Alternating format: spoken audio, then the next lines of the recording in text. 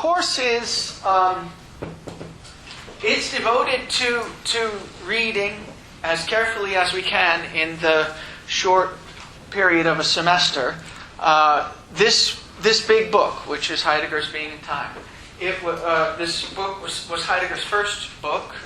Martin Heidegger, you may know, I guess I'll just write dates on the board, was born in 1889. He died in 1976, I'm pretty sure. German philosopher.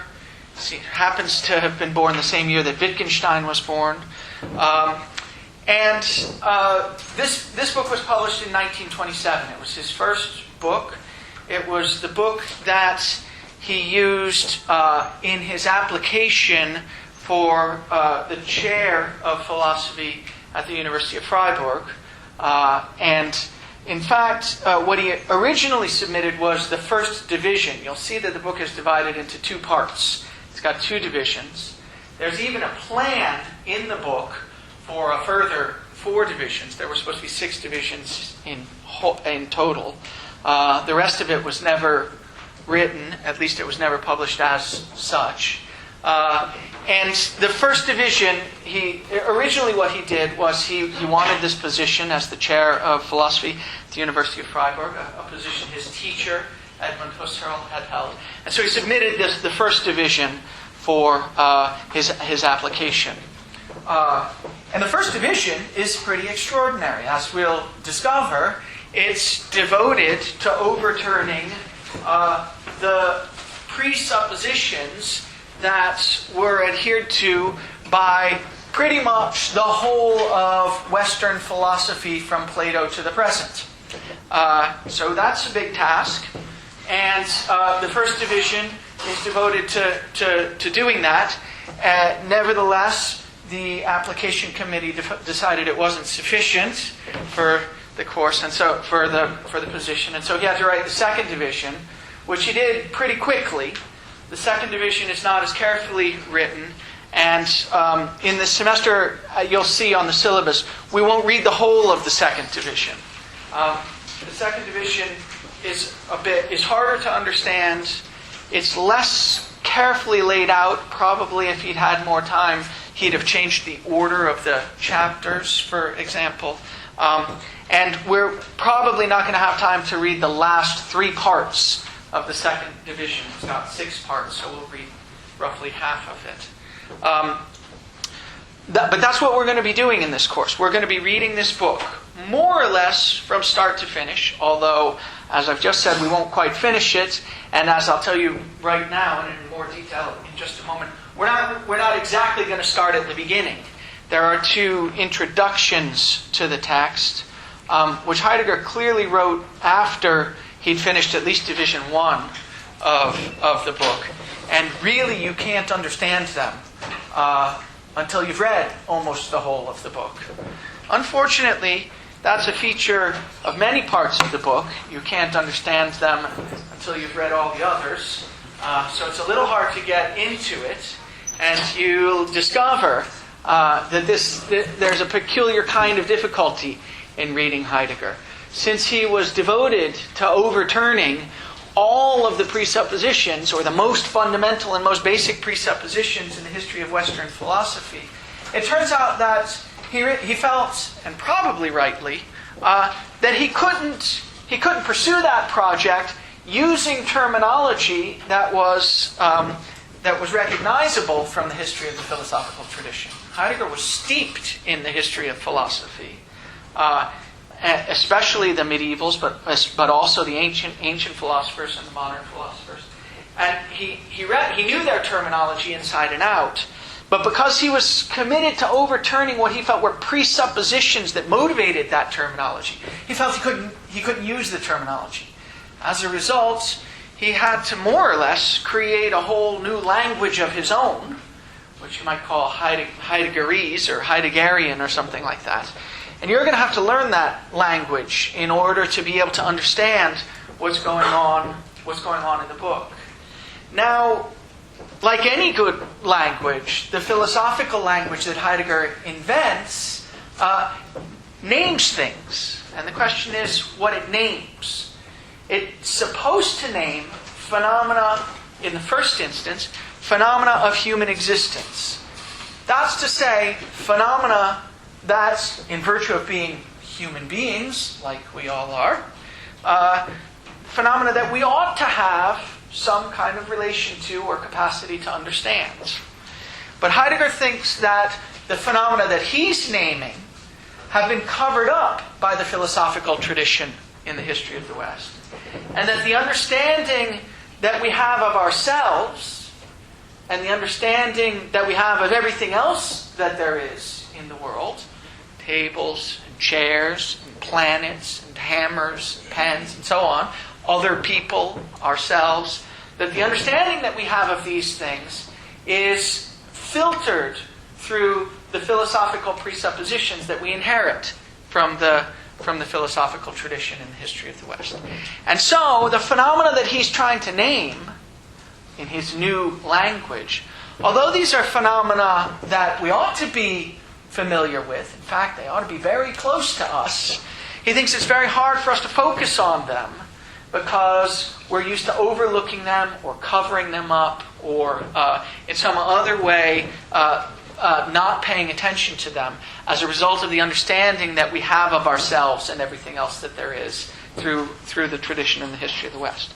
So Heidegger creates a whole new language in order to write this book, and that's one of the difficult things that's involved in reading it. There's a second difficult thing, which is that we're going to be reading the book in English, and he wrote it in German. I'll talk a little bit more about the translations the translation that we're going to be using, which is the Macari and Robinson translation. But there are other translations out there, and I'll recommend every once in a while some secondary literature, though in general I think the best thing is to be reading the primary text.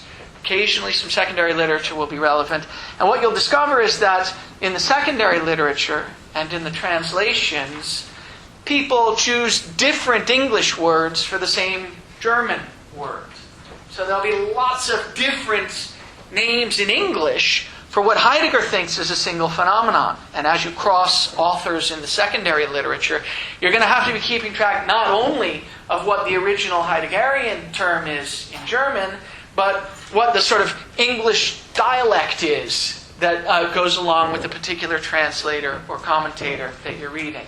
So it can be very difficult. I'll try to point out when this kind of thing is happening, when a different English word is used for a particular word in Heideggerian German. The course, I think, at least has a claim to being the hardest 100-level course in the philosophy department for all these reasons, and so you might naturally want to know what the right kind of preparation for this course is. In some ways, the right kind of preparation is almost any background in philosophy, because Heidegger is overturning the entire philosophical tradition. But for the same reason, almost no background in philosophy is going to help very much, because he's creating this entirely new language. But if there were particular kinds of courses that I was going to say would be relevant, then I think a course in Kant is probably relevant. A course in the later Wittgenstein is probably relevant. There are some similarities between the criticism of traditional philosophy that you find in the later Wittgenstein and the criticism of traditional philosophy that you find in Heidegger. Possibly a course in the philosophy of mind, especially if it's one that thinks about notions of intentionality, consciousness. And I will assume at least an understanding of the history of modern philosophy of the sort that you're likely to get in something like Alison Simmons' Philosophy 8 course. So I'll assume both that you have some familiarity with traditional figures in the history of modern philosophy from Descartes to Kant, and also that you've got the kind of philosophical sophistication that comes out of taking an introductory course like that. Okay. Are there questions? I want to stop for questions. So maybe I've scared everyone sufficiently that we'll have 3 people next week. But yeah, go ahead. The translation that we are using use the Heideggerian German terms regularly, or does it try and translate that? Well, it tries to translate them, although there's a handy glossary in the back that tells you which terms get translated which ways. For the most part, I'm trying to think if there are exceptions. Dasein is an exception. There are some terms, German terms, for which there's just really no English equivalent at all. And occasionally those will be left untranslated. Dasein, which is we'll see later today, is Heidegger's name for us, is an example of that. For the most part, they try to translate the terms. Sometimes they do a good job, and sometimes, I'll try to tell you why I think maybe other terms in English would do a better job. Is there an especially useful secondary source in that respect? I'll go. Yeah. Well, maybe now is the time to do that. You'll see on the last page of the syllabus that I've listed required texts, recommended texts that are available at the Coop, and then other texts that you might find useful. For heaven's sake, don't go out and buy all these unless you've got a lot of disposable cash hanging around. But I've asked Jason Pannone, who's the philosophy librarian in Robbins Library, which is the philosophy library on the 2nd floor of Emerson here, just downstairs. I've asked Jason to put all of these texts on reserve for our course, and he's doing that probably as we speak.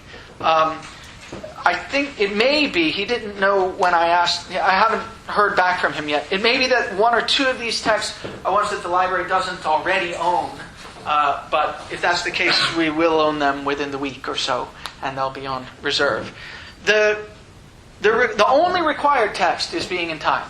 And Being in Time in this translation, which is the Macari and Robinson translation. Does anybody have a copy of that with them? Okay, good. There are 2 different versions. You two, hold these 2 up. There's a paperback version and a hardcover version. When I was a kid, they only had the hardcover version. Otherwise, I'd have had the paperback. But so there are 2 versions. Either of them is fine. They're the same as far as I know. Someone tell me if you find some way in which they're different. But they're the same as one another, and they're translated by Macari and Robinson. Yeah. There's a older paperback version that's blue that doesn't have graphic design on it. But is there any? They didn't re-edit it or anything. No, this is the 1962 edition or something like that. So it hasn't come out in a new edition. There is another translation. Blue doesn't strike a... It's definitely Robinson and McCoy. Okay, good. So there is another translation, which is by Joan Stambaugh, that came out a few years ago. And I strongly prefer the Robinson and McCory translation. So assuming you're buying this book for the first time, please do get the Robinson and McCory translation. We'll do a lot of referring to the text, and it'll just be helpful if I can say, on this page you'll find the following text, and everyone can turn to it. Okay, so good. So this is the only required text. There are some secondary texts. The recommended ones that you'll find at the Coop are 3. The first 2 are also by Heidegger. They're The Basic Problems of Phenomenology and the History of the Concept of Time, the Green Book and the Blue Book. These are books that are transcripts of lectures that Heidegger gave around the time of Being in Time. Basic Problems of Phenomenology he gave, I believe, in 1927. So literally just exactly when Being in Time was being published. It was published in 1927. The History of the Concept of Time was given 2 years earlier in 1925.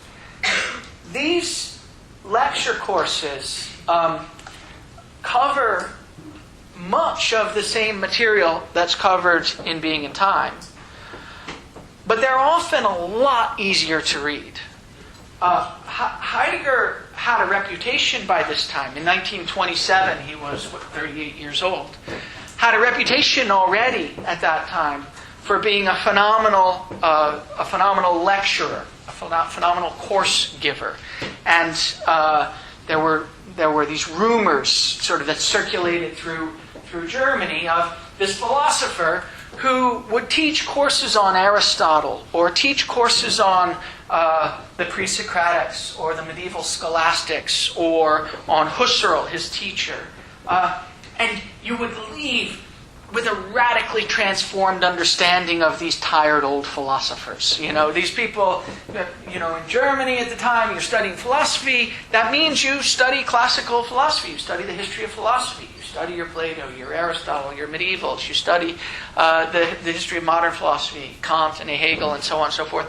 And after a certain while, you get jaded and you start to think that you've understood everything that these people have to say. And the idea was that you go and take this course from Heidegger and you see an Aristotle like you've never seen before, right? And the reason is that Heidegger takes himself to be pulling out of Aristotle presuppositions that he was making that no one's been able to focus on before. And then trying to explore where those presuppositions come from, why he's making them, whether they're justified, if there's anything in his corpus that shows you that they're justified, and so on. So Heidegger had this reputation already as an extraordinary lecturer. And so the lectures around the period of the publication of Being in Time are often good resources for understanding what he's writing in Being in Time. As I said, Being in Time itself develops a whole new vocabulary for talking about the philosophical problems that he's interested in exploring.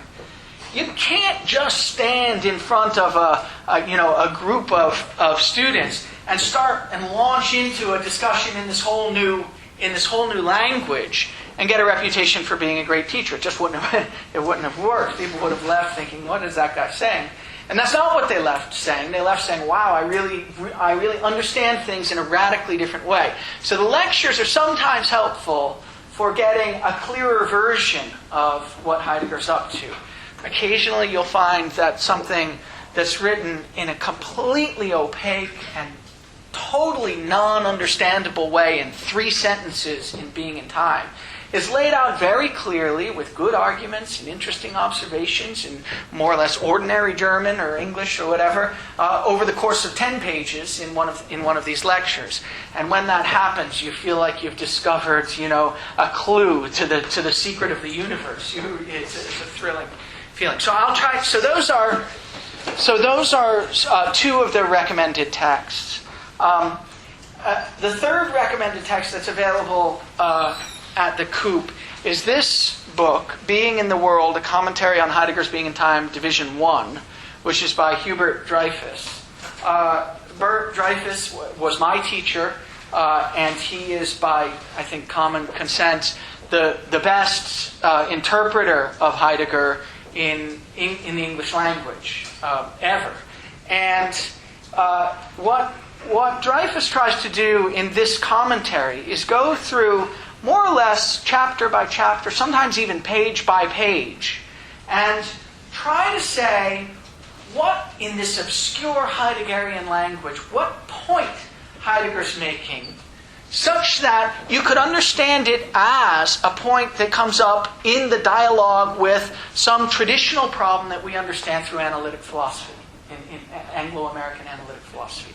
And that's a great virtue of this book.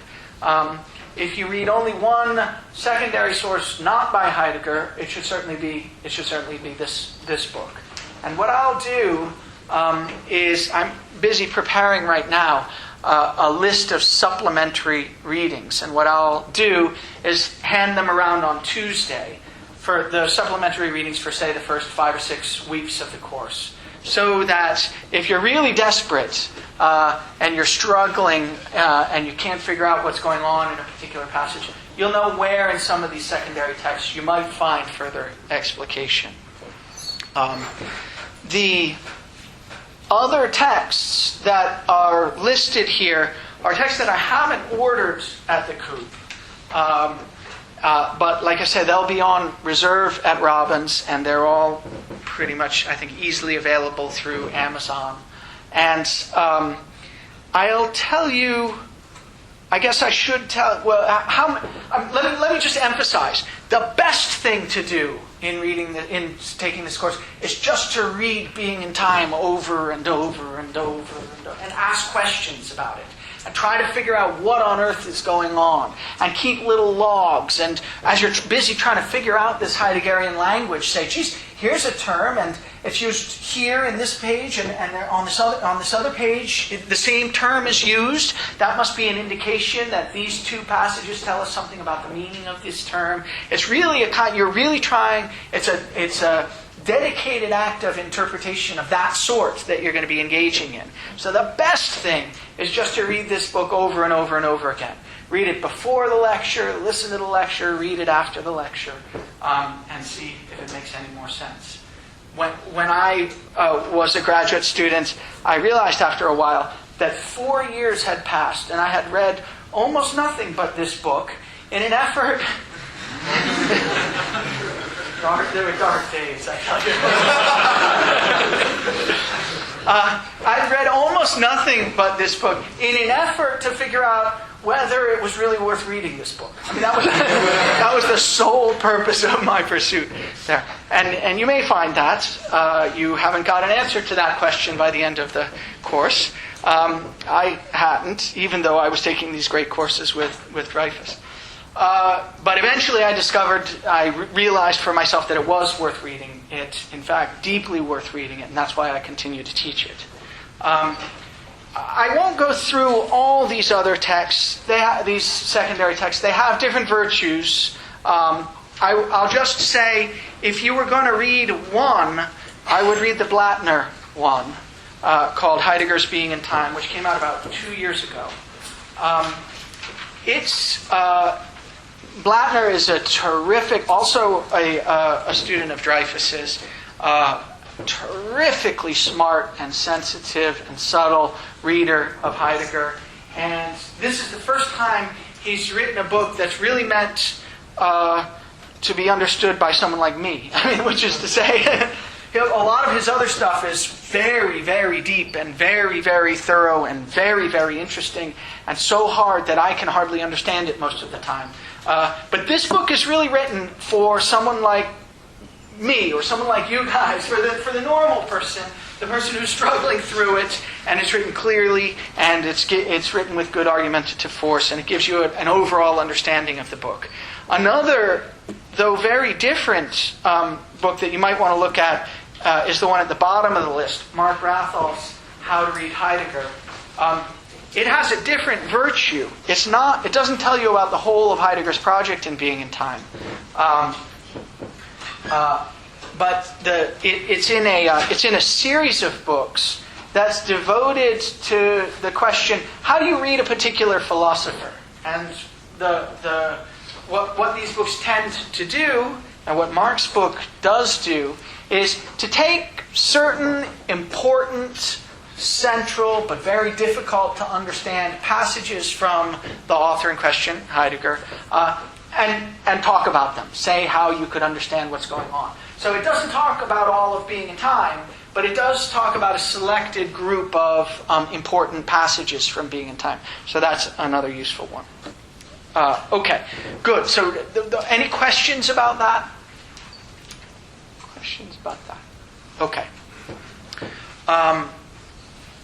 So let's see. We're still on the administrative issues, I'm afraid. So I've said, and I think I've made it clear, that this might well be the hardest philosophy course that we've got on offer. The prerequisites are Philosophy 8 will be assumed and other things. Oh, I need to tell you about a service that the philosophy department's offering. One of our graduate students, Michael Kessler, has a job this year as the philosophy writing tutor it's a kind of joint appointment with the Writing Center. Michael, sometime in the third week of the semester, is going to offer a 1-hour lecture on how to write a philosophy paper which I would love to go to. I mean, it's the kind of thing that's always useful to go to. And he's given this lecture before and has gotten very good reviews. So I'll tell you about that as it comes up. He'll also be available for individual consultation as the semester goes along. The other courses that might be relevant for this course happen not to be being offered this semester. But if someone were in the office saying, what are other courses that I might take that would go along with being in time? I would suggest in the philosophy department that next semester you look at Warren Goldfarb's course on later Wittgenstein. I mentioned already that Wittgenstein's criticism of the history of philosophy bears some resemblance to Heidegger's. And the other course next semester in the philosophy department that might be relevant is the course that Matt Boyle is going to offer on Kant and Hegel. So there is, I believe, a course this semester offered in the history department by a friend of mine, Peter Gordon.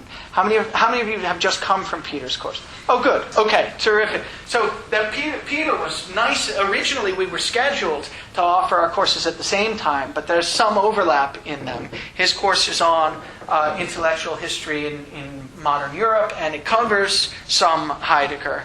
And Peter was nice enough to move his course earlier so that people could go to both courses. I think that would be a natural course to take along with this one. The grades for the course, the requirements for the course are 4, really. As you'll see on the syllabus, there are 2 5-page papers and 1 7 to 8-page paper at the end of the semester, plus the discussion section. Going to the discussion section is really very important. Talking about philosophy is one of the best ways to measure yourself against sort of what other people know and to try to explore things. And philosophy is really an exploratory kind of pursuit. And especially at the beginning, having interlocutors, but even now, having interlocutors is one of the most important things. So going to the discussion section will be required, and the papers will be required. If you don't do those things, then you can't pass the course. The papers will be given the following weight. Each of the 5-page papers will be worth 25%, and the 7 to 8-page paper will be worth 40%. And then the discussion section, plus participation and other kinds of things, will be worth 10% or so, a kind of fudge factor.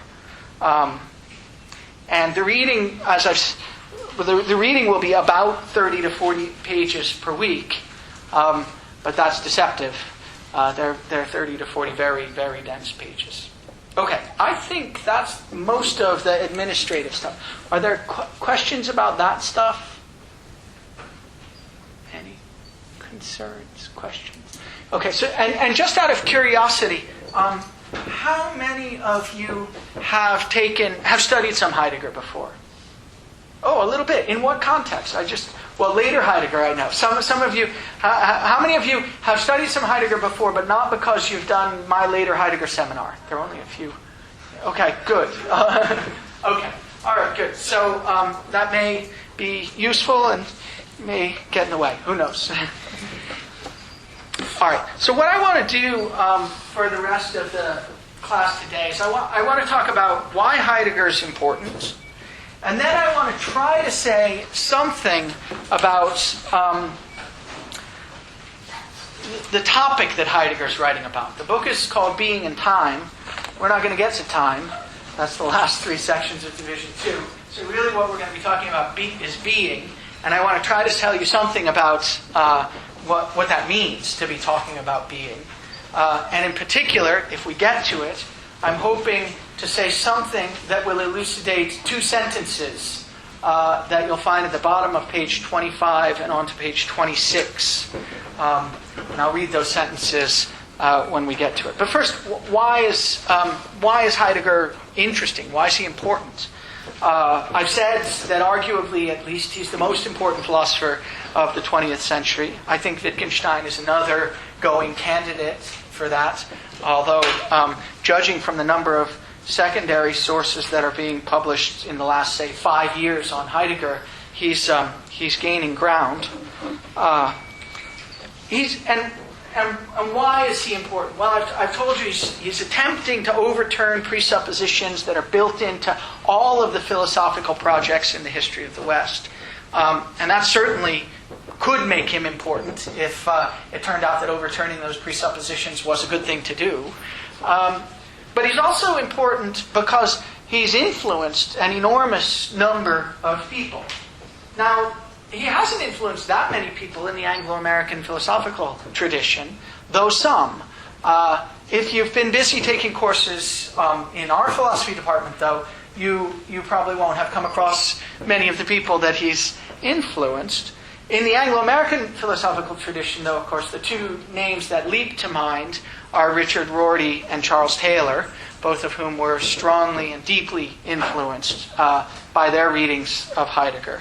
But in the continental tradition, Heidegger has also had not just an influence, but sort of the seminal influence in pretty much all of 20th century French and German and more generally continental philosophy. So just to go through a few examples, starting in the middle part of the century with Sartre, of course. Sartre's big important first book was Being and Nothingness, which, as people in France like to say, was a brilliant misreading of Being and Time. And a really terrifically brilliant misinterpretation of what Heidegger was up to 20 years earlier.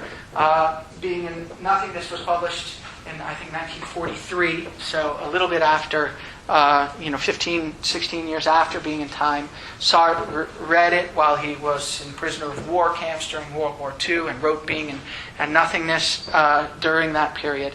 And it really takes a sort of genius like Sartre to take what is, in Being in Time, a deeply anti-Cartesian reading of the kind of being that we are. Descartes says that we're a res cogitans, a thinking thing, and Heidegger is devoted, among other things, to arguing that if you think that we're a thinking thing, then you missed all the most important and fundamental aspects of the kind of being that we are. So Sartre was able to take this deeply anti-Cartesian book and interpret it in such a way as to make it pro-Cartesian, as a good Frenchman in the 40s might. And so that takes a kind of genius, and you learn something reading that. But mostly what matters is that Sartre was deeply influenced by his reading of Heidegger. Sartre's contemporary, Maurice Merleau-Ponty, how many have read some Merleau-Ponty? He's making a comeback, isn't he? He's my man. I like him.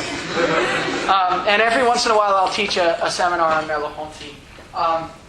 He was an almost exact contemporary of Sartre's, and more famous as in France at the time as an academic intellectual. He held the chair in philosophy at the Collège de France for a number of years, whereas Sartre didn't have a university position.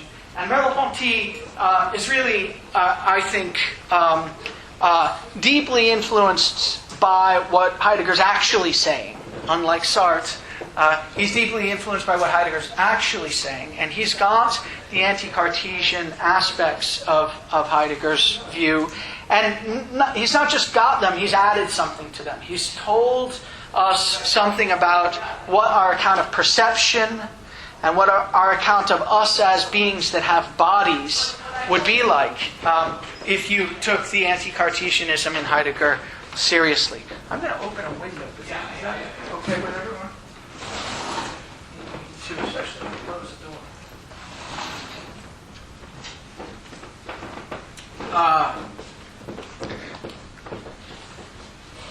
So Sartre and Merleau-Ponty, deeply influenced. In the next generation, you get someone like Bourdieu. How many of you have read some Bourdieu? Okay, right. Who reads Bourdieu in sociology, social studies? Intellectual history. Okay, right. So Bourdieu, at least in when he's actually doing sociology in something like The Logic of Practice, he even says, applying Merleau-Ponty's understanding of us as perceptual beings to the social field. He's trying to understand what it is for us to be embodied beings in the social field. and insofar as Merleau-Ponty is applying Heidegger's anti-Cartesian kinds of insights, Bourdieu is inheriting them, despite the fact that Bourdieu in some cases writes against Heidegger. Foucault, Habermas, Levinas, Derrida, I won't go through these in deep detail, but all of them are deeply influenced by their reading of Heidegger, either because they have tried to appropriate it, either well or poorly, or because they're trying to react against it, as perhaps in the case of someone like Habermas, who, despite his antipathy to Heidegger's project, said, I read recently, that he said that Being and Time was the greatest philosophical book since Hegel's Phenomenology of Mind. For a guy who doesn't like Heidegger, that's a pretty great statement. Okay, so why? So he's influential. He's changed the way people do philosophy, at least in some areas in the 20th century. Why is he influential? What's his project like? Well, Heidegger starts with his reading of Kierkegaard and Nietzsche. But whereas Kierkegaard and Nietzsche were interested in the existential aspects of our lives, what it's like to exist in the way that we do, confronting, in Kierkegaard's case, religious kinds of issues in our day-to-day existence, or ethical issues, or aesthetic issues, in Nietzsche's case, confronting issues about the possibility of a meaningful existence in the face of the death of God. Whereas Kierkegaard and Nietzsche were devoted to confronting these issues in a kind of anti-systematic way, Heidegger really tries to systematize their insights. So in Kierkegaard, what's anti-systematic about Kierkegaard? How many of you have read some Kierkegaard? So you'll know, for instance, that Kierkegaard writes under pseudonyms constantly.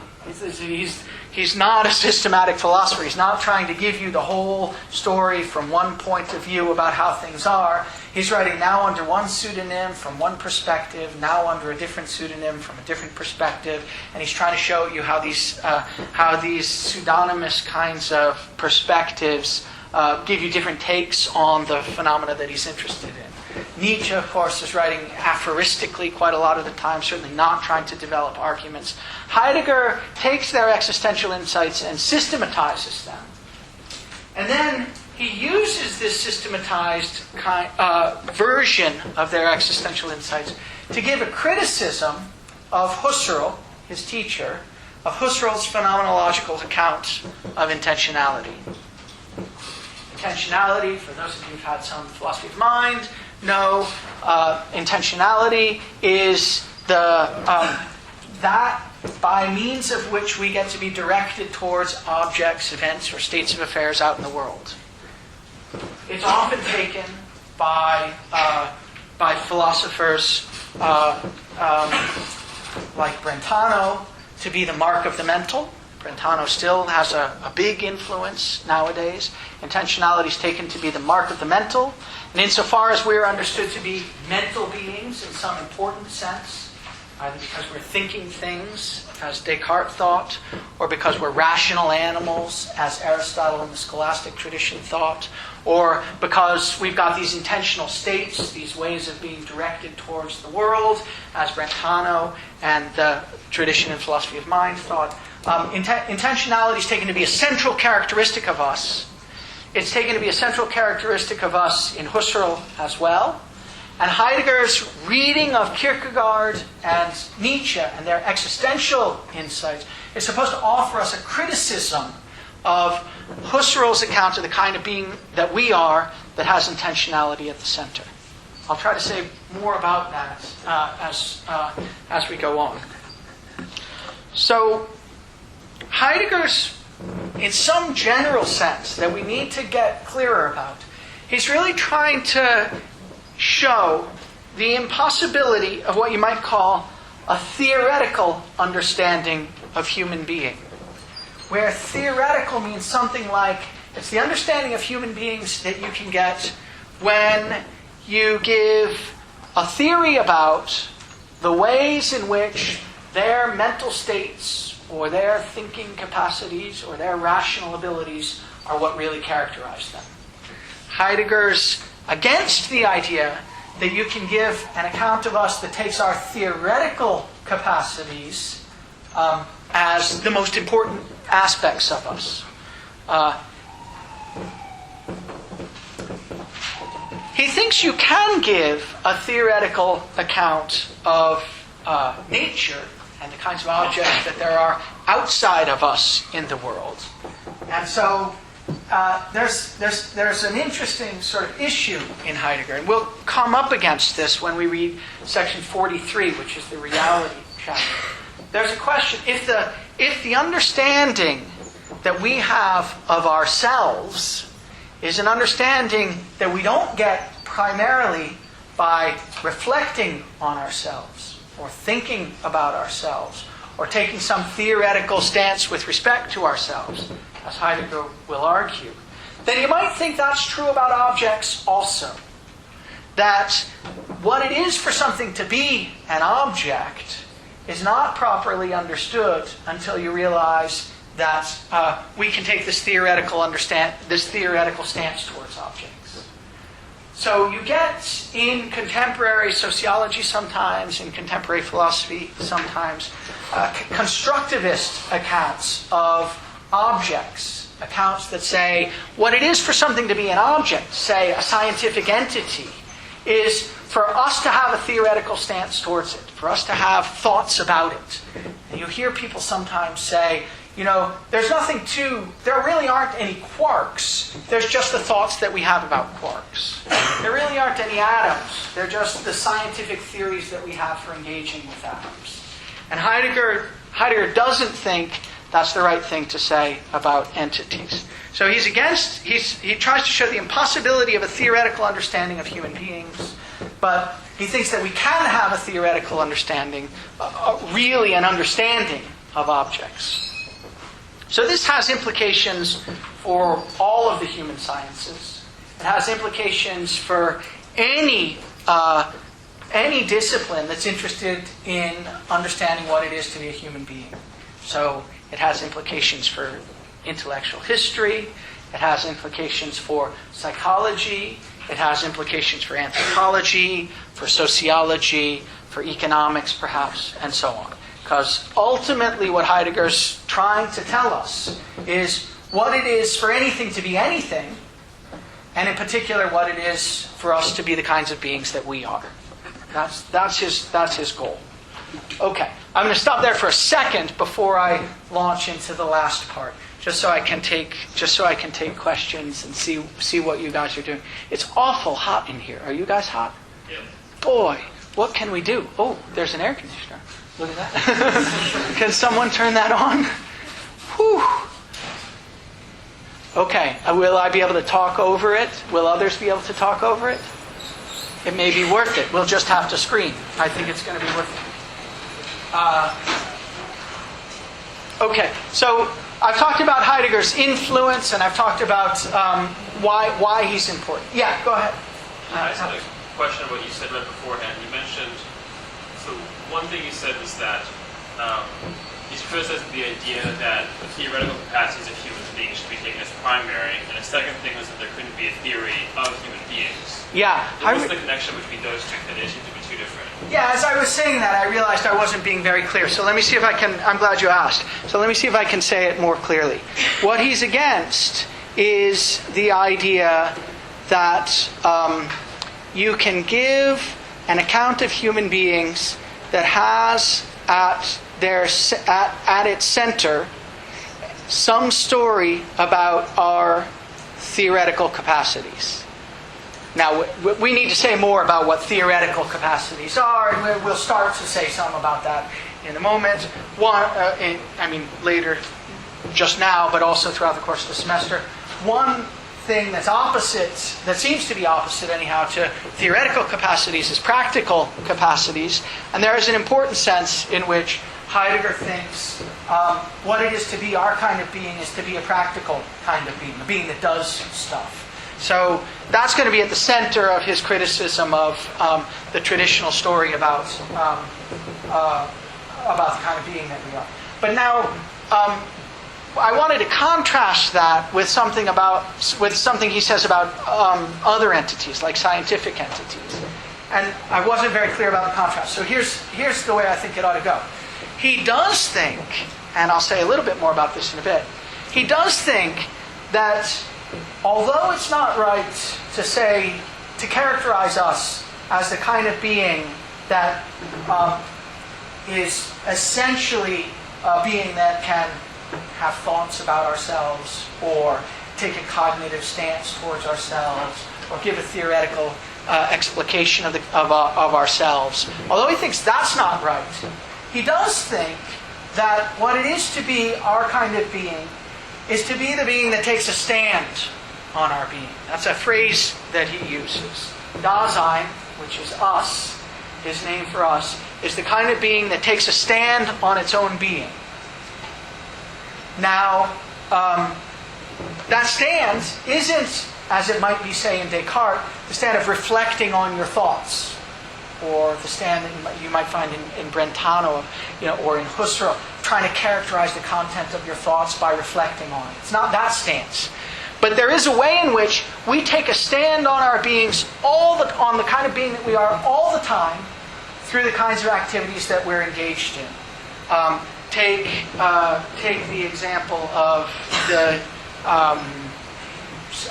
self-sacrificing mother, for instance. That's perhaps a stand that someone could take on the kind of being that they are, that will reflect itself in almost everything that they do, certainly everything important that they do. But they may never have thought about it, may never have identified themselves in that way, and they're taking a stand on themselves as that kind of being might not involve any kind of cognitive apparatus at all. It's just manifest in everything they do. It's manifest in the way they approach every situation they approach, by having in mind the idea that they might be able to sacrifice something for the sake of their child. It's manifest in the kinds of equipment that they surround themselves with, particular kinds of very careful car seats, say, or something like that. Ways of surrounding themselves with equipment that puts at the front and center this important aspect that they're ready to sacrifice themselves for their child, and so on. That's taking and I'll say more about that, but that's a way of taking a stand on the kind of being that you are that doesn't involve anything like theoretical reflection on your thoughts or inner states. Okay, so he rejects the idea that you can understand us by thinking of us as these kinds of theoretical entities. But he still thinks we are the kind of being that takes a stand on ourselves. So we're characterized in some way by the relation we have to ourselves. You might have thought you could say that about quarks too. Some people do. There's no quark other than the fact that we have scientific theories to take a stand on the kind of entity that it is. That's what he rejects. Quarks and other natural entities, at least on the reading of Heidegger that I prefer, exist in a way radically independent of us. Whereas we, the kind of being we are, is the kind of being that exists in relation to ourselves and to others and other entities. Maybe that was clearer. Yeah? Yeah, I'm sure you'll elaborate on this later, but the effect that we can think about how the stand that we take on our existence manifests itself in our existence, doesn't that mean we are self-reflecting? Well, good. Okay, so important point. Heidegger doesn't want to deny, again, we'll see this in more detail later, Heidegger doesn't want to deny that we can take a theoretical stance with respect to ourselves. And he certainly doesn't want to deny that we can reflect on our own states and understand them as inner states that have certain kinds of contents and so on. We certainly can do that. The question is whether our ability to do that is the central fact about us. And what Heidegger's going to claim is that although we can do that, we can do it only in virtue of the fact that we're already this, in a more fundamental sense, this other kind of practical being. So our intellectual capacities, our mental capacities, the things that we typically think character, our rational capacities, are derivative of the characterization that he wants to give of us as a radically non-intellectualized kind of being. Good. Any other? Yeah, okay, Rosa. Yeah. So what's the difference between taking a stand on ourselves and just taking a stand? Because it seems like we don't necessarily have to be, like what you were saying about the cars, not so much that we construct them, but that they behave in a certain way in the world, in certain characteristic ways, as that. I missed the last part because of the air conditioning. Sorry. How is something that isn't human behaving in a characteristic way different from a human taking a stand on itself? Well, okay, good. So that leads right into the thing that I want to say now. So it's a perfect setup. So I'll launch into it. What Heidegger thinks is that there are at least 3 different, what he'll call ways of being or modes of being. One of them is the mode of being that entities of every sort are traditionally understood to have throughout the history of the West. He'll call that the present at hand mode of being. In German, that's Vorhandenheit, and in Macari and Robinson, it's translated present at hand. The present at hand mode of being is one of the ways of being that entities can have. But he's going to try to argue that entities can have other modes of being also, and you're asking what the difference is. So between the kind of mode of being that, say, a table could have, when it's just sitting there as an inert kind of being that's got maybe characterizable as a substance, that's got properties like having a color, having a shape, having a size. That kind of characterization of entities is one that's familiar from Aristotle straight through to the scholastics and Descartes and others. That characterization of entities as, say, substances that have properties, substances that are atomistic and independent and self-sufficient, that are characterizable in separation from every other entity that there is. That kind of characterization of entities is what Heidegger will call the present at hand mode of being. I'll go through that in a little more detail in a second. But he thinks there are other modes of being. One that belongs to the kind of equipment that we use when we're doing things, and one that belongs to us, in the most basic case, when we're involved in doing things. Those other modes of being are what's been passed over by the tradition, he thinks. And by highlighting them and showing that they're really essential to understanding us and things around us, he's going to try to overturn the tradition. He's going to try to overturn the tradition with respect to a very general question. It's the question that he'll call the question of being. Heidegger says that it's hard even to understand what the question of being is, and I think he's right. But I'll read you two sentences where he's talking about it. If you turn to the bottom of page 25, in the last 2 lines, if you've got your book, how many people have a book? A few. Okay, maybe you can help others look on. I'll just read the sentences out loud. At the bottom of page 25, the last 2 lines, he says, in the question which we're to work out, what is asked about is being. That's what we're going to ask about, being. Not like what it is to be a table. And he's not interested in, what it is to, even in the most general sense, he's not interested in what it is to be a human being, although that'll play an important role. He's interested in being, what it is to be. Now, this is an old, traditional kind of philosophical question. Aristotle was interested in it, Plato was interested in it, and others. Here's how he's going to interpret the question. What is asked about is being. That's to say, that which determines entities as entities. Determines is interesting there. It doesn't say makes. It doesn't say causes. It doesn't say creates. Think for instance in the medieval scholastic tradition. What it is that determines entities as entities is what? What would you say? For the medieval scholastics. What determines entities as entities? If someone said, Aquinas, what determines... Yeah. Picture in the image of God. What's that? Picture in the image of God. Okay, good. Well, God, in particular, God is what determines entities as entities. You're right. We're created in the image of God, in the, say, Thomistic tradition. We are created in the image of God, but everything is created by God. So it's God in that tradition that determines entities as entities. So God, and this is the way the scholastics talk, God is the beingest being. He's the being that's got the most being, right? He's the supreme entity. And what makes him supreme is that he determines every other entity as the entity that it is by creating it, right? So creation is one way of determining entities as entities.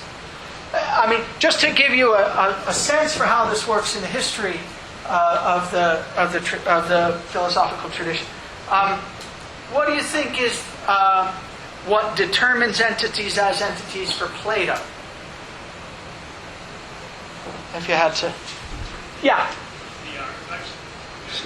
The forms, yeah. And in particular, one of them, the form of the good, right? The form of the good is the one that stands above all the rest. It's what determines anything as a good version of the thing that it is, right? But the forms, the form of the triangle determines a particular entity as a triangle. In Plato's view, in virtue of, that triangle actually having a little bit of the form of the triangle in it. And insofar as it's a good triangle, it's got a little bit of the form of the good in it also. Right? So the form of the good in Plato is what determines entities as entities. And the form of the good in Plato is itself an entity, the way God is an entity in the medieval scholastic tradition. So that's the kind of question that Heidegger has in mind. What's asked about is being, that which determines entities as entities. And then he gives another characterization of what that means. In other words, you might say, that on the basis of which, worauf hin, which is an important German word, that's properly translated that on the basis of which, entities are already understood. So what it is for an entity to be determined as an entity is for it to, on the basis of something, although you can't even say thing, whatever it is on the basis of which it's already understood. It's already understood as a table. It's already understood as a human being. It's already understood as a clock, and so on. However we may discuss them in detail. And then that's one sentence. And the second sentence, which is shorter, but more complicated even, the being of entities, the next sentence, is not itself an entity. When he says the being of entities is not itself an entity, what he's saying is, whatever it is on the basis of which we understand things to be the things they are, whatever that is, it's not an entity. Of course, in the medieval scholastic tradition, it was an entity. It was God. God was that on the basis of which anything was the thing that it was, and also that on the basis of which anything was understood as the thing that it was. In the Platonic tradition, being was an entity as well. The form of the good was that on the basis of which anything was the entity that it was. And it was that on the basis of which, therefore, we understood it as the thing that it was. And Heidegger's interested in the question, what is it on the basis of which we understand things to be the things they are? He's made a move, you can see. And it happened right there in the, what do you call that? Something set off between commas? What's the grammatical, what's that? Exactly. In that little appositive there. That is, he says, that on the basis of which entities are already understood. He's introduced a connection between being and understanding. He's introduced, in other words, a connection between what it is for something to be something and what it is for something to be understood as something. And in the most general sense, we'll say, and again, this will become clearer as we go along, that for Heidegger, being is something like intelligibility. Being is something like what it is to be understood as something. But you've got to be very careful, because understanding isn't, and explicitly isn't, anything like theoretical understanding.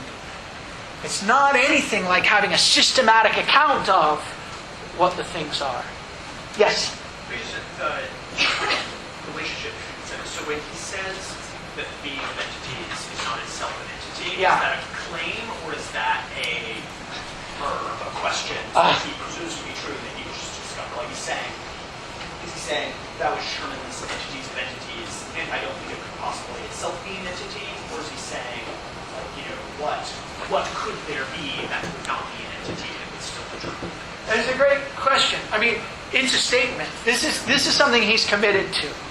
Now, he hasn't proved it. He hasn't even really given you any reason to think it might be true. But he's, and here we are in the first introduction, right? I mean, as I said before, he clearly wrote the introductions after he'd written the rest of the text, and understanding them in any detail really requires that you've read the rest of the thing. But so he's really telling you something like what he's going to try to argue is that the being of entities is not itself an entity. Now that's going to be one of the ways in which he radically overturns the whole history of philosophy in the West. He's going to try to say the being of entities is not an entity. And it's hard to imagine that there's anyone, tell me if you've got candidates, but it's hard for me to imagine anyhow, that there's anyone in the history of philosophy in the West who held that view. We've just seen Plato thought the being of entities is the form of the good, and the medieval scholastics thought it was God, and you can go through and try to figure out what it is for each of the philosophers that you're familiar with. But that's one of the radical ways that he's trying to overturn the history of philosophy. And this has a name. I'll just tell you the name, because it's a name that people bandy about, but this claim has a name. It's a name that people bandy about, but it never actually gets used in Being and Time. This is called, Heidegger says in Basic Problems, this is called the ontological difference. There's a difference between entities and being. Being is not just another entity. And that's the claim that he's making here. Being is not just another entity. Being is somehow tied to, in this book, being is somehow tied to intelligibility for us. And intelligibility, it's going to turn out, has almost nothing to do with being able to think about things. That's one of the modes of intelligibility, but it's a really derivative one. It comes very late in the game, and it has nothing to do with what's going on most of the time. That's okay. So now those are the two sentences that I want to try to give you some indication about. So I've read them now, and I've told you some things. But what you really need to understand those two sentences is a tripartite distinction, the distinction that I mentioned to Rosa earlier. A distinction between different ways of being. Because the philosophical tradition doesn't recognize different ways of being. In the history of philosophy, perhaps leaving out the pre-Socratic philosophers. Heidegger's reading of the history of philosophy, with which I have some sympathy, says the pre-Socratic philosophers hadn't made this mistake of turning being into an entity yet. They hadn't made that mistake, but Plato came along and ruined it for the rest of us for 2,500 years. Thank heavens I'm here to save you. That's sort of Heidegger's take on the thing. And in particular, what didn't happen in the history of philosophy is that there was no distinction between different ways of being. There were entities. Everyone understood that. There were different kinds of entities. Nobody thought that trees were like us. There's clearly a distinction between us and trees, and between us and cameras, and between us and animals. And, philosophy, Aristotle's sort of taxonomical approach to philosophy, but other approaches too, are devoted to telling us what the differences are. But these differences all take place against... Are you having a hard time hearing me? Is that... Can I turn it off? I guess so, yeah. Maybe we'll open the door. Can we open the door? Yeah. I'm sorry, I'll try to talk louder too. Well, now I don't need to. So what Heidegger thinks is that in the history of the West, of course people have thought there are distinctions between different kinds of entities, but these distinctions all take place against the background assumption that there's something that everything has in common, in virtue of which it gets to be an entity at all. There's something that everything has in common, in virtue of which it gets to be an entity at all. And in the Aristotelian tradition, as you probably know, what it is in virtue of which anything gets to be an entity at all is that it's a substance. And substances in Aristotle's tradition, and Aristotle's works, and in the traditions that follow them, substances have particular kinds of features. The main feature of substance is that it's self-sufficient. A substance is something that you can characterize independently of everything else. So in order to understand what a tree is, well, you've got to get its sort of substantial essence. In Aristotle, it's got a kind of hylomorphic form, but in other philosophers it might have some other form. You've got to get you've got to figure out what substance it is. And what substance it is determined completely and radically independently of what other substances there are. So there might well be trees in the universe, but nothing else. Because nothing about what it is to be a tree is determined by any entity outside of trees. That's what it is for a tree to be a substance. It's self-sufficient and independent. Self-sufficient and independent substances like this in the Aristotelian tradition have properties. The tree is tall, the tree is green, it's a particular kind of tree, it's got a brown bark, and so on. But there's a certain way in which these properties are also substance-like. That's to say, they're self-sufficient and independently characterizable. So the table is red, we can say. That's to say, this substance, the table, has got a property, red. It's got the property of redness. But redness is whatever it is, completely independently of everything else. To be red, although there couldn't be any redness in the world if there weren't substances in which it could inhere. Nevertheless, what it is for something to be red is for it to be characterizable independently of the other properties. So this notion of self-sufficiency, this notion of independence, a kind of atomistic notion of the basic characteristics of the universe, is traditional in the history of the West since at least Aristotle, probably even Plato. And on this account, every entity has got these features of self-sufficiency in their substantial and in their property instances. So self-sufficiency and independence characterize every entity. Tables and chairs, but you and me also. It's just a matter of which substance we are. It's just a matter of which properties adhere to us or are manifest in us. Now Heidegger will say, okay, it's true. That's one of the ways things can be. They can be substances with properties.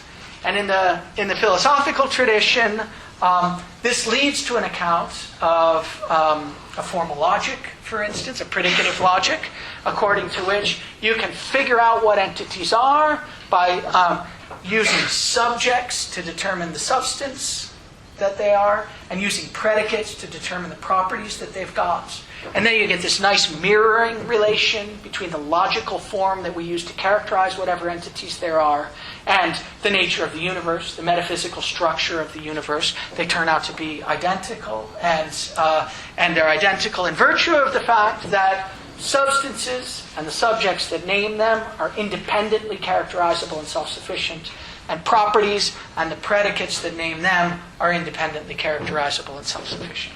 Heidegger says that's one way that things can be. I'm going to call that the present at hand mode of being. Okay? And he'll say, yep, that's a way that things can be. When entities are inert, when we take them as, for instance, the object of scientific study, when we're not using them, when we're not interacting with them, that's the right way to characterize the way in which they're intelligible to us. That's the right way to characterize their mode of being as independent substances that have got independent and self-sufficient properties that can be manifest in them. But, Heidegger wants to say, there are radically different modes of being as well. And furthermore, the present at hand mode of being, which is the only mode of being that the tradition has ever recognized, the present at hand mode of being is deeply derivative of these other modes of being. And there are two other modes of being in particular. One of them is readiness to hand. And that's the mode of being that what Heidegger calls equipment has. Equipment is stuff that we use. Equipment is stuff that we use in our day-to-day affairs when we're skillfully able to cope with it. So in the best case, at any rate. So equipment could be the soccer ball that the soccer player uses when he's in the game. It could be the piece of chalk that the professor uses when she's writing on the board. It could be the notebook or the pen that you guys are using when you're taking notes, thinking, what on earth is going on in this? Equipment is stuff that we use in a day-to-day context. And Heidegger says equipment is not like, its mode of being is not like the mode of being of present at hand entities. Because if what it is for something to be something is for it to be intelligible as the thing that it is, and if you think about the way in which the pen is intelligible when I'm using it as a piece of equipment, when you think of that, then it turns out the pen really isn't characterizable as an independent, self-sufficient substance that's got properties like being blue, being 4 inches long, having ink in it, and so on. That's not the way it's intelligible to me when I'm using it. The question is, how is it intelligible to me when I'm using it?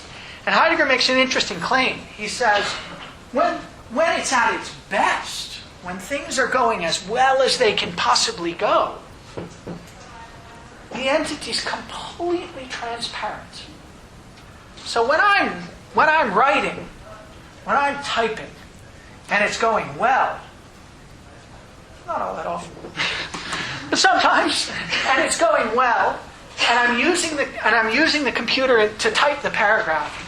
The computer, the keyboard, is equipment for me. But it's equipment for me in the sense that it's completely transparent. I am not aware of the keyboard at all. It's that by means of which I get to do the thing that I'm doing, write this stunning word. I was going to say paragraph, sentence. Sometimes it's a word.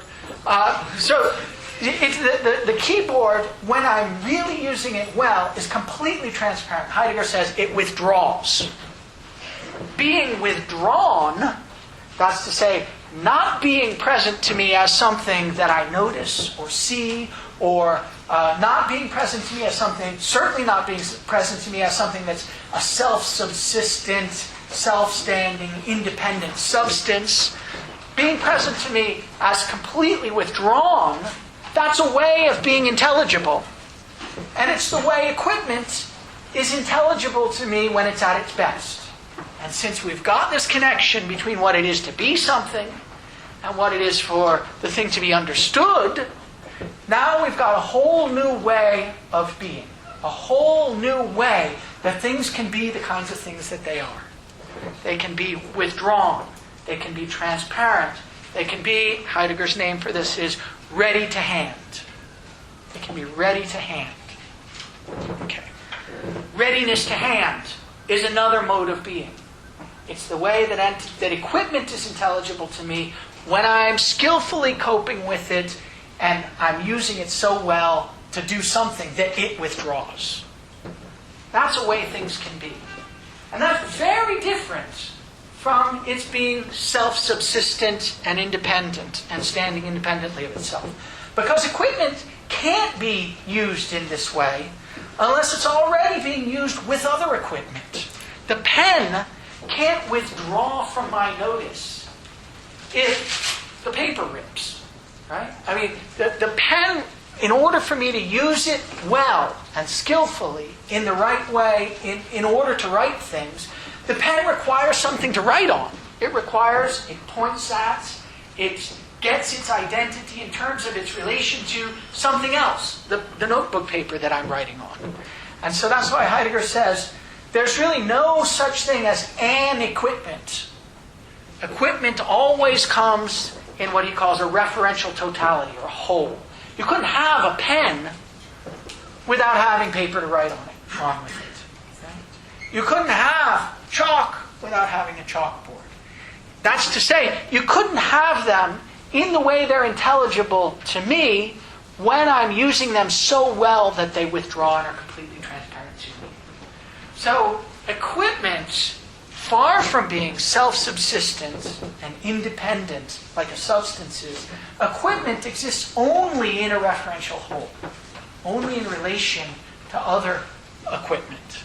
And so you've got the first way of overturning the basic presupposition of the history of the West, that everything that's an entity is an entity in virtue of the fact that it's characterizable as something independent of its relation to all these other things. Okay, there's another mode of being that Heidegger wants to talk about. There's the present-at-hand mode of being that any entity can have when it's not being used. There's the ready-to-hand mode of being that equipment can have when it's withdrawing. What do you think the third mode of being is? The mode of being of, us, exactly. Now, so obviously the bell is tolling, so we won't get to talk about the mode of being of us. But we're called Dasein, and the mode of being of Dasein is radically different from presence at hand or readiness to hand.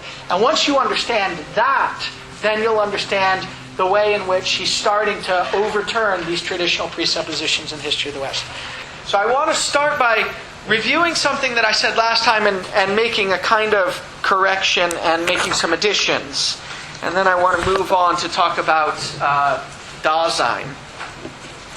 So you remember the structure last time was that we were trying to figure out what Heidegger meant by these two sentences at the bottom of page 25 and on to 26. So I'll just read them for you again so that you have them in mind. These sentences are supposed to tell us what project Heidegger's engaged in being and time. He says at the bottom of 25, and by the way, how many people are reading in the German? If there are people, terrific. Okay, great. I will read along. I will tell, if I don't tell you, please remind me. I'll try to tell you where what page in the German these passages are on. This is on page 6 in the German. Just for those of you who don't know, if you've got the Macari and Robinson translation, the German pagination is on the side. That's what these numbers on the side are. So if you need to go look in the German, you know where to go. So the second full paragraph on page 6 of the German, the bottom of page 25 in Macari and Robinson, the sentences that we were looking at were these. In the question which we're to work out, what is asked about is being. That's what we're engaging with. That's to say, that which determines entities as entities, comma, that on the basis of which entities are already understood, however we may discuss them in detail. The being of entities is not itself an entity. Okay, so those are the sentences that we were trying to understand last time. And I said that we really couldn't understand those sentences unless we realized that Heidegger was trying to make a distinction between three different modes of being. One mode of which has been well understood in the tradition of the history of philosophy. Heidegger calls it presence at hand. And two modes of which have not really been discussed in the history of Western philosophy. Heidegger calls these readiness to hand and existence. And I tried to tell you last time something about what presence of hand as a mode of being is. It's the traditional mode of being that's characterized by the idea that things are independent and self-sufficient. The most basic ontological categories for everything that there is are categories that are themselves independent and self-sufficient. And the examples that I gave were the Aristotelian categories of substance and properties, which are independently specifiable with a little bit of a hedge. Properties are not independent. You can't have properties on their own in Aristotle's metaphysics. They've got to inhere in substances, but they're independently specifiable. You can characterize them independently of everything else. And substances are independent in the sense that they can exist independently of everything else, and they're self-sufficient. They don't depend on anything else for their existence. So the first addition that I want to make to what I said last time is to say that in the phenomenological tradition, which has come out of Heidegger, there's already a kind of counterexample to this idea that substances with properties are always independently characterizable and self-sufficient. Remember last time I gave the example of the table with its color, redness in this instance. And I said, in Aristotle's version of the story, the table is an independent substance. It stands on its own. It's self-sufficient. Doesn't depend on anything else for its existence. Redness is a property that inheres in that substance, and it's independently specifiable, and it's self-sufficient in the sense that you can understand it without reference to anything else. And in the phenomenological tradition after Heidegger, you find a counterexample already with this kind of case. So, for instance, Maurice Merleau-Ponty, whom I mentioned last time, a French phenomenologist in the generation after Heidegger, tried to give counterexamples for this kind of case. Merleau-Ponty said, look, in the tradition we've always thought of properties as independently specifiable. Properties like color, shape, size. Properties that entities can have or be seen to have. But, Merleau-Ponty said, that's really a bad account of the phenomenology of perception. If you think very carefully about what it's like to experience visually the color of an object, you'll recognize that colors aren't specifiable independently of the objects in which they inhere. So then the example he gave was the example of the woolly red of the carpet.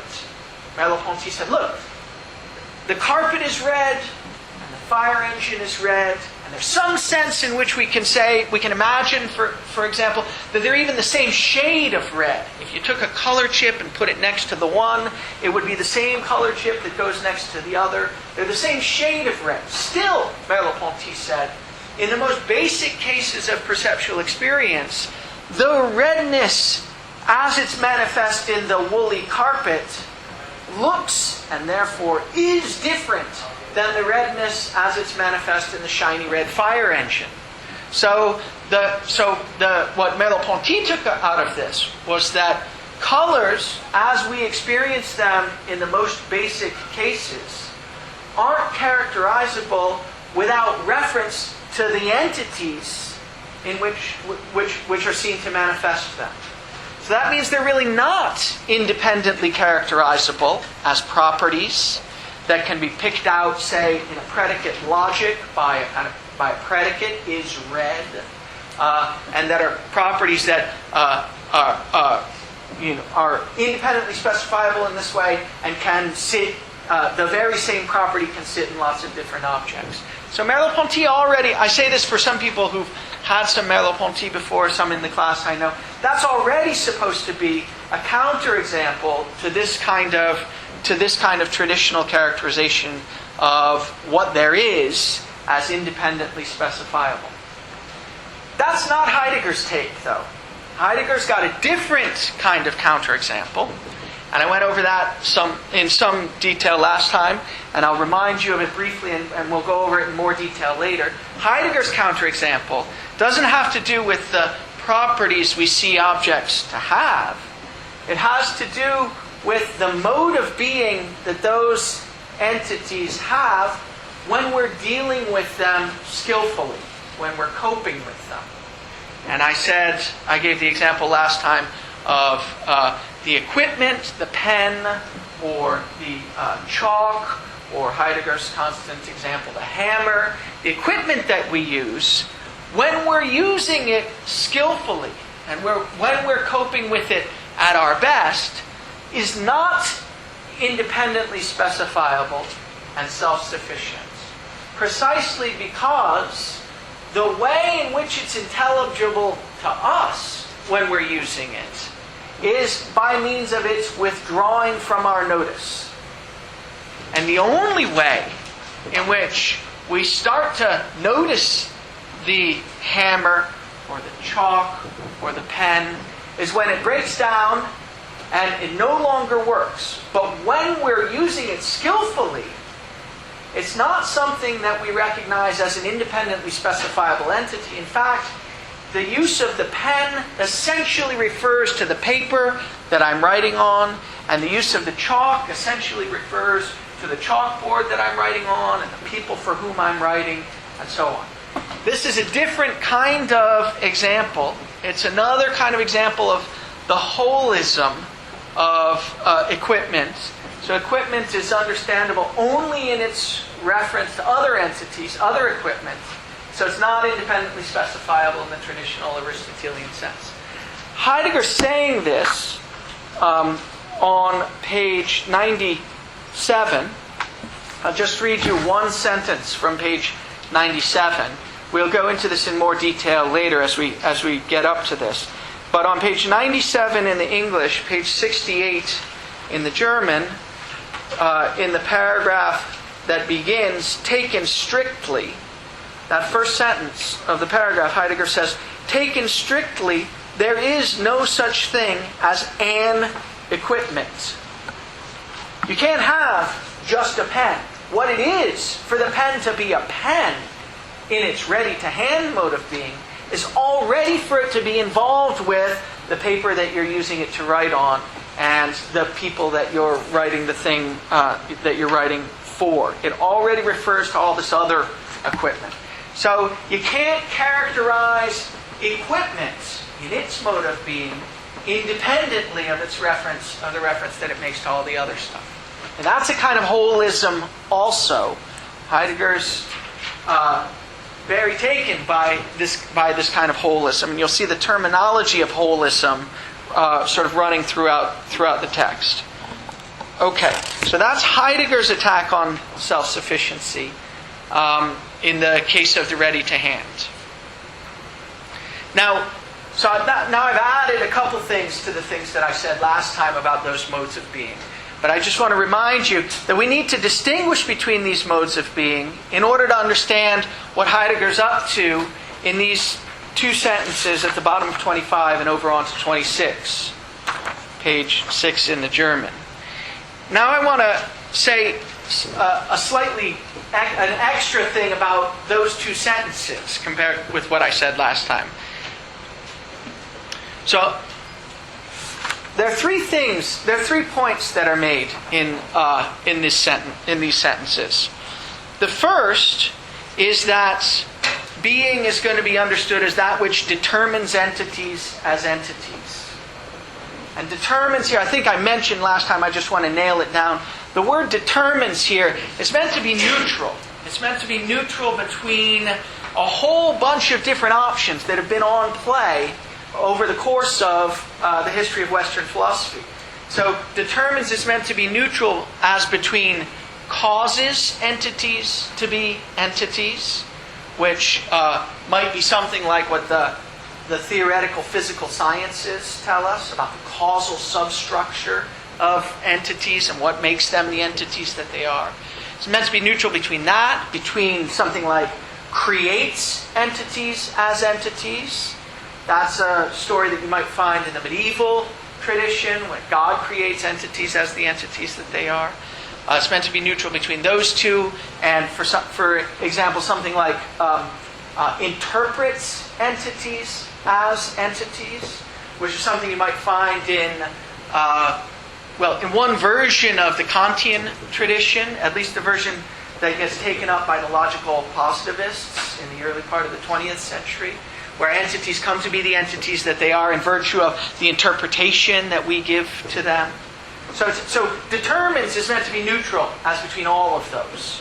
We don't want to take a stand on any of those yet. So that's one thing. I spent a lot of time talking last time about the fact that Heidegger's going to say that make important hay out of the idea that the being of entities is not itself an entity. So I'll just remind you that's a third thing that's going on here, and I won't say any more about it. But the second thing that's going on here, and I want to say a little bit more about it, because I had an interesting conversation with Elam about it after the class last time. The positive characterization, that on the basis of which entities are already understood. I said this was a new way of thinking about what being is. That on the basis of which entities are already understood. But Elam pointed out, and I was sort of worried about it as I was saying it in lecture last time, that in some sense there's nothing new about it. The Kantian tradition and the German idealist tradition following Kant in the early 19th century has already made a new one. Okay. Good. You've had time now to think about the questions. Yeah, go ahead. So when he's talking about the world as an intelligible structure that can give us stuff that's already comprehensible to us, is he talking in terms of like cultural inheritances? Partly, yeah, but in the most basic case, he's not. That's not what he's talking about here. I'll talk more about that later in the lecture today. There's an important distinction between early Heidegger and late Heidegger. Early Heidegger really thinks that he's not telling you anything about our culture, our particular cultural inheritance. He's telling you the way it is. Cross-culturally, ahistorically, universally, this is the kind of being that we are, always have been, and always will be. That distinguishes early Heidegger from later Heidegger, who really thinks that not only across cultures, but even across different epochs in the history of the West, there are whole different understandings of being. And he thinks you've got to get clear about that in order to understand our culture, who we are. But right now, the story that Heidegger's going to tell in Being and Time, that emphasizes the three basic modes of being, presence at hand, readiness to hand, and existence for Dasein, is supposed to be a cross-cultural and ahistorical story. I'll say more about that later. Yeah, Rosa. So I think you said that we understand things by skillfully coping with them. So that sounds like an active thing. Good. Okay. Well, and I'll talk about that more probably not today, but maybe next time. It's true that the most basic ways that we have of understanding things, according to Heidegger, are through our practical ways of dealing with them, our practical ways of coping with them. That's a kind of activity, of course, you're right. We're doing something when we do that. But in doing that thing, we're not making the entities into the entities that they are. It's part of what it is to be hammering with the hammer, that we're given the hammer as intelligible in the way that it is in that activity. So let me try to say that once more.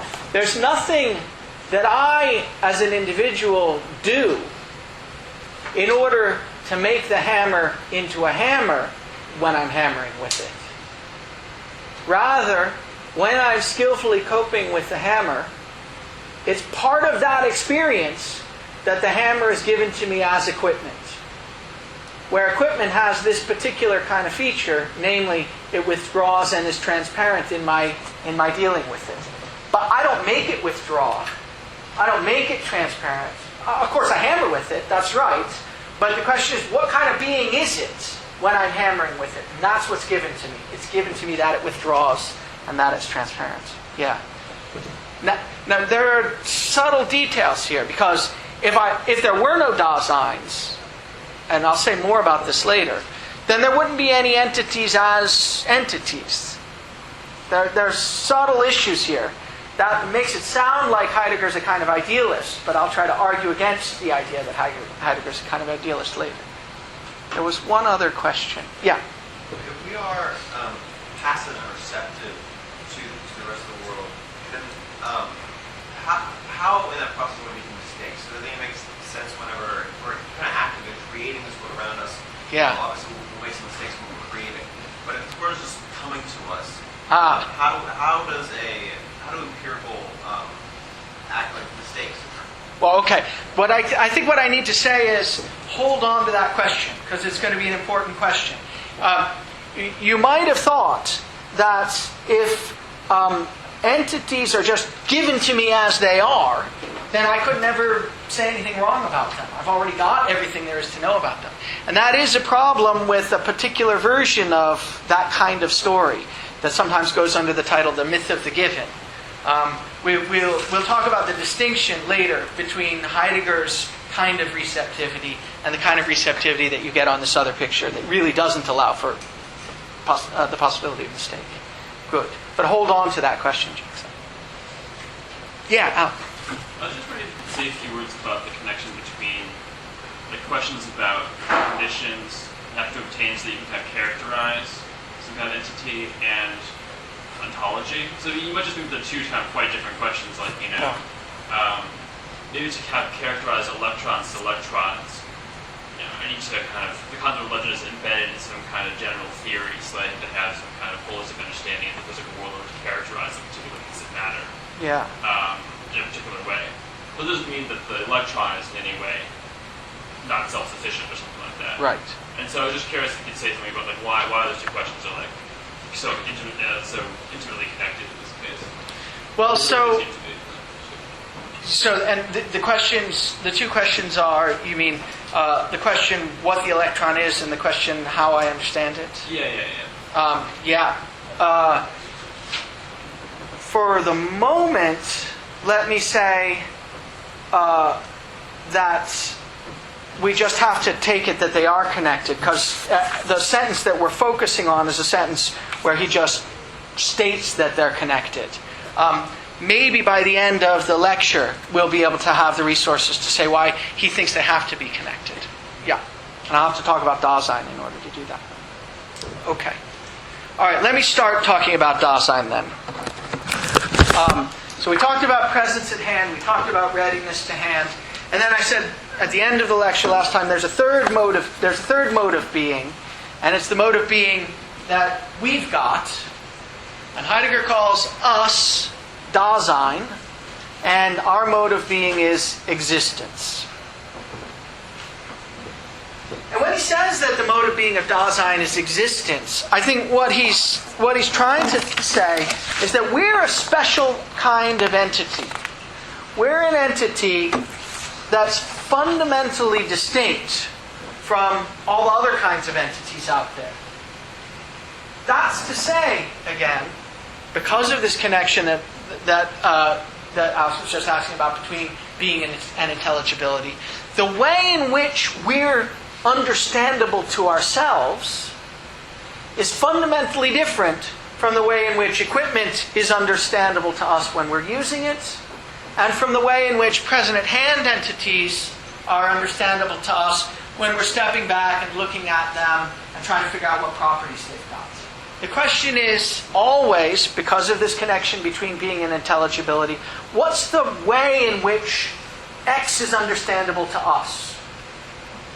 I'm going to try to argue that. I'm going to try to tell you why Heidegger thinks that's the basic relation that you've got to think about. But for the moment, let's just take it that intelligibility is the key to being, and then you can see. You can ask the question: is there a difference between the way we're intelligible to ourselves and the way entities are intelligible to us when we're using them skillfully or when we're standing back and looking at them? And Heidegger thinks there is. There's a fundamental difference between us and other entities in that way. And he says what the difference is on page 32, page 11 in the German, right at the beginning of section 4. I'm going to skip towards to the bottom of that first paragraph. Well, to the middle of the first paragraph, 3 sentences into the section.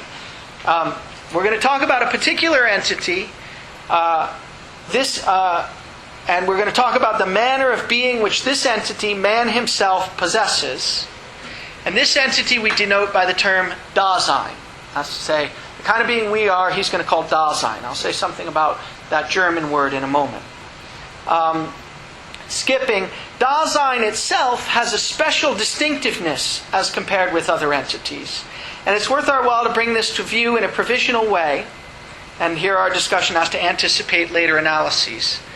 Dasein is an entity which does not just occur among other entities, the way other entities might. Rather, it's ontically distinguished by the fact that in its very being, that being is an issue for it. That's what characterizes Dasein. Now notice, it's not crazy to think that we're beings that are unlike we're entities that are unlike other entities. I mean, most philosophers in the history of the West have thought that in some sense or another that's true. Aristotle thought that although we're animals, we're special kinds of animals, we're rational animals or political animals, depending upon where in Aristotle you look. Descartes thought that although we're substances, we're special kind of substances, we're thinking things rather than extended things. And Heidegger's saying something about what distinguishes us from other entities also. But what he thinks distinguishes us from other entities is something very, very different from what someone like Aristotle or someone like Descartes or someone like Aquinas might have thought. I suppose in the Thomistic, in Aquinas, you'll get the story that we're like other entities, we're created, but we're special because we're created in the image and likeness of God. There's another thing that distinguishes us in a different philosophical system. Heidegger wants to say, yeah, we're special, all right, but what's special isn't that we're thinking things like Descartes thought. It's not that we're rational or political animals like Aristotle thought. It's not that we're created in the image and likeness of God like Aquinas thought.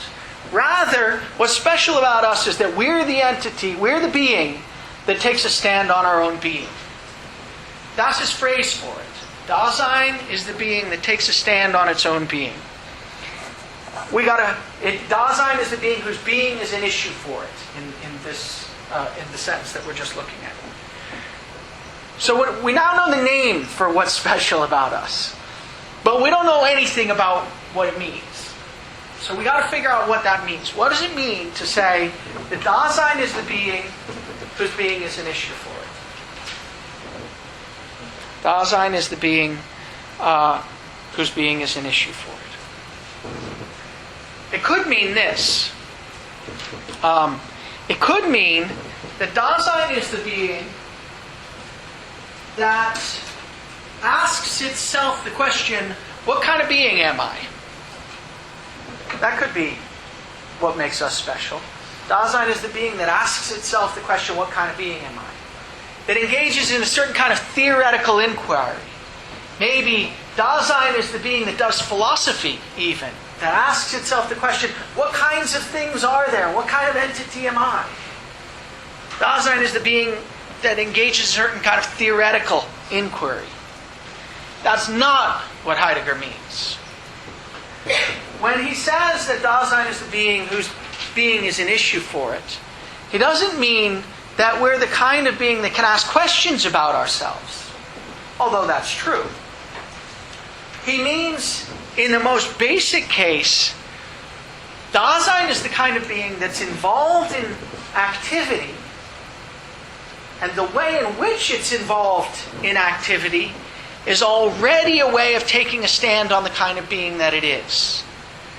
That's to tie the kind of being that we are very closely to the kind of activity that we perform, rather than to the kind of thoughts that we have, or our ability to have thoughts at all, or our ability to build philosophical systems about the kinds of beings that we are. It's in the first instance to say that we're a kind of practical entity rather than a kind of intellectual entity. So I'll give you a place where he's saying something like this.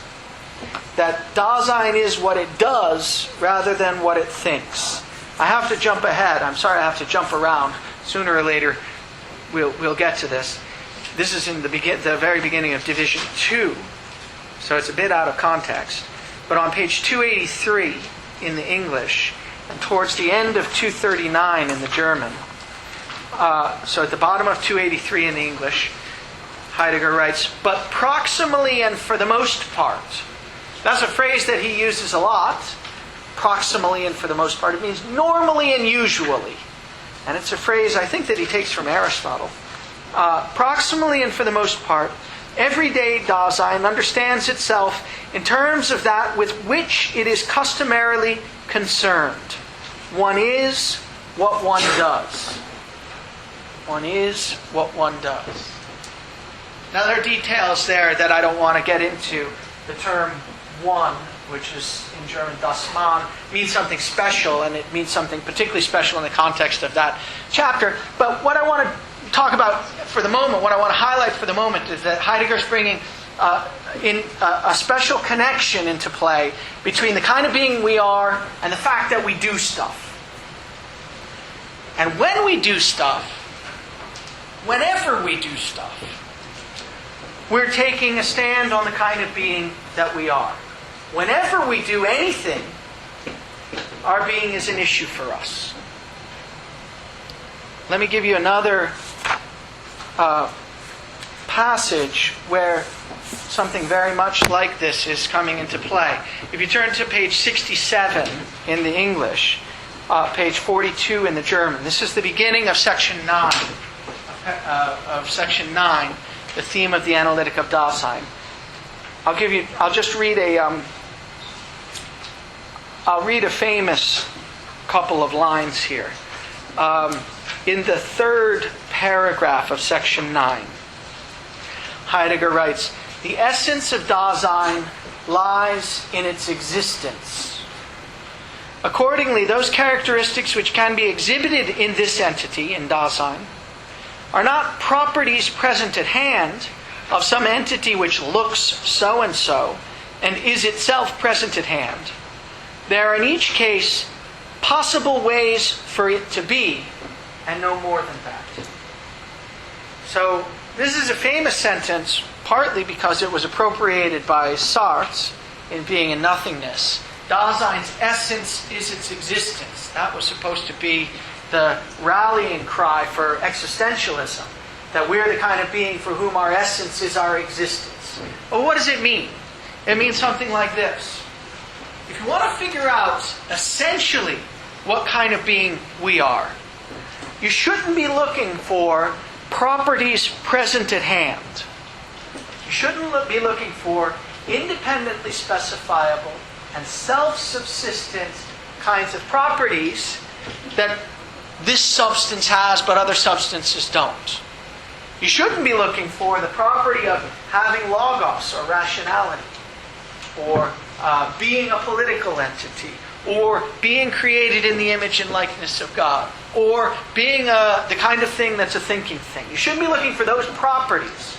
What you should be looking for is the fact that this is the kind of being that takes a stand on its own existence.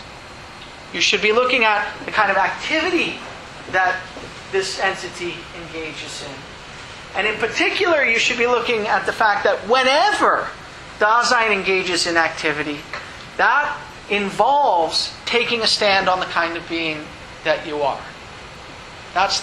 Okay, so to say that Dasein's essence lies in its existence, is to say there's no property that we've got. We could understand ourselves in our activity as entities created in the image and likeness of God, if that's the kind of thing that our activity presupposes and reveals for us. We could understand ourselves as entities that are purely rational entities or thinking substances. We could understand ourselves essentially as political entities, if that's what our activity reveals us to ourselves as being. But what's beneath all of those, Heidegger thinks, is that we're the kind of being that can reveal to ourselves that we're a particular kind of being or some other kind of being. So he's got a kind of meta-level analysis. He's struck by the fact that there's this, in the history of philosophy, the sequence of stories about the kind of being that we essentially are. And he's struck by the idea that if you try to engage in the argument that pits Descartes against Aquinas, or in the argument that pits Aristotle against Plato, and you try to figure out which of those stories about the kind of being that we essentially are is the right one, or whether there's a new kind of story that gives us some other property that essentially characterizes us. Maybe a scientific story, a story that says we've got a certain kind of genome. That's the one. That's the story that tells us essentially what we are. If you try to engage in that debate, Heidegger thinks, you're going to miss out on something that's even more fundamentally true about us. Namely, that we're the kind of being who in our activity and in the practices that we're brought up in our culture can take a stand, one stand or another or another or another, on the kind of being that we are. That's what's special about us, that we're always doing that and that we're the kind of being that can do that. That's what it is to say that Dasein's essence is its existence. Okay, yeah, Jack. So in that process, whenever we take a stance on our existence, does that then become our reality? Or is there, like, are we actively creating our, really essentially the way we exist? Or is that to me kind of is going against what you were saying earlier about us being passive? Yeah, good. So we're gonna get to that probably in Division 2, but let me try to say a word or two about it.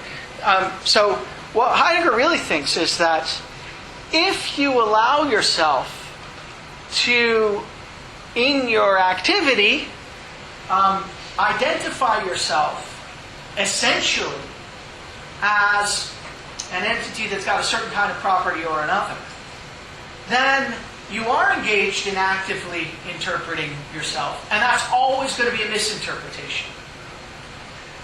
And that's going to lead to what Heidegger will call a kind of inauthenticity. But if in your activity, and we need to figure out what this means, but if somehow in your activity you manage to act in such a way as not to take a stand on your essentially being this entity or that entity or that, but just to act as the kind of entity that recognizes that it's always taking a stand on the kind of entity that it is, if you manage to do that, whatever that is, then you'll be acting authentically rather than inauthentically, and that will not be a kind of misdirection. So there is, when there's activity, it's activity that misleads. That's what Heidegger thinks. Yeah. Good. Yeah. I was just wondering what notion of like property you're using. So could you just say, that being an entity that takes a stand on itself is just another property or something? So I was just curious if you could draw the contrast. Yeah. So it's not a property because it's an activity. It's a process. And taking a stand on the kind of being that you are isn't something that's specifiable independently from the activity I'm going to do tomorrow and the activity I was doing yesterday. There's no time slice of it that'll give you the independent and self-standing property. It's all the activity that you're engaged in all the time throughout the whole course of your being the kind of entity that you are. So that's what it makes it not independent and subsistent. Yeah, Wendy. So this is related to that. So in characterizing stance taking, in some way, it drives me to think about like it presupposing some sort of intellectual or reflective capacity. So is it that, or is it something like stance taking just is coextensive with the activity or activities itself, or is it some other thing? I'll try to give some examples. It's supposed to be the latter. Stance taking, that's to say, taking a stand on the kind of being that you are, is something that you're always doing already once you've become Dasein, once you're Dasein. Now, and there's some question, I take it, you're not really supposed to be able to say when an entity becomes Dasein. It's like Wittgenstein says about language, light dawns gradually over the whole. There's not one moment where you are and another moment where you aren't. But once you are, you've always already been that. There's no way you can understand yourself any differently. And it happens quite early. I'll give you, in fact, well, this is perfect. I'm just about to give you an example. How many of you have been reading the Dreyfus commentary? Anyone? Okay, so the example I want to give comes from the Dreyfus commentary. It's an example that has a certain kind of problem, and I'll try to say what the problem is. But I'll give you the example first, because it's supposed to speak to this question: is there any intellectual activity involved in taking a stand on the kind of being you are? What is it to take a stand on the kind of being that you are? And in the Dreyfus commentary, he gives an example of a description that some sociologists gave back in the 70s, I think, of the difference between Japanese babies and American babies, and at a very young age. Now, it doesn't matter whether this description is the right description. It's not. I think probably most sociologists nowadays would agree that it's a bad description of the way the cultures treat the young children in those cultures. What matters then isn't the details of it, but it's a kind of philosophical thought experiment. What matters is that whether it highlights the thing that we're interested in. And here's what these sociologists said. They said, if you look very closely at the way that mothers interact with their very young babies, newborns even, then you'll discover that there's a pervasive stylistic difference between the way Japanese mothers interact with their infants and the way that American mothers interact with their infants. And this pervasive stylistic difference ensures that already by the age of a month or two, there are these big differences between the kind of practices into which the Japanese babies have been brought up and the kind of practices in which the American babies have been brought up. So, for example, this is an example from the sociologists of the 70s. They say the Japanese mothers tend to be, and this is the thing that it really doesn't matter whether it's true or not. What matters is that there's a distinction. The Japanese mothers, they say, tend to encourage a kind of passive and calm and going along behavior in their babies. And they do that by, for instance, constantly soothing them, quietening them, putting them down on their backs rather than on their stomachs to discourage certain kinds of activity. Whereas the American babies try to encourage, their babies to be very active and really engaged and start babbling constantly, and they do this by, for instance, putting the babies down on their stomachs a lot so that they'll move around. Anybody who's engaged with babies know you can't do that now. These are really old discussions. But so at any rate, the idea was that there's supposed to be some kind of stylistic difference between the two cultures. And what the sociologists were trying to argue was that however you characterize that stylistic difference, and it seems clear there are some stylistic differences between the two cultures, however you characterize it, very, very young children are brought up into it already from a very, very young age, and they're sensitized to it. And they become sensitive to the practices of the culture from very, very early on. Now, is that a kind of intellectual way of taking a stand on the kind of being that you are? I mean, suppose, let's use these caricatures, active and sort of calm and reflective. Let's use those caricatures. Is the American baby active, maybe a nuisance, loud, constantly banging the rattle and banging the pots and pans and so on? Is that a way of being that they've got as a result of having thought about anything? Not at 2 months, right? Not at 2 months. At 2 months, they haven't got any cognitive capacities at all, or very few. as developmental psychologists tell us.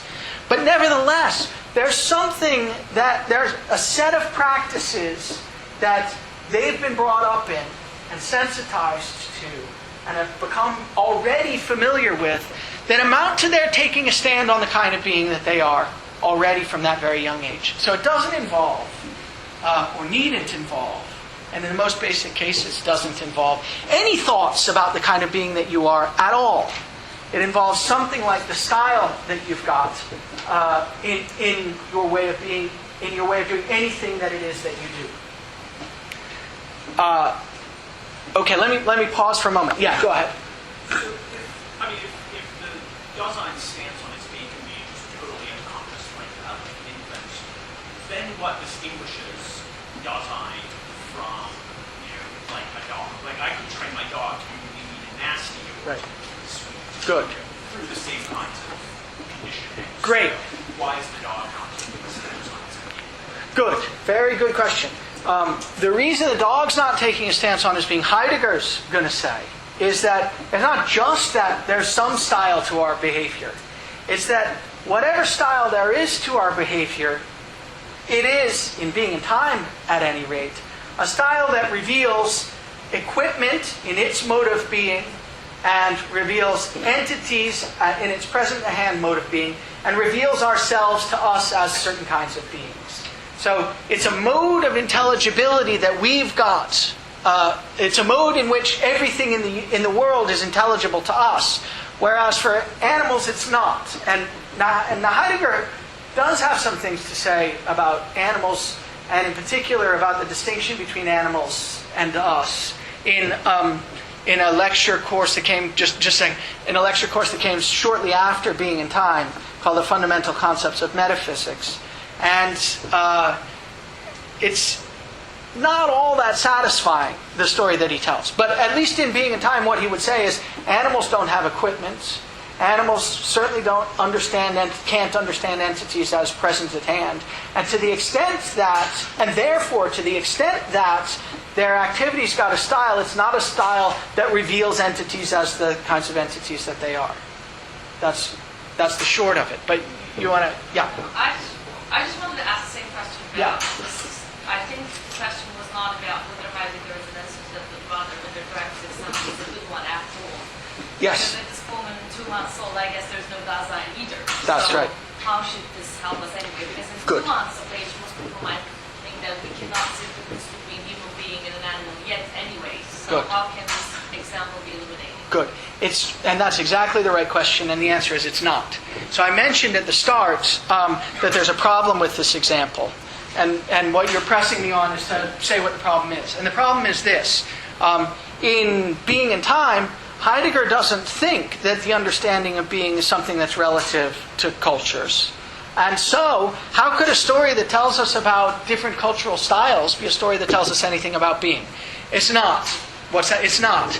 But what it does do is it highlights. So in order to fix it up, so that it's in line with Being in Time, what you'd have to say is that these different cultural styles are different ways of revealing some fundamental truth. What fundamental truth? Well, that there's equipment that's got the ready-to-hand mode of being.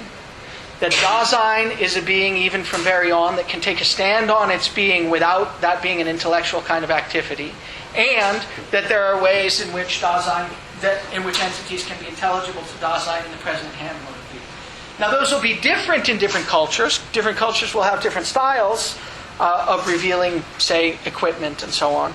So the equipment will, in the terminology that we'll introduce in a couple chapters, will be involved in different referential totalities.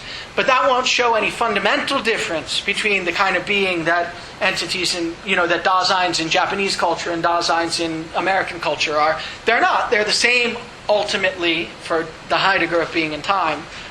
They reveal these three kinds of modes of being. So that helps. Yeah. Yeah.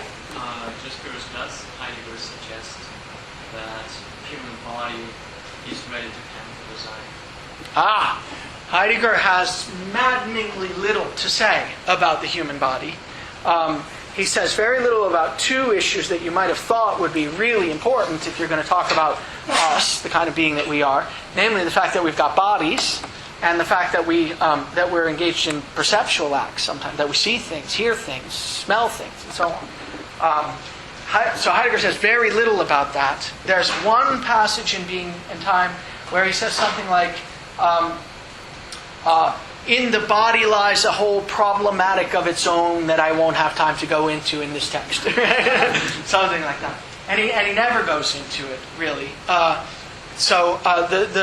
The person you want to read, if you're interested in that, is Merleau-Ponty, who does take it up.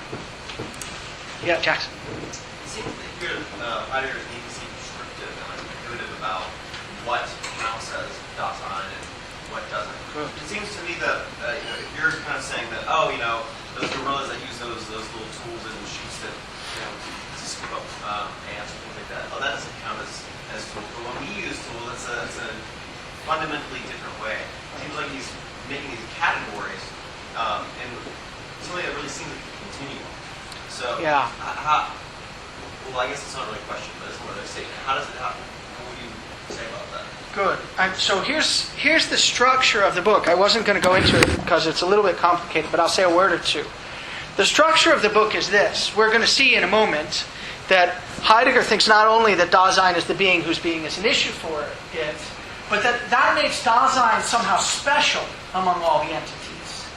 And special with respect to the question of being. So he's going to say, we'll see in just a moment, that if you're going to ask about the nature of being, then you've got to ask about, although being isn't itself an entity, you've got to ask by inquiring about the being of some entity. You've got to pick one. Which one should you pick? Well, let's try Dasein. That's sort of the structure of the opening.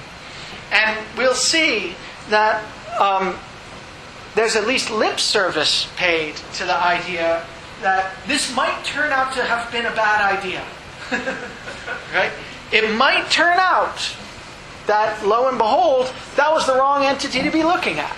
And in fact, later Heidegger will think that is the wrong entity to be looking at, because individual Dasein turns out not to be the key to the thing.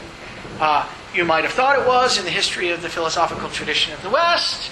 Heidegger, in Being and Time, thinks it is, but in later Heidegger, starting in about 1933 or so, but going on for the rest of his life, he's going to end up saying, no, Dasein isn't the right thing to look at. You need to look at whole cultures, or you need to look at historical epics, or you need to look at various other things.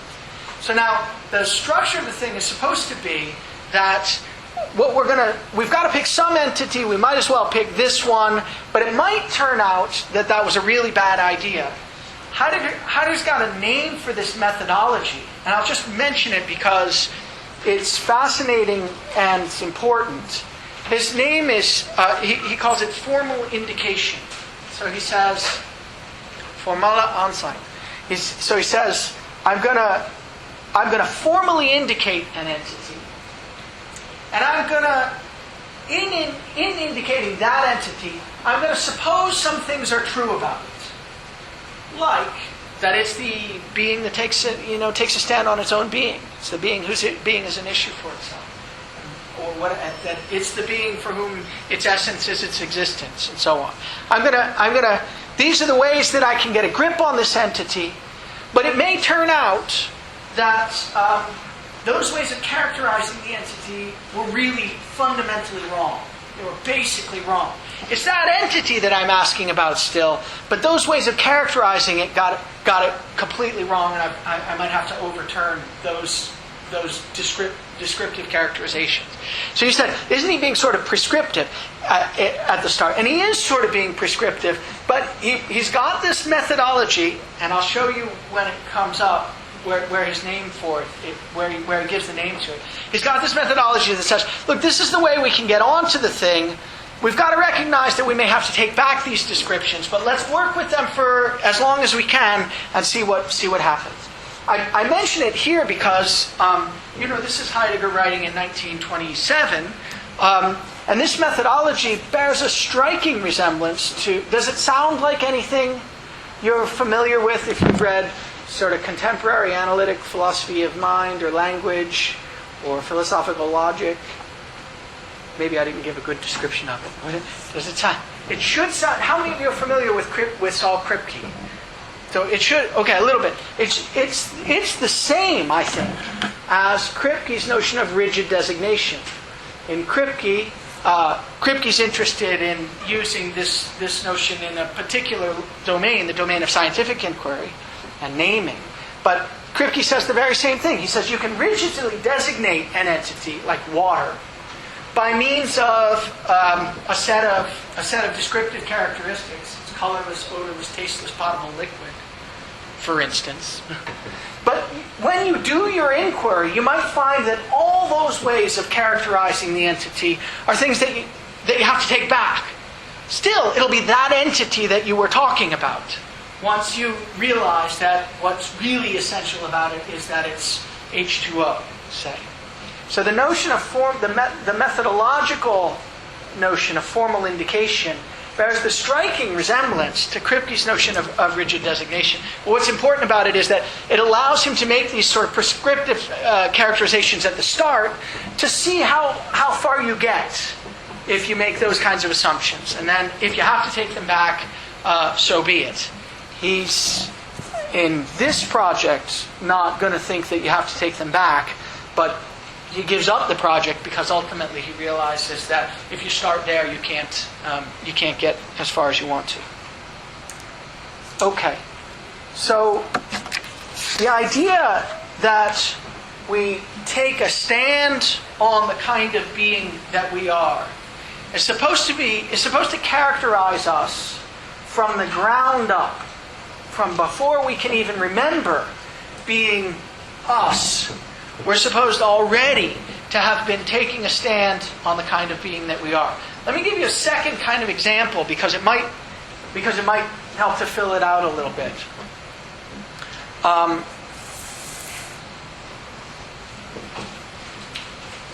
Here's another way in which you can convince yourself of the truth of Heidegger's claim that we're the kind of being that's already taking a stand on the kind of being that we are, and not by virtue of having any thoughts about the kind of being that we are or any theoretical characterization of the kind of being that we are.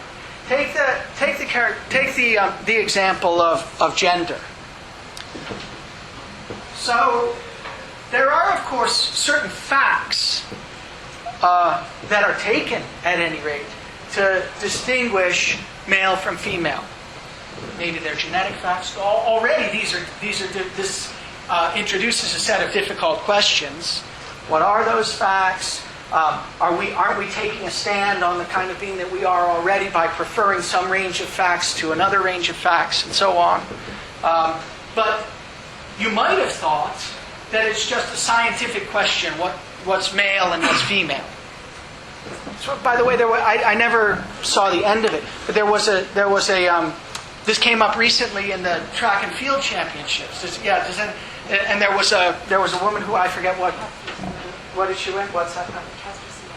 Yeah, was that her name? Yeah, and she won a certain event, and then there was this question after the fact whether she counted as female, and there was some strange discourse around it, and there were a number of people saying, look, this is a stipulative question in part. It's not really good. People think it's a scientific question, but really you've got to stipulate a whole bunch of stuff in order. It's not simply a question of looking at the genetic structure of somebody to determine whether they're male or female. Okay, so already that's a difficult issue, but that's not the issue that we're interested in.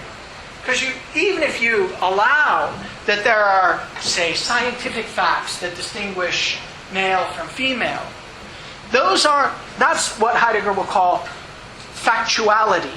Those are the scientific facts. But what he's really interested in is what he calls facticity. That's not stuff that you study in a laboratory.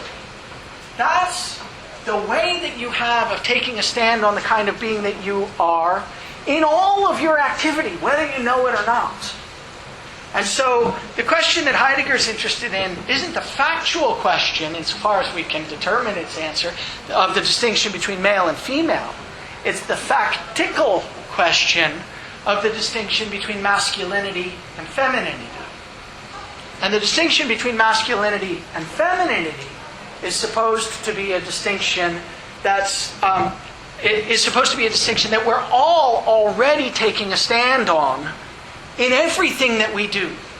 In the way that we sit in lecture, in the way that we ask questions, in the way that we interact with our friends, in our writing style, in the way you drink a beer at a party. Everything that you do is supposed, on this Heideggerian account, to be a way of taking a stand on that aspect of your being, whether you're thinking about it or not thinking about it. In fact, precisely when you're not thinking about it, that's when you're doing it in the most basic way. And to say that this is a factical issue is to say that there's never any complete story that you could give about what it is to be masculine or what it is to be feminine, because you're always already taking a stand on that, and it's always changing, and it's always up for grabs, and you can never get outside of it. You can get outside parts of it, you can ask questions about it, but even the questions that you're asking are already questions that you're asking in such a way that it'll count as taking a stand on the kind of being that you are. So let me just point you to a passage where Heidegger's saying something like this. Being masculine or being feminine isn't a matter of having certain present-at-hand properties.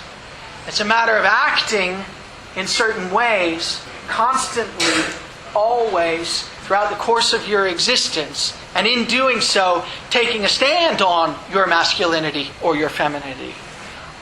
Maybe even the stand of rejecting it. That's already a stand that you could be taking. So it's not a property, but a way of acting. If you turn to page 174 in the English, and that's 135 in the German, the first full paragraph in both the English and the German, he says, this characteristic of Dasein's being, this that it is. Dasein is a German word that literally, if you take it apart, it just means being there. That's the kind of being that we are. We're the being that's already there. Where? Well, in whatever situation you find yourself. We're the being that's already there, taking a stand on the kind of being that we are. So this characteristic of Dasein's being, this that it is, that it's already there, is veiled in its whence and whither, yet disclosed in itself all the more unveiledly. Never mind what that means. I will say something about that, but not at this moment. We call it the thrownness of this entity into its there. We're already thrown into an interpretation of the kind of being that we are. We're already thrown into a situation in which a certain meaningful understanding of what's going on is given to us. And let's see, indeed, it is thrown in such a way as being in the world that it is the there. That's to say it's Dasein. The expression thrownness is meant to suggest the facticity of its being delivered over. It's given to you the stand that you're taking and what the meaning of the situation is. Now, it's this sentence that's going to make the point for me. The that it is and has to be, which is disclosed in Dasein's state of mind, is not the same that it is which expresses ontologico-categorially the factuality belonging to presence at hand. Okay, that's a mouthful. But I want to point out some of the words that are at play here. Dasein has a facticity to its being. That's to say, the way in which you're taking a stand on yourself isn't by means of attributing to yourself certain present-at-hand properties. It's by acting. And that kind of acting doesn't do anything like tell you something about the factuality belonging to presence at hand.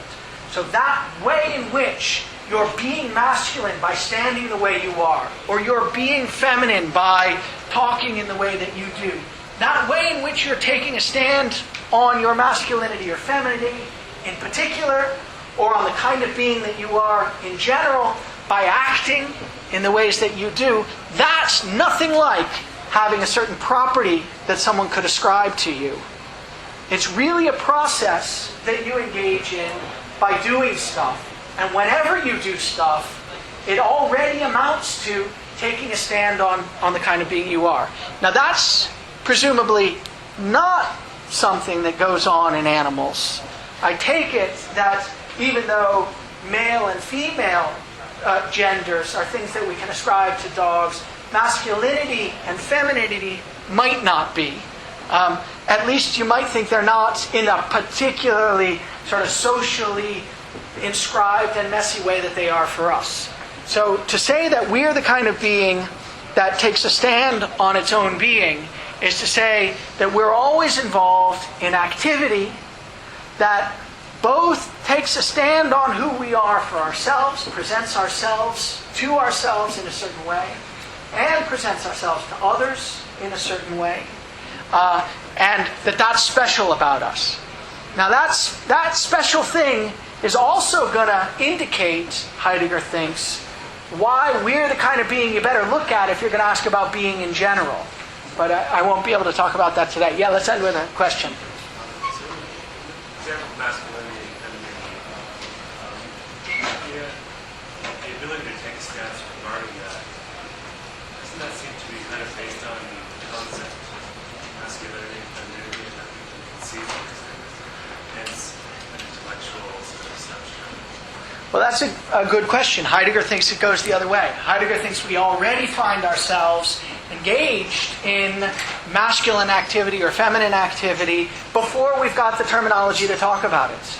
And I think that sort of makes sense. I mean, you can imagine cultures that haven't got any terminology for this distinction that nevertheless have very, sort of broad-ranging and systematic differences between the ways the genders act.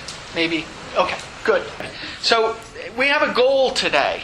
And the goal is to leave with an understanding, at least a sort of general first-order understanding of what Heidegger means by being. The book is Being in Time. We've seen already that there's some connection between being and intelligibility, or being and the understanding of being. And so we've seen in some way so far that in Heidegger's approach to the question of the meaning of being, he's going to start off by looking at Dasein. But today we're going to go through that aspect of it, the Dasein aspect of it, in a little bit more detail. But the goal for the day is to end up with an understanding, at least a preliminary understanding, of what Heidegger means by being. And so as not to keep you in suspense, I'm going to tell you right now, even though it might not make sense yet, and you might not believe that it's really in the text. So we're hopefully by the end of the lecture you'll have more of that. But here's what Heidegger means by being. Being, we've seen already the passage on the bottom of 25 over to 26. He says, being is that on the basis of which anything is intelligible at all. So we want to know, what is it on the basis of which anything is intelligible at all?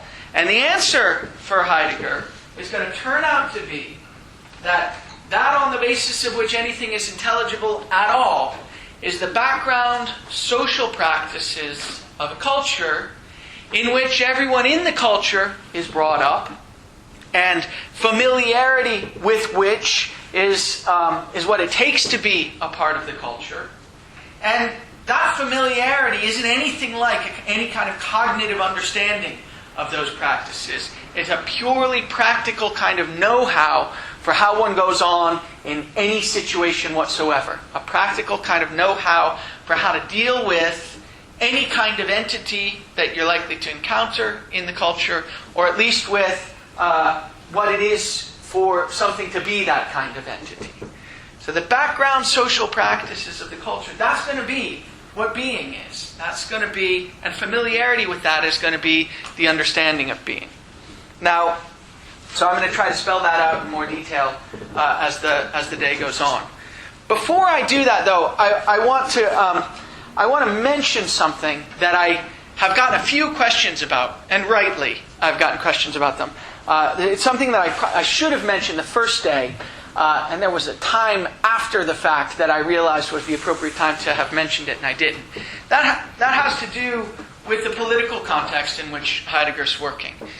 You know already that Being in Time was written in 1927, in Germany, of course. And I've mentioned already that there's an important difference, at least some kind of important difference, between the work of early Heidegger, as it's manifest in Being and Time, and the work of the middle period or later period Heidegger, that really, and the turn in his work, that's what he calls it, the turning, happens sometime in the early 30s. 1931, 1932, maybe 1933. And I mentioned the year 1933 on Tuesday in some other context. I can't remember what it was. 1933, obviously, in Germany was an important year for other reasons also. It was the year that Hitler came to power and became dictator of Germany. And there's an important fact that's probably worth knowing about Heidegger, which is that he had a kind of political involvement with the Nazi Party. His political involvement was academic. That's to say, he was the rector of the University of Freiburg. That's where he'd been teaching. But the rectorship, which is like the head of the university, the rectorship was a political appointment at the time. He was appointed in April of 1933, shortly after Hitler became dictator. And so he held this political appointment. Shortly after he was appointed, he became a member of the Nazi Party. And he didn't really, in any very convincing or strong way, ever renounce his membership in the party, although he did discuss it in some detail in various ways. His rectorship was, by all accounts, a kind of disaster. And he stepped down after 10 or 12 months. This is an important thing to know about the guy. You probably want to ask yourself questions like, are there any interesting relationships between the philosophical positions that he held and the political positions that he held? I think that's an important question. I think it's a question that anyone who ends up deciding that they want to take Heidegger's philosophical work seriously needs to grapple with. It's a question for the purposes of this course that I'd like to leave to the side, however. And the reason I'd like to leave it to the side is that I don't think you can ask that question about the relationship between the philosophical work and the political work in any very clear way until you have a better understanding of what the philosophical work is. And so that's what I'm hoping we'll focus on here. But as I said, a number of people have asked the question about the political context in which Heidegger works. And it's important to have it out on the table. You should know about it, and you should at least keep in your mind the idea that that's something that you should grapple with personally. And I've had to grapple with personally at a certain point once you decide whether the philosophical work is worth thinking about. Okay, so I wanted to be able to say that. There are things, there are lots of details. I won't go into very many of them. I'll just say this. After Heidegger stepped down from the rectorship in 1933, he was politically inactive, though he never resigned from the Nazi Party. After the war, certain philosophers, Karl Jaspers in particular, denounced Heidegger for his affiliation with the party. And others, Hannah Arendt in particular, came to his defense. It is a complicated issue, but it's an issue that you probably want to have on the table and think about. Okay. But since it's not the theme for the class, I want to try to return to this close reading of Being in Time that we're going for. And the way to start today, which is devoted to the question, what is being in Being in Time, is to start by asking the question, why should Dasein be the clue to any inquiry into being? Heidegger says that Dasein should be the clue to any inquiry into being. It should be the entity that we look at first when we're trying to understand what being is.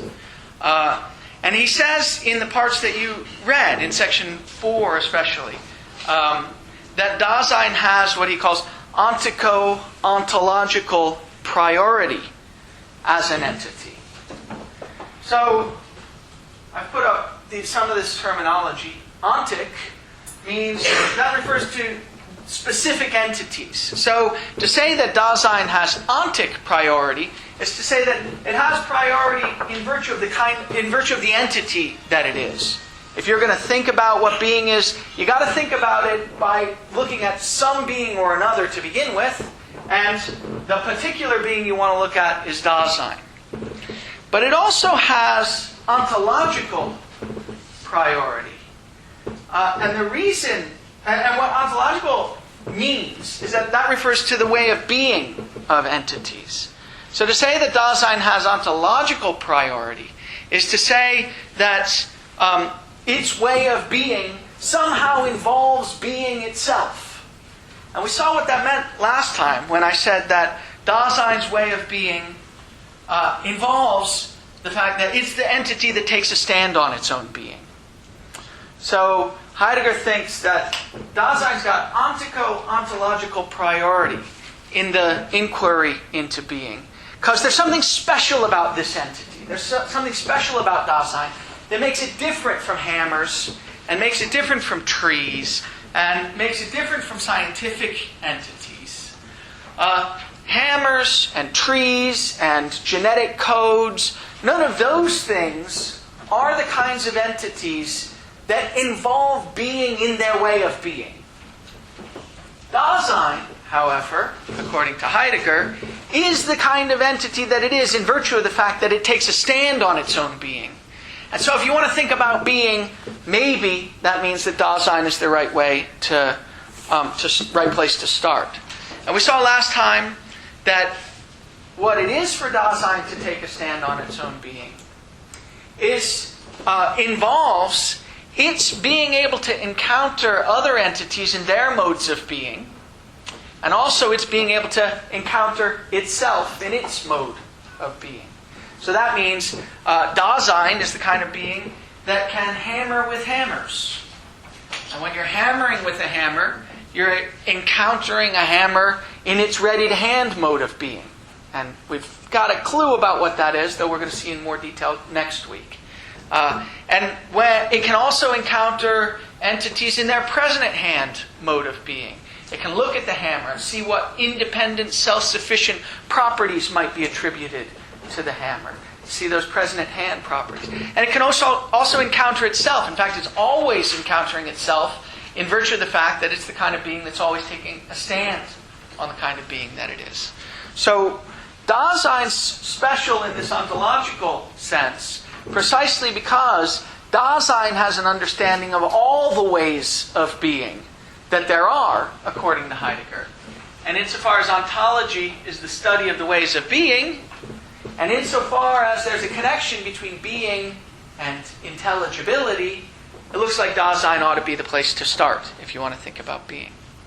Now Heidegger recognizes that this isn't a done deal. I mean, he's perfectly willing to admit that maybe he's got this thing wrong. Maybe, if you want to think about being, you should start with some other kind of entity. Or maybe you shouldn't start with an entity at all.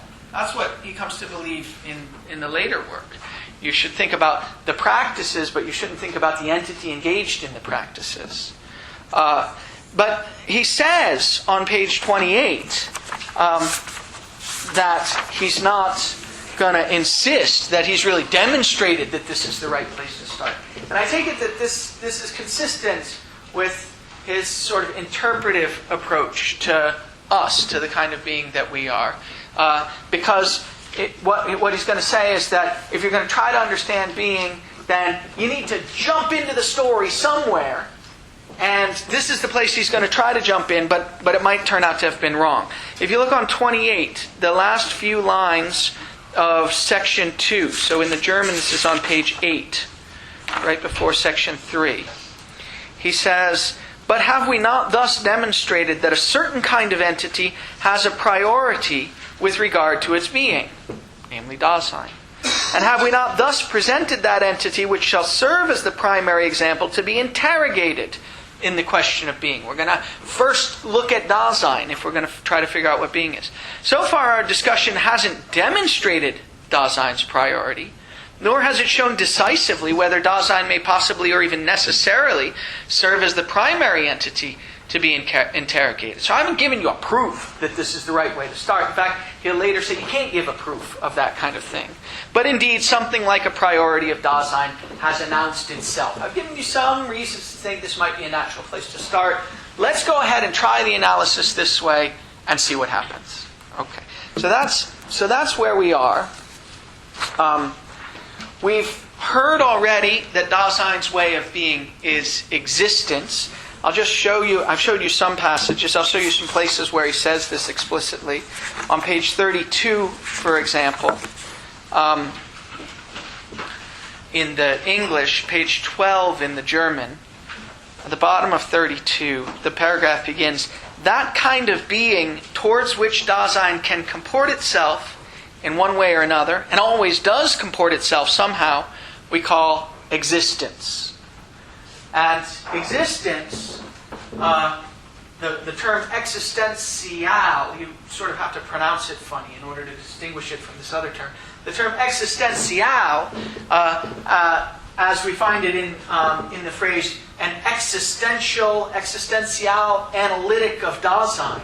That's an analysis of Dasein that's devoted to figuring out what the general structure of Dasein's stand-taking way of being is. And that's what we're going to be involved in the first half of Division 1 at least. Okay?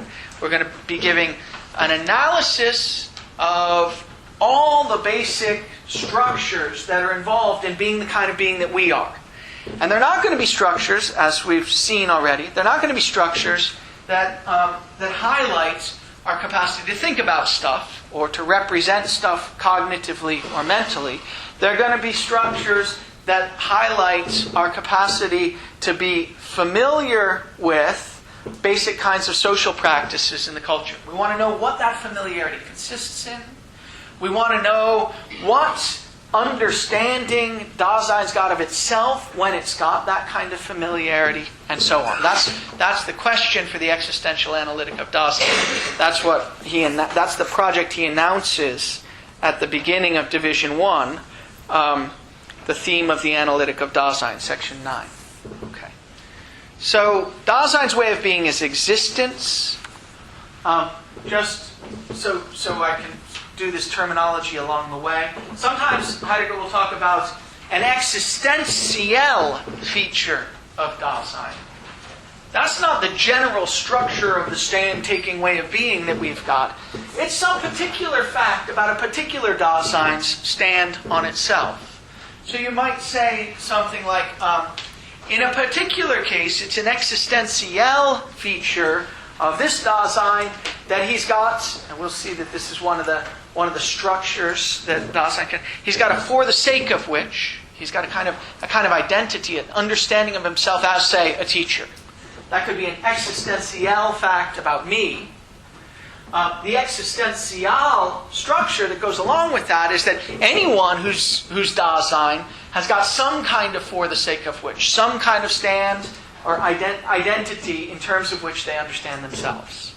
Mine is, say, being a teacher or being a father, but the fact that I've got one is one of the general structures of what it is to be me. And then there's going to be a question, of course, what is it to have an identity like this?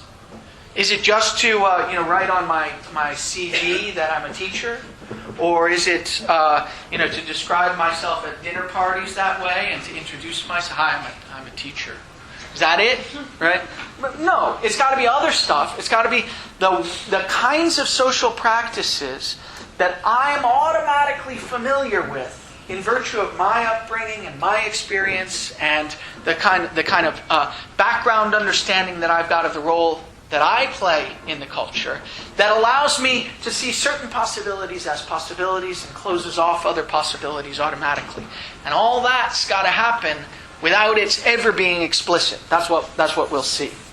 So Dasein's way of being is existence. He says that on 32, and he says it again on 67 in a place that I think I've read already. Yes, 67 and 42 in the German, number 1. So this the second paragraph of section 9.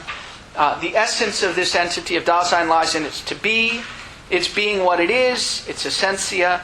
must, so far as we can speak of it at all, be conceived in terms of its being, which is existentia. So the being of Dasein is the way of being of Dasein is existence. The term existentiel appears on 33. I'm not sure that's the first time it appears. But I think it's in footnote 2. Okay, good. Yes, exactly, right. That's where they're telling you how they've translated it. So at the top of 33, that's page 12 in the German, the paragraph begins, Dasein always understands itself in terms of its existence. That's to say, in terms of a possibility of itself. And Dasein's got various possibilities. We'll explore what those existential possibilities look like. But only the particular Dasein decides its existence, whether it does so by taking hold or by neglecting. The question of existence never gets straightened out except through existing itself. The understanding of oneself which leads along this way we call existentiel. So that's a particular Dasein's stand that it's taken on itself as the kind of being that it is. Okay. So we've got some of this terminology out of the way. And we've seen that one of the reasons that being Dasein, that Dasein is the particular entity that we ought to look at, Heidegger thinks, is that when you look at one of the characteristics of Dasein is that it's got an understanding of the other ways of being that there are also. And he says this on 26 in the English, and that's 7 in the German. The paragraph begins, if the question about being is to be explicitly formulated and carried through in such a manner as to be complete, if we're going to do a good job of this, in other words, then any treatment of it in line with the elucidations we've given requires us to explain how being is to be looked at, how its meaning is to be understood and conceptually grasped. It requires us to prepare the way for choosing the right entity for our example. That's what we need to do. And to work out the genuine way of access to it. And so, what's that entity going to be? Well, he tells us, looking at something, understanding and conceiving it, choosing access to it, all these ways of behaving are constitutive for our inquiry, and therefore are modes of being for those particular entities which we, the inquirers, are ourselves. Those are things that we do. We look at entities, we stare at them and find their present-at-hand properties. We comport with entities or understand them, and we might get their ready-at-hand way of being, their ready-at-hand aspects, and so on. All those are modes of being for those particular entities which we are ourselves. Thus, to work out the question of being adequately, we must make an entity, the inquirer, namely, Dasein, transparent in his own being. Okay? So that's to say, all these other modes of being are modes of being that we've got an understanding of. So if we want to understand what they are, we better think about the kind of understanding that we've got of them. Now, you might think, this came up in office hours yesterday, you might think this makes Heidegger a kind of idealist. You might think it sort of leads in the direction of the idea that entities just are whatever we make them out to be. Maybe even a Barkelian kind of idealist. The kind of idealist who says, entities just are collections of ideas about entities. Of course, there won't be collections of ideas in Heidegger. There'll be something like collections of ways of dealing with the entities or something like that. But you might think that leads in the direction of a kind of idealism. And that's a question we want to keep in mind. I think it doesn't, although this is an interpretive question. I'll just point you to one passage that I think indicates that Heidegger thinks he's not a kind of idealist. So, although the modes of being and being itself depends on us, Heidegger doesn't seem to think that substances themselves or entities themselves depend on us. If you turn to page 228, now I'm jumping way ahead just for a moment. 228 in the English, which is 183 in the German. In the paragraph that begins, entities are. It's very difficult even to state the position, the anti-idealist position, once you've tied up the notion of being with the notion of intelligibility. Because you want to say somehow that entities, well, exist, except that's got a special meaning in Heidegger. So you can't really say entities exist. Existence in Heidegger isn't like existence in Quine, right? It's not anything like that. It's a particular mode of being that Dasein's got. So you need some more neutral term. Well, entities are, you might want to say, except that are is a form of the verb to be, and you've already defined being in terms of intelligibility. So it's very difficult to resist the kind of idealism that one might naturally think one's led to once you've tied being to intelligibility. But Heidegger's, I think, struggling to do that anyhow here on 228, 183 in the German. Entities are, he says, and he italicizes are. It's a form of the verb to be. He knows he can't quite use it legitimately. Entities are, quite independently of the experience by which they're disclosed, the acquaintance in which they're discovered, and the grasping in which their nature is ascertained. But being is only in the understanding of those entities to whose being something like an understanding of being belongs. So it looks like, at any rate, and we'll deal with this more later as the time comes, it looks like Heidegger's trying to run a fine line. He's trying to say, look, it's true that being is tied up with intelligibility. What it is for anything to be is for it to be intelligible to us in some way or another. And yet that doesn't mean that if we weren't around, there wouldn't have been any trees. He seems to want to be saying entities are quite independent of us, but their mode of being depends on us. Yeah, Anton. Yeah. I'm curious, actually, for Heidegger, what's at stake in discussing whether or not he's an idealist? And or perhaps pushing the question further, does he even care, really? Or is he just kind of knows that he has to respond to this given a tradition he's working in? Well, I think he cares. I mean, here's what's at stake. What's at stake is the picture of the kind of being that we are and the picture of the world that we live in. I mean, if Heidegger ends up being an idealist, then something like the picture that you find in the movie The Matrix will really make sense, right? The idea that we could all be radically mistaken from the ground up about the way everything is and what it is.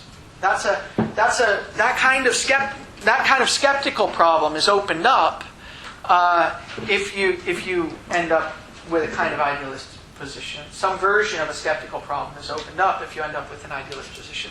And Heidegger's trying to resist the idea. Well, I think what Heidegger thinks, but we'll see more of this later. I think what Heidegger thinks is that you're led to that kind of skeptical inquiry only if you've got the wrong kind of metaphysics. And once you've got the right kind of metaphysics, you'll see that problems like that sort of dissolve. They don't look as compelling as they used to. And that if that's true, it's very hard to make it clear and true. But if it were true, presumably it would be a great benefit of the system. We'd get to be something more than mere fictions. We'd get to be real entities. Yeah. Yeah. I know that you've gone over this already, but I'm sort of confused what Heidegger's use of entities. Okay. He says that Dasein is an entity. Yes. Yeah. And that's because Dasein, being is like the sum total of, I don't know. Let's see. So Dasein, I guess I'm confused what Dasein is. I'm sorry. You shouldn't be sorry. You shouldn't be sorry. I mean, Dasein is us. That's the first thing to say. The use of the term entity is potentially an interesting one. I mean, Heidegger needs some neutral term, at least relatively neutral term, to indicate what there is. And the neutral term that he chooses is entity. So tables and chairs are entities, we're entities, hammers are entities, trees are entities, and so on. Entities are just what there is. Now, what's special about him is that he thinks that different kinds of entities have different ways of being. And our way of being is special with respect to the question of being, and it's also different from the ways of being of these other entities. So entity is supposed to be a neutral term. You could use it just to pick out anything. And then you could ask the question of that thing, what's its way of being? But it's an entity. There's another term that you might want to use. There are a variety of other terms you might want to use. You might want to use the term substance. That's a term that gets used in this context. But that's got particular metaphysical sort of baggage that we discussed on the very first day. So he doesn't think it would be right to call everything that is a substance. You might want to call everything that is a thing, but that's also got a kind of metaphysical baggage. In the Cartesian tradition, there are two kinds of things, the res extensa and the res cogitans. Res is just thing. So that's got a kind of metaphysical baggage. You might want to call everything that there is an object, except objects make sense only in the context of the subjects that encounter them. At least that's the traditional context in which you find the two terms. And that's got metaphysical baggage. He doesn't think we're subjects. That would be the kind of entity that can have a particular kind of cognitive relation to itself in the Cartesian. So all these other terms seem to be taken. He still needs to be able to talk not only about the ways of being, but the things that have ways of being. And so the term that he lights on is entity. It's supposed to be as neutral as possible. I don't know if that helps. Does that help a little bit? Okay. Okay. So being depends on us, but entities don't. That's the position he's going to be aiming for, and we'll get more to that issue as we approach sections 43 and 44. But for the moment, I want to highlight the fact that the project that he's engaged in isn't just the project of ontology, it's the project of what he calls fundamental ontology. And he gives it this name on page 33. Or at least I say it's on page 33.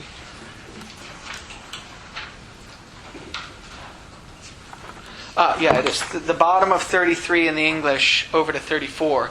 Page 13 in the German. The basic idea here is that there might be lots of studies that are devoted to the ways of being of particular kinds of entities. You might be interested in,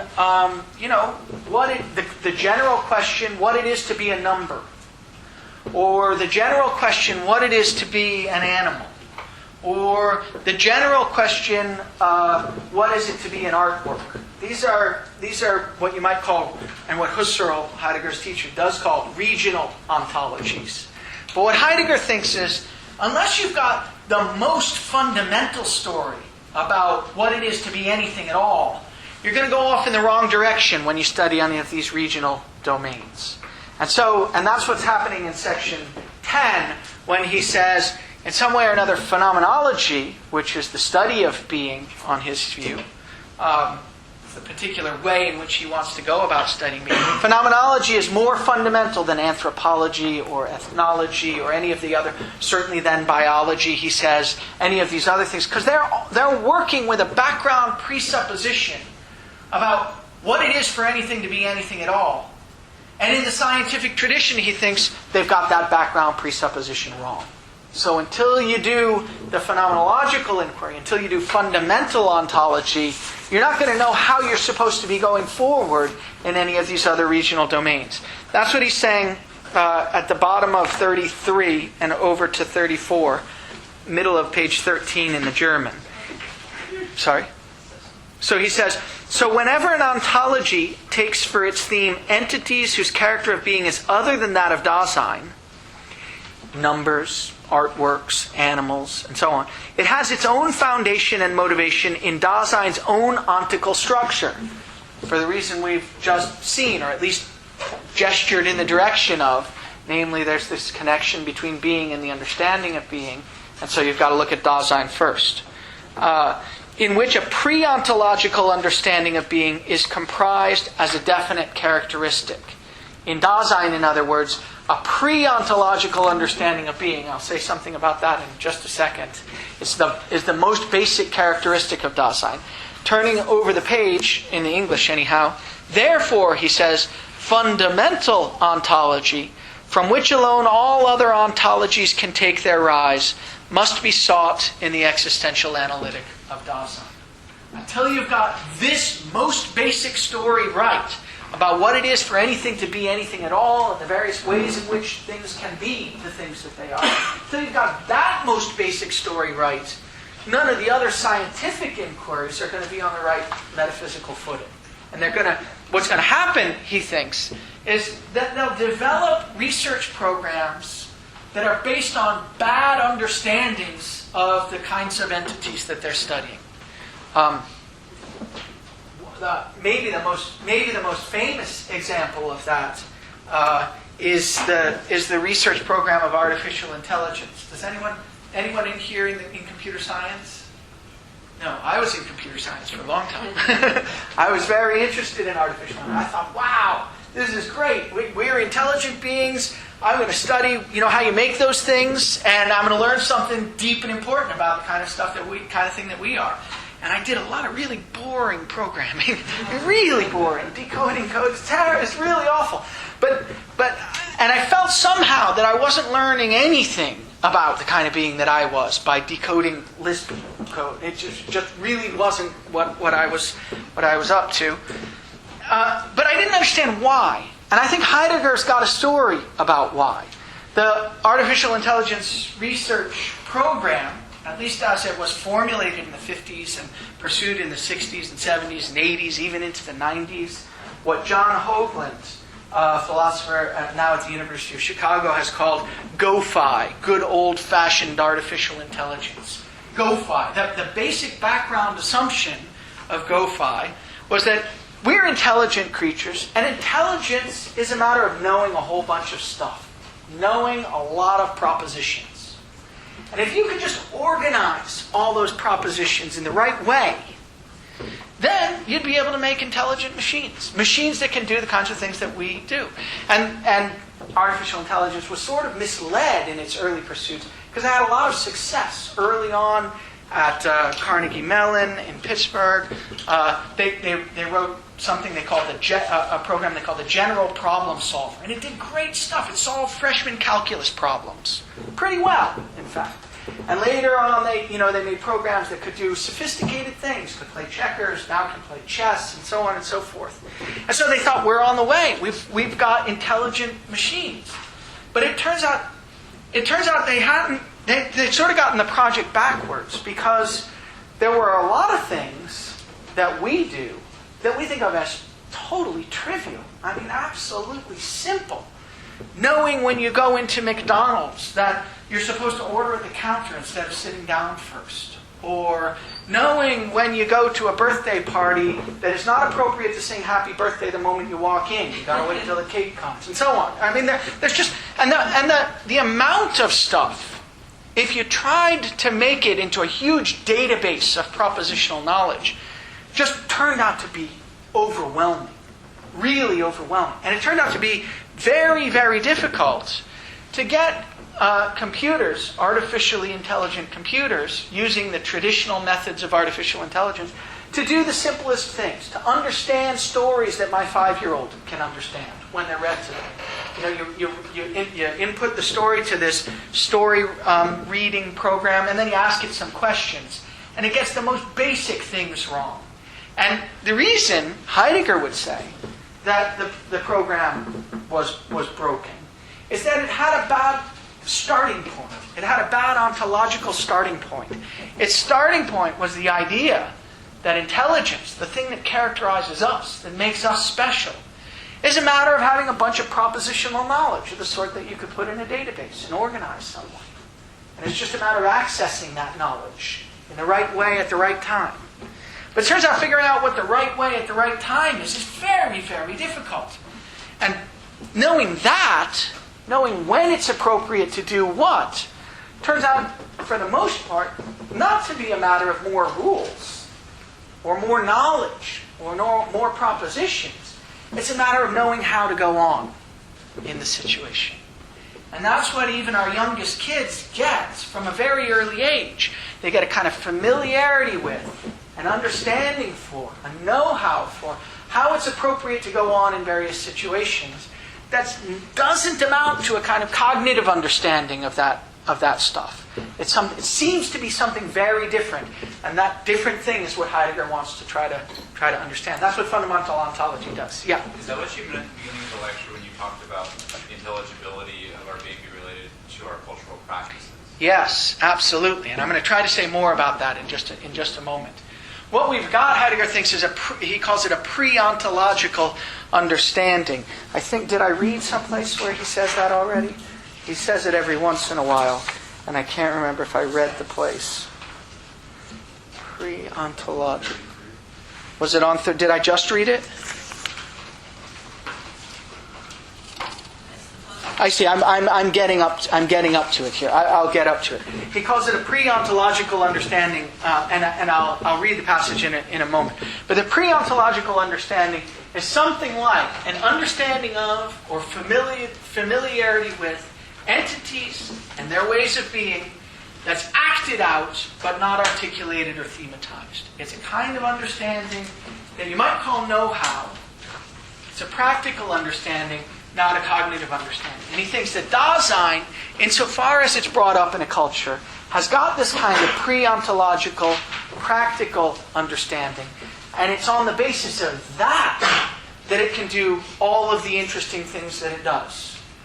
So that, although the good old-fashioned AI folks did manage to do some of the very high-level stuff, like chess playing, say, even when they're doing that, they're doing it in a way that's radically different from the way human chess masters do it. And there's some empirical evidence for that now. Okay, so fundamental ontology is the most basic kind of study of the ways of being. It's the one Heidegger's engaged in. It's the one that he thinks is such that unless you've got that right, all the other particular kinds of research programs devoted to studying intelligence or animals or tables or whatever are going to go off on the wrong track. And so it's an interesting sort of goal in an area that you might call applied Heidegger. It's a sort of interesting goal of a bunch of people to try to figure out how experts in particular domains have gone wrong as a result of the fact that they've got a bad ontological understanding of the kind of being that we are. And you find, it's strange as it is, you find this there are business consulting companies that are devoted to trying to characterize the bad ontological understanding that particular companies have that lead them to do the wrong kinds of things. There's a big movement in academic nursing that's devoted to understanding the ways that nurses interact with patients and how the understanding of the patient is based on a bad kind of ontology, and so on and so forth. You can imagine any domain that in any way is devoted to dealing with human beings might be operating on the basis of a bad understanding of what it is to be our kind of being. And if they were, that might lead them to be less successful than they might have been in pursuing that work in that domain. Okay. Yeah, when? I just wanted to ask, so when he says on 76 that so the science neither can nor should stop and wait for ontological progress. And so what is he? I didn't really understand how he reconciled the two things. One, like the research programs are going to be somewhat bereft without this ontological understanding. On the other hand, they shouldn't like stop. So I didn't know what he meant by recapitulating in that sense. Like, Can you point to the passage itself? At the bottom of 76. So it's at the end of the. I see, recapitulating, yeah. Let me see. So ethnology itself, so we're on page 51 in the German. Ethnology itself already presupposes as its clue an inadequate analytic of Dasein. That's what I've been talking about, but in the case of artificial intelligence. But since the positive sciences neither can nor should wait for the ontological labors of philosophy to be done, the further course of research will not take the form of an advance, but will be accomplished by recapitulating what's already been ontically discovered and by purifying it in a way which is ontologically more transparent. Well, I think what that means is that these disciplines, ethnology or computer science, artificial intelligence, or nursing, or whatever, are going to keep going ahead on the basis of their bad ontological presuppositions, and that's never going to tell them anything about the kind of being that Dasein is. They're only going to recapitulate the same kinds of problems over and over again. I think that's more a prediction than anything else, unless you get your good Heideggerian business consultants or something. Yeah. I mean, is he really saying that they're just totally wasting their time? Because he says they'll come to by this recapitulation, so he seems to accept that they're at least learning something, and they'll have to redo it, but it's not like right. I mean, he seems to acknowledge that some kind of useful knowledge is produced, even almost in a kind of Hegelian way. Like even if we're wrong, we'll do something to that wrong knowledge and still get somewhere. I think. Well, I don't know. I haven't thought a lot about this sentence, but I'd have read it the other way. Well, I think recapitulate means you're destined to rediscover the same problems over and over again. Recapitulating what's already been ontically discovered. So in your scientific inquiry into the domain of business practices or into the domain of intelligence or whatever, if you've got this bad ontological baggage, this bad ontological set of presuppositions, then you're just going to end up making the same mistakes over and over again. Is it not possible to read it that way? And you're going to make them in a more and more pure way. You can see this as a kind of a foreshadowing of someone like Kuhn. How many people read Thomas Kuhn? Yeah, so good. People still read Kuhn. So in The Structure of Scientific Revolutions, Kuhn says something sort of like this 40 years later or so. And it's not quite in this sentence, but I think that Heidegger believes it. What Kuhn thinks is that you make the same mistakes over and over and over again, but at a certain point, they go from looking like anomalies to looking like things that are really a clue to how you ought to change what you're up to. And Kuhn says, if you can hold on to those anomalies, then you might end up, instigating a kind of revolution in the scientific practice, where you don't just go on with the same background set of presuppositions. The very presuppositions that are enabling the program to go are what get changed. Heidegger, I think, is sort of pushing in the direction of this without quite getting there. But Rosa and then Anna, yeah.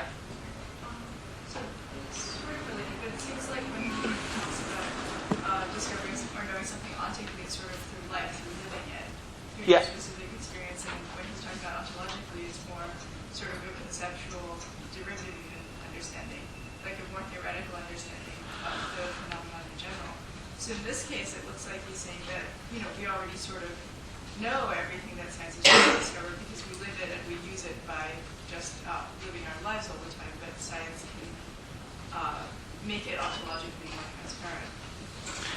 I don't know. I think he says research will not take the form of an advance. I think he says science isn't going to advance. It's going to recapitulate what's the same kinds of mistakes. Or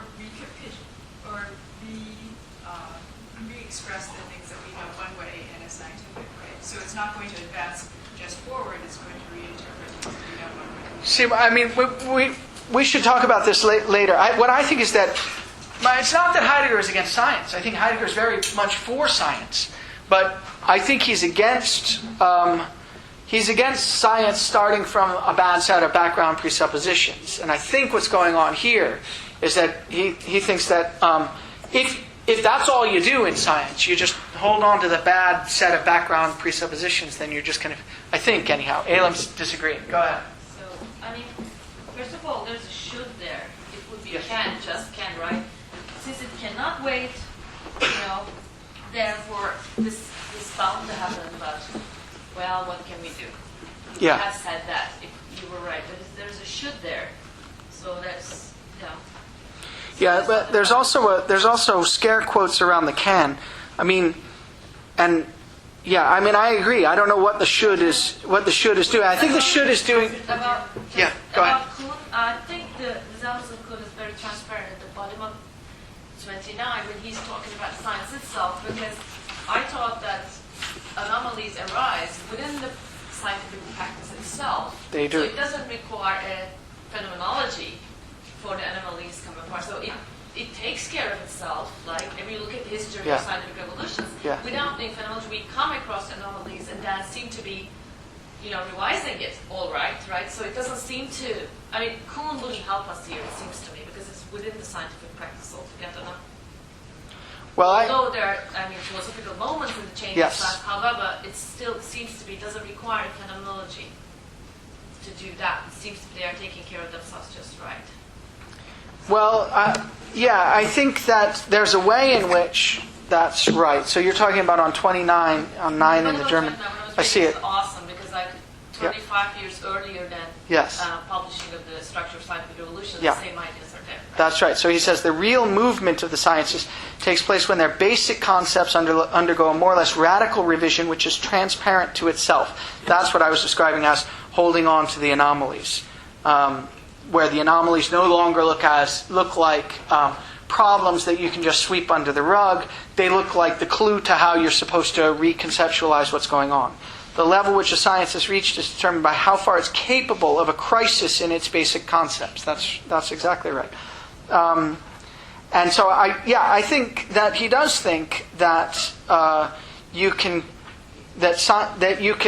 I mean, that's sort of what I was saying. I think he thinks that sciences can reconceptualize their most basic concepts. I think that he thinks that the sense in which fundamental ontology is fundamental, however, is that you're more likely to reconceptualize them in the right direction if you've got that to guide you. But I don't have the text right now, so I was shuffling for this. But I thought that he's also criticizing Kant for, thinking metaphysics as like laying out the fundamentals for sciences. So he seems to be thinking we're doing something kind of independent and much deeper, and it's Well, there's for science itself. So good. It seems to be a good point here, right? I think that's right. I think there is an independence. But the way I read that, these issues will come up again, so we shouldn't go in much detail. But the way I read that is to emphasize the anti-idealism in Being and Time. Okay, just one more. I thought that it should be, if we were reading it, it was like the emphasis on the transcendental character of the not anti-idealism. It's for later. Well, that's right. It's for later. Yeah, good. Okay. All right, good. So the question we've gotten to now is the question that we're trying to get to for today. The question: so what then? So what is being? And I've sort of foreshadowed it, but now I want to ask it explicitly, and I want to go to some text. So we've seen that you've got to ask about being by asking about the being of Dasein. That's because of the connection between being and intelligibility. We've seen that being is that on the basis of which entities are already understood. So we want to know, what is it on the basis of which entities are already understood? We've seen in the last few days already that in the tradition, what it was on the basis of which entities are already understood was some other entity. The form of the good in Plato, for instance. It was some other thing that was independent and self-sufficient, independently characterizable. The form of the good in Plato, the Christian God who creates entities so that in such a way that they're intelligible to us, or in the Kantian version of the story, the transcendental subject actively enforcing the categories on whatever it is that's presented on the phenomena. All these things are entities independently specifiable, self-sufficient entities that are that on the basis of which anything is intelligible as anything at all. Heidegger thinks none of those is right. So what is the ground of all intelligibility for Heidegger? Well, it's not something that's delimitable and determinate. It's not a super being. And because it's not a super being really shouldn't be shouldn't be written with a capital B here. In this translation, a little sort of pet peeve, in this translation, being, which is just the German word sein, is always, beings or entities are translated with a lowercase b or a lowercase e, but being is translated with an uppercase b. And that covers over the distinction that Heidegger is trying to make. It's as if to say that being is some entity, it's some special kind of thing, like the supreme being, which really does need a capital S and a capital B. But being, the ground of all intelligibility as Heidegger wants to characterize it, isn't an entity at all, and he's clear about that. So you shouldn't give it a name as if the way it looks like you're giving it a name when you give it a capital B. Okay, so it's not that. Rather, I want to claim, the ground of all intelligibility is our everyday, skillful coping practices. And those practices are always operating in the background. That's to say, we don't have an explicit understanding of them. As we take a stand on our own being by dealing with things in the world. That's what the ground of all intelligibility is. It's our everyday skillful coping practices, which are always operating in the background as we take a stand on our being by dealing with things. And these background skillful coping practices are everywhere. They're practices that characterize the familiarity that you've got with how you go about in your world. Your world now might be, say, the world of the university. You know how to get about. I mean, to a greater and lesser extent. And of course, when you find yourself in a new place, the first year graduate students here might not quite know how to get right. I mean, maybe you're thinking, God, I don't know. I remember thinking that for about 5 years. And that makes, of course, that makes it clearer what it is that you've got when things are going well. Namely, this kind of background understanding that just automatically sends you on your way. Now, these background practices are unthematized. They're unthought about. And yet they pervade all of our everyday activity. They're not explicit. They're not implicit either. I'll talk about that later, but they're not explicit. And they're holistic and they're holistically interpreted. What it makes sense to do in one situation is determined in part by what it makes sense to do in other situations. It makes sense to write on the chalkboard in this situation because we've got practices for writing, because we've got practices for communicating by way of a writing system, because we've got practices for teaching, because we've got chalk and chalkboards and so on and so forth. All of these practices make sense in terms of one another. And because of that, the background set of social practices can't be anything like an independently specifiable self-sufficient entity. They're holistically characterized, and that's what makes them not an entity. Okay. Yeah, Jackson. You said this is not an explicit understanding. Yes. But can it be brought into a more active understanding? Yeah, so what he's going to say is that you can become explicitly aware of some of the practices, some of the time. We'll see in a moment. When you do become explicitly aware of some of the practices, some of the time, the awareness that you've got of them isn't anything like the familiarity that you had of them before you were aware of them. Right? So, I mean,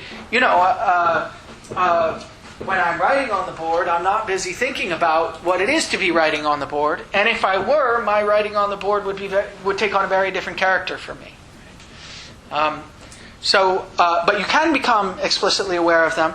When you do, you become aware of them in a different way than you were already familiar with them before. And you can't become aware of all of them at once. So where's Heidegger saying any of this? Now I want to give you some passages. So Heidegger says these background social practices are indeterminate rather than determinate. And they are, he has a phrase for them, the vague average understanding of being in which we always conduct our activities. It's our pre-ontological understanding of the social practices of our culture. If you turn to page 25, in the English, page 5 over to 6 in the German, the paragraph that, let's see, did I want two? No, I wanted one. The paragraph that begins, inquiry as a kind of seeking must be guided beforehand by what is sought. So the meaning of being, which is what we're trying to figure out, what does it mean for there to be being? What's its meaning? That has to be available to us in some way or another already. And as we've intimated, we always conduct our activities in an understanding of being. So that's the background social practices I want to claim. That's the understanding of being that we've got. Out of this understanding arise both the explicit question of the meaning of being and the tendency that leads us towards its conception. We don't know what being means. We don't have an explicit, thematized, articulated, conceptual characterization of it. But even if we ask what is being, we can ask that question only on the basis of this background set of practices that make the question understandable to us. We don't even know the horizon in terms of which that meaning is to be grasped and fixed, but this vague average understanding of being is still a fact. And that's what we've got. The vague average understanding of what anything is and how to use it and what its kind of being is that on the basis of which we're able to go on in any situation. And it's not nothing. Well, I'll get to that. He says something similar on 35, page 14 over to 15.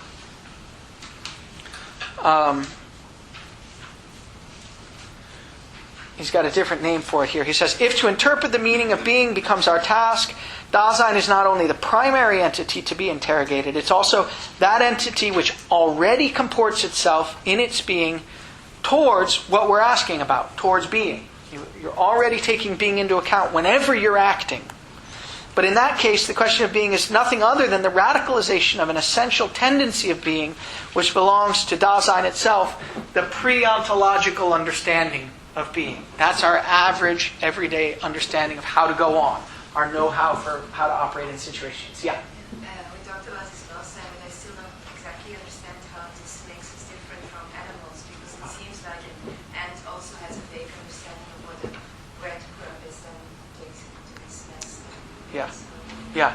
So good. I mean, here there's both a lot and not very much at all to say about this issue. In Being and Time, Heidegger doesn't say anything about the issue. And so one way of putting the issue is this. You could say, well, it's just a question. Once we get the characterization of Dasein on the table, then there's a question. Are dogs entities that take a stand on their own being? Or are they not? If they are, then they're Dasein. If they're not, then they're not Dasein. And for all he says in here, it might well be that dogs are taking a stand on their being just the way we are.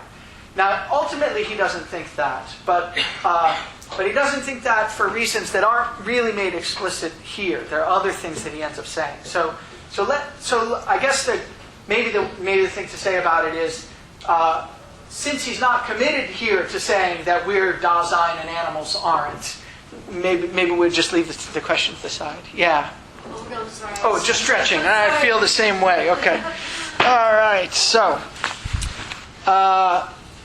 okay. So now these background practices that we're brought up in, that we've got familiarity with and know-how for, are supposed to be so pervasive and so familiar to us that most of the time we don't even notice that we have an understanding of them.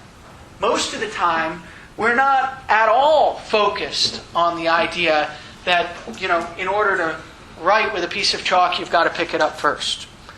We just go on and do it. Right? Not at all focused on the idea that in order to go out the door, you've got to turn the doorknob, and if it's one kind of doorknob, you turn it one way. If it's a handle, you turn it another. We almost never think about that.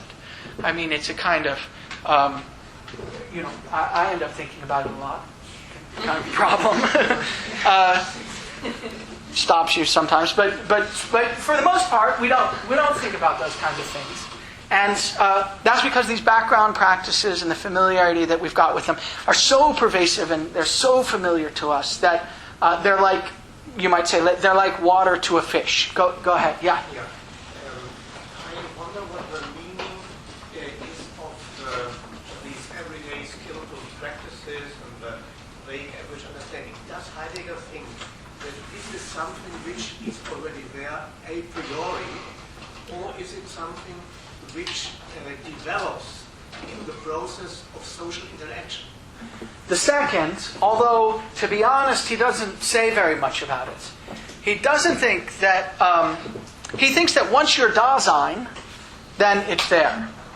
And he thinks probably that there might, or at any rate maybe, that you can imagine cases of beings that aren't Dasein where it's just clearly not there.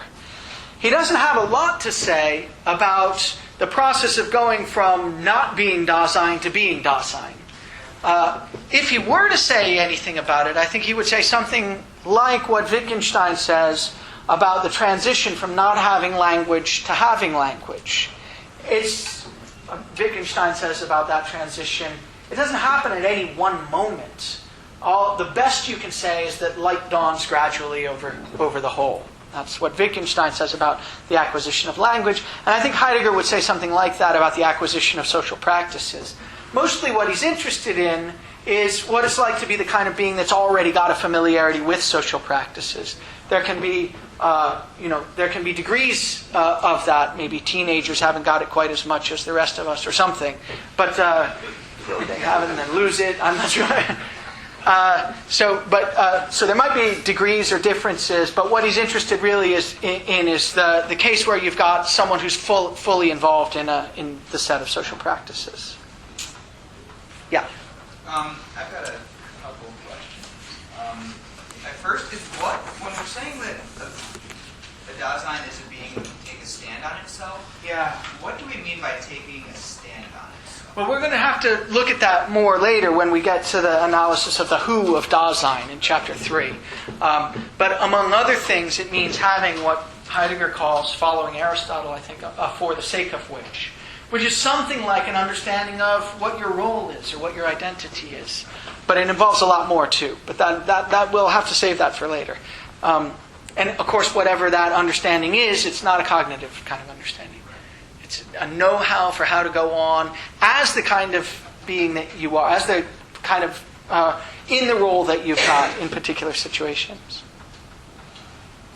Okay, yeah. And my second question, I can't remember where I underlined it. There's somewhere where Heidegger mentions self-interpretation as an act of particular Daseins. Yes. And it might just be because I overthink things, so like self-interpretation is second nature to me. But it doesn't feel like something I could even have learned socially, you know? So I was wondering how self-interpretation, whether that would count as one of those, just background social practices or like background practices, even if it's not necessarily social. And I was just wondering how that would fit into the picture. Well, again, so what counts as self-interpretation isn't going to be clear really until section 3 of Division 1. So probably it's best to wait until then, and then we can ask the question. Now that we know what it is to take a stand on to interpret yourself as a particular kind of being rather than another, is that the kind of thing you have to be socialized into? I think he thinks it is. I think he thinks that non-Daseins don't do it. But yeah, that's it. So what I want to say about this vague average understanding of being is that it's so pervasive and it's so familiar that most of the time it's completely transparent to us. We don't even notice it. And the phrase you'd like to use is, it's like water to the fish.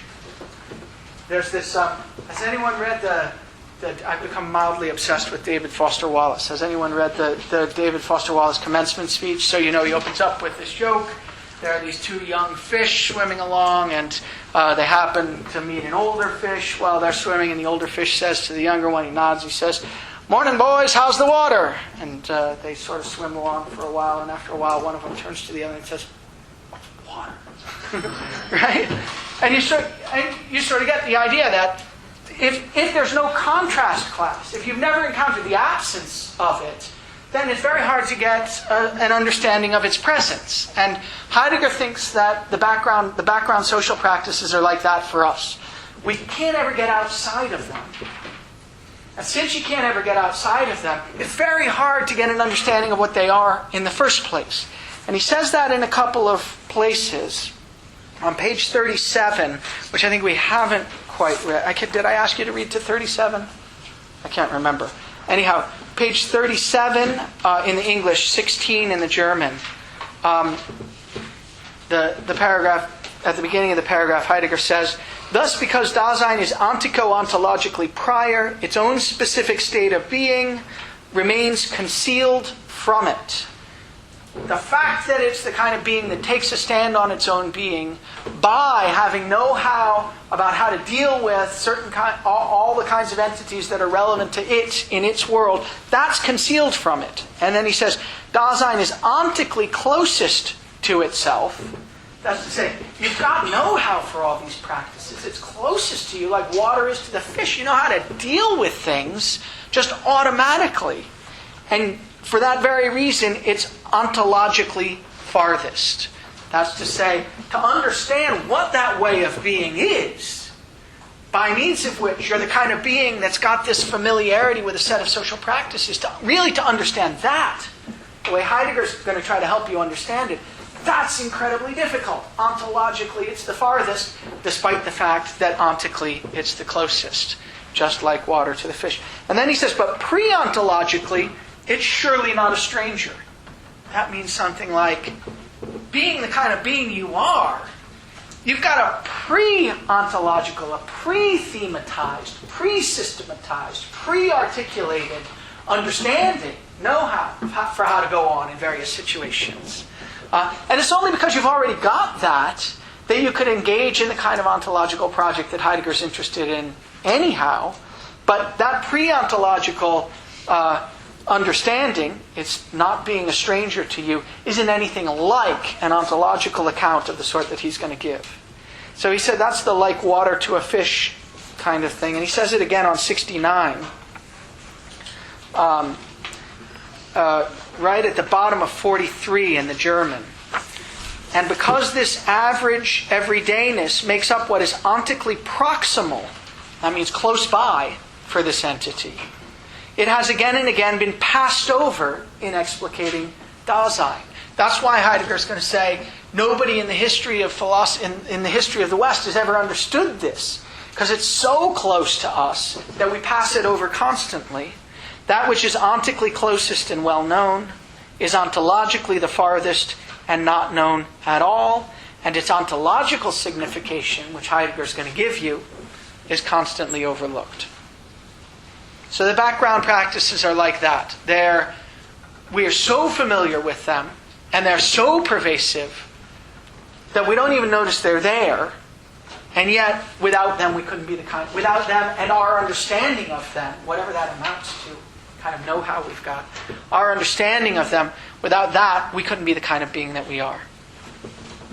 I keep calling this pre-ontological understanding that we've got a kind of familiarity. And look out for that word in Being and Time. It shows up a few times. That's one of Heidegger's ways of talking about the kind of pre-ontological understanding that we've got. I call it a familiarity with skillful coping practices. Practices that, of course, you've got to acquire. You didn't always know how to open the doorknob by turning the door. And in this old building in particular, I had to learn a whole bunch of tricks. There are all sorts of weird things with the handles and the doorknobs. Some of you maybe are learning the tricks now. So you've got to acquire these skills, but once you've got them, they operate in the background, and you've got a kind of skillful know-how for them. Now, it turns out that in German, there's not really a good word for that, and that's one of the things that's getting Heidegger in trouble. We have this phrase in English. We have know-how, which we distinguish from knowing that. I think Dewey introduced the phrase know-how. And it may be that Heidegger had read some Dewey, I'm not sure. In the history of the concept of time, however, we get Heidegger's characterization of it. You probably don't have it with you, so I'll just tell you where it is on 298. We get Heidegger's characterization of it with a little help from the translator. Because, what's that? Yeah, 298 of the history of the concept of time. He says, here we must note, he's talking about this most basic kind of understanding, that understanding as we defined it earlier can at the same time gain a new meaning. For in ordinary language, we also use understanding in another sense. And that's the sense he wants to appropriate here. We use understanding in another sense when we say, he understands how to handle men. He's a good manager, say. Or he knows how to talk. There's know-how. And like I say, I can't remember exactly what it is in the German, but there's no phrase for know-how in German. I think, it's just können. It's just no. But it's clear.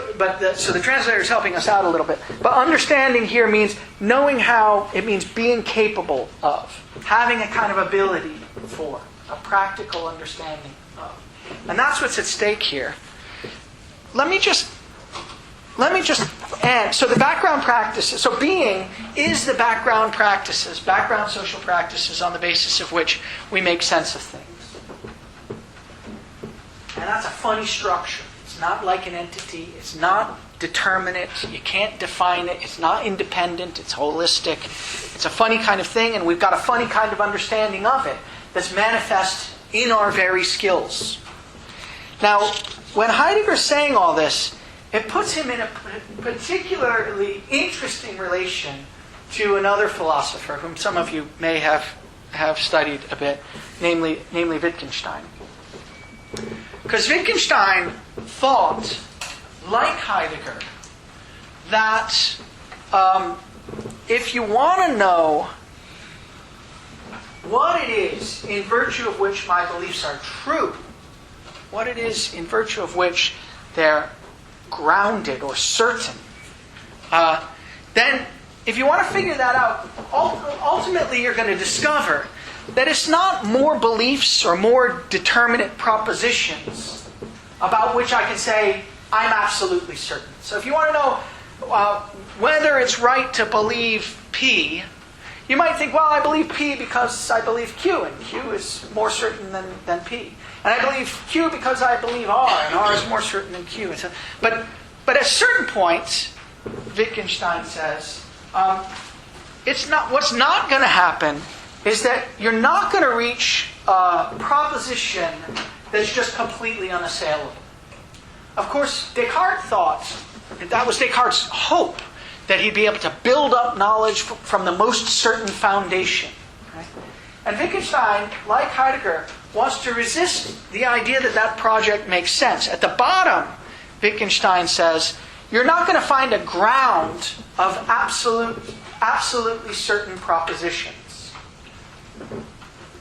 It's also not true that you're going to find an abyss, so that it just keeps going down and never grounds out. You're going to find a kind of ground, but it's not going to be it's not going to be the kind of ground that's a proposition that you know with absolute certainty. And so, let me just read a couple of passages from Wittgenstein where he's saying things like this. In On Certainty, he says, on the one hand, believing is groundless. So he says the difficulty in 166, the difficulty is to realize the groundlessness of our believing. That means there's no firm and certain foundation in absolutely certain kind of propositions. But on the other hand, justification of our beliefs does come to an end. It's not an abyss. In 204, he says, giving grounds, however, justifying the evidence comes to an end. But the end is not certain propositions striking us immediately as true.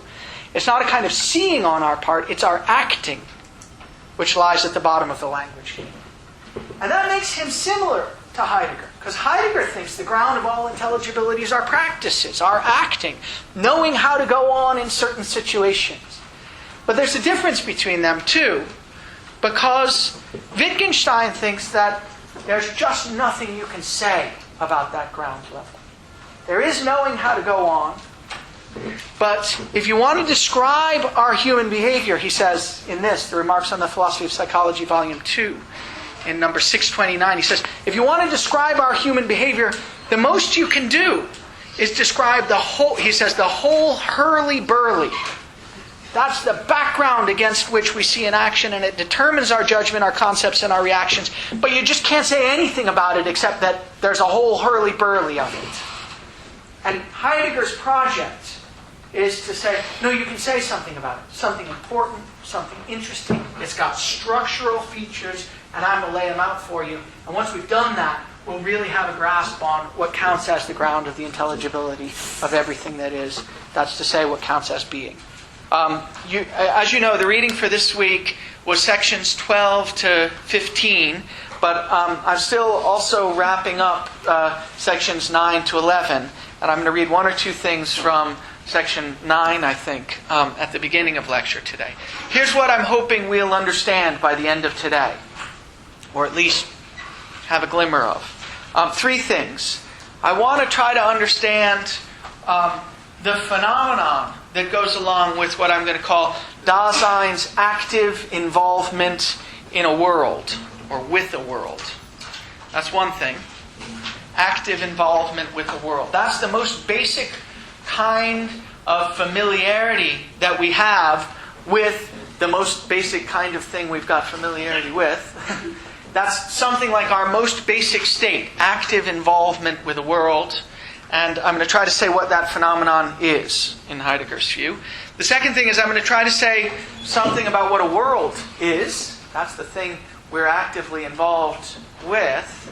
And Heidegger distinguishes a bunch of different meanings of world on page 93, and I want to go through those.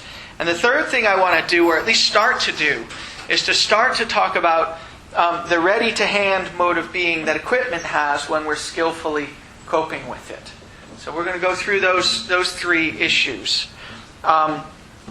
Just to set the stage again, I'm going to say briefly, it's been a long time since Thursday. Remember, we saw last time that Heidegger understands being as that on the basis of which entities are intelligible. And I argued last time that that basis, the basis on which entities are intelligible, according to Heidegger, is our everyday skillful coping practices. That these coping practices, in some sense, remain in the background for us, as Heidegger says, and we read yesterday, last time, ontically closest, but ontologically farthest away from us.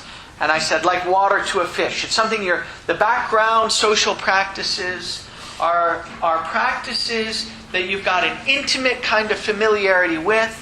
So intimate that it's the kind of thing that's closest to you, like water to the fish. You're dealing with those practices and manifesting your understanding of them constantly in everything you do.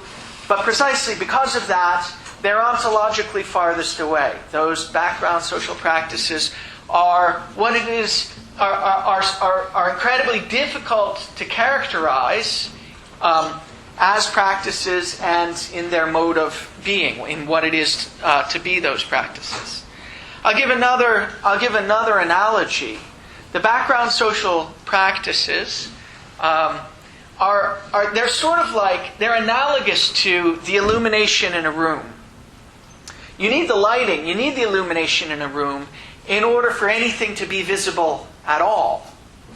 The illumination is something like the condition of the possibility of visibility. Without any lighting, you couldn't see anything. And yet, there's an important sense in which you don't actually see the lighting. At least you don't see it the way you see the visible entities that are made visible by means of it. You take account of the lighting when you're looking at other objects that are made visible by the lighting. But you're not actually looking at the lighting. It's there, but as a kind of background presence. And that, I think, is something like what the relation is that we have to the background social practices. It's by means of the way that we take account of those background social practices that anything can be intelligible to us at all. But the kind of understanding we have of those background social practices isn't like the kind of understanding we typically have of entities when they're intelligibly present to us. So we've got some way of taking account of these background social practices that's such that if we weren't doing that, nothing would be intelligible at all.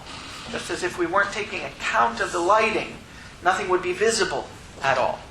And yet, you'd make a mistake if you thought you could characterize the kind of understanding we have of those background social practices on a model with the kind of understanding we've got of the things that are made intelligible by them.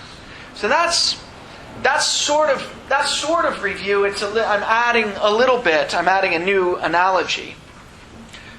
Just to put it in the terms that we were used to from last time, that means if you think that, as the tradition in Western philosophy has thought, that things are intelligible to us because of a kind of intellectual understanding that we've got of them, or a mental or cognitive grasp that we've got on them, then what Heidegger's going to say is, that's true. I mean, there's something correct about that.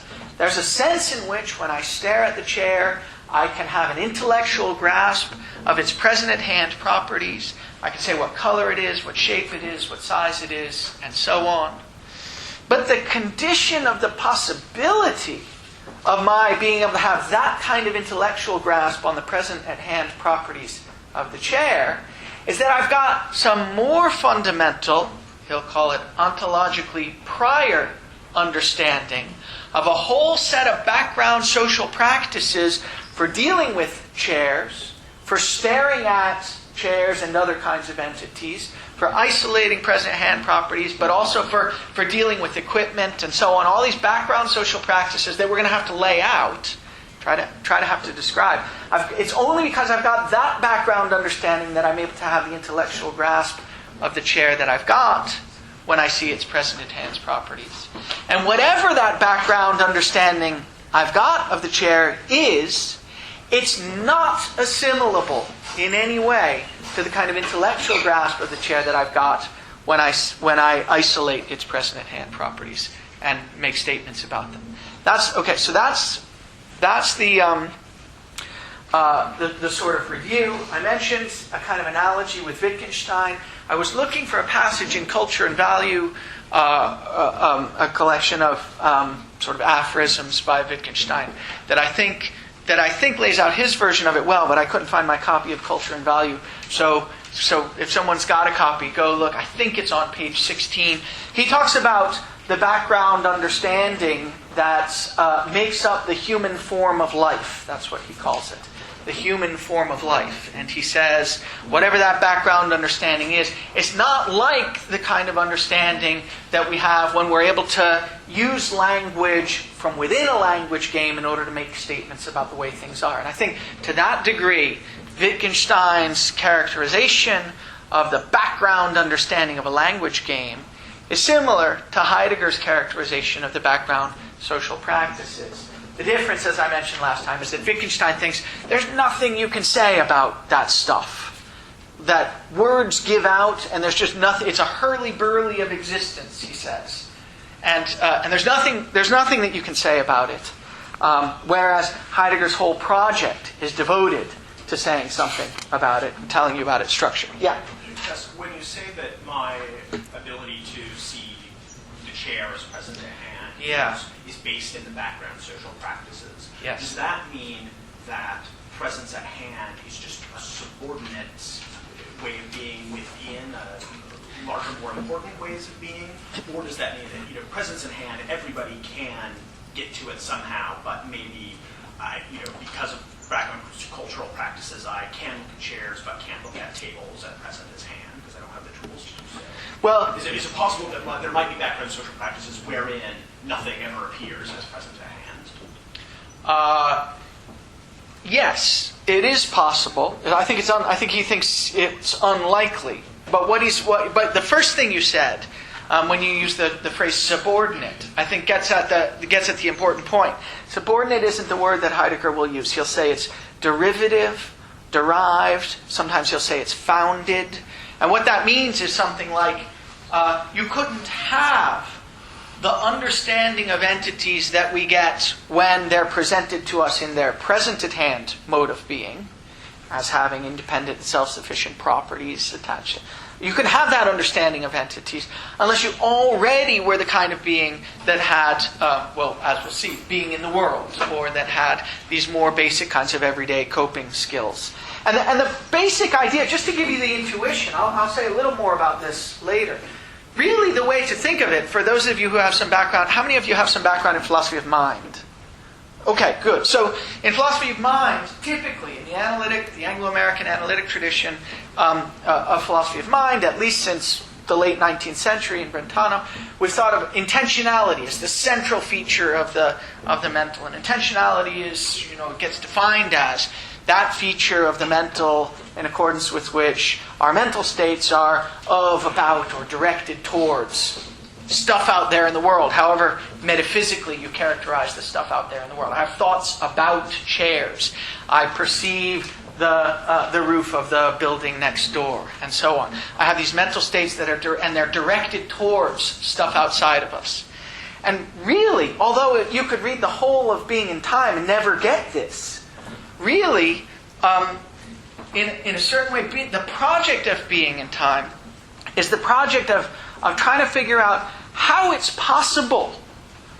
What has to be the case for it to be possible for us to have mental states that are directed at something outside of us? This is a weird kind of metaphysical problem. It's the problem of the condition of the possibility of intentionality.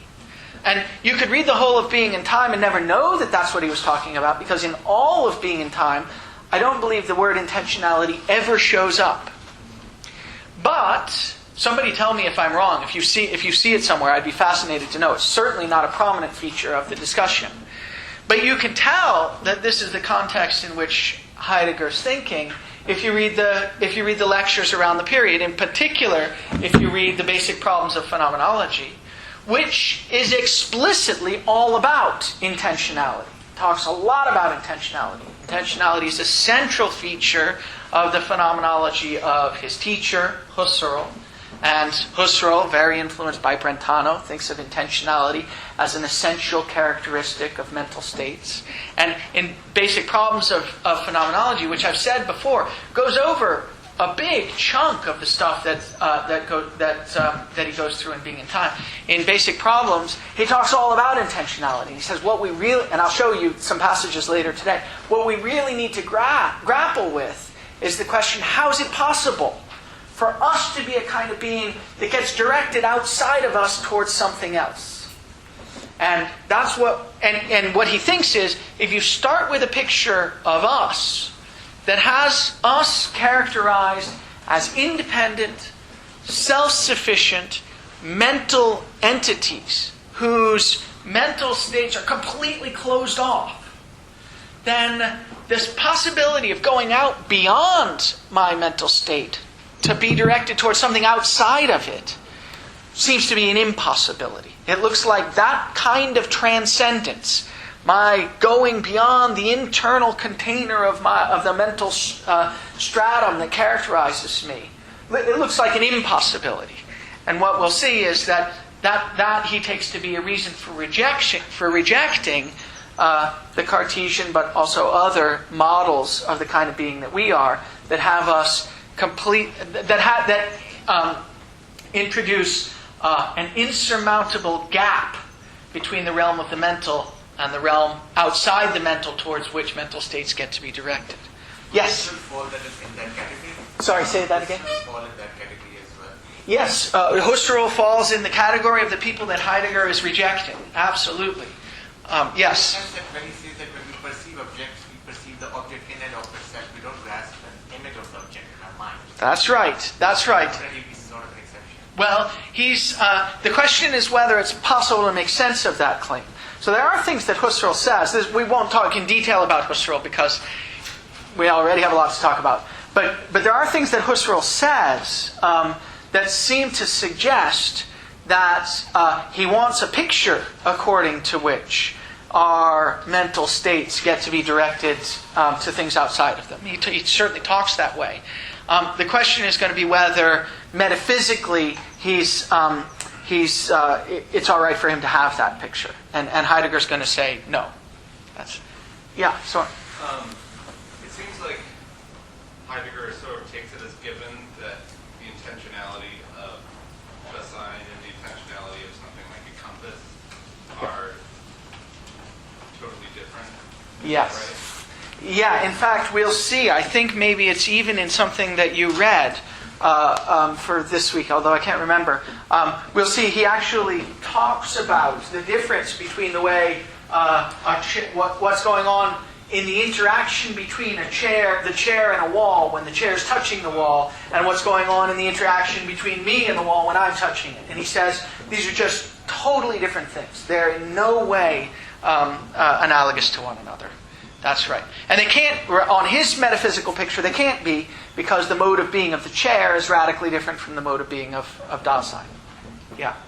So, and then there's a question, is that a datum to be explained, or is that a consequence of the view? The whole thing is rather circular, so it's probably a little of both. Max, and then Neil. Yeah. Are animals also supposed to have the so-called background social practices, and if they don't, are they able to appreciate own being as just present at hand? Yeah. So he doesn't talk at all, as far as I know, in Being in Time about animals. There are places nearby where he does talk about animals. I think his view is that although animals may have some background social practices, at least social animals, maybe domesticated animals, dogs, say, or something like that, and they may have skills for manifesting these practices, either better or worse.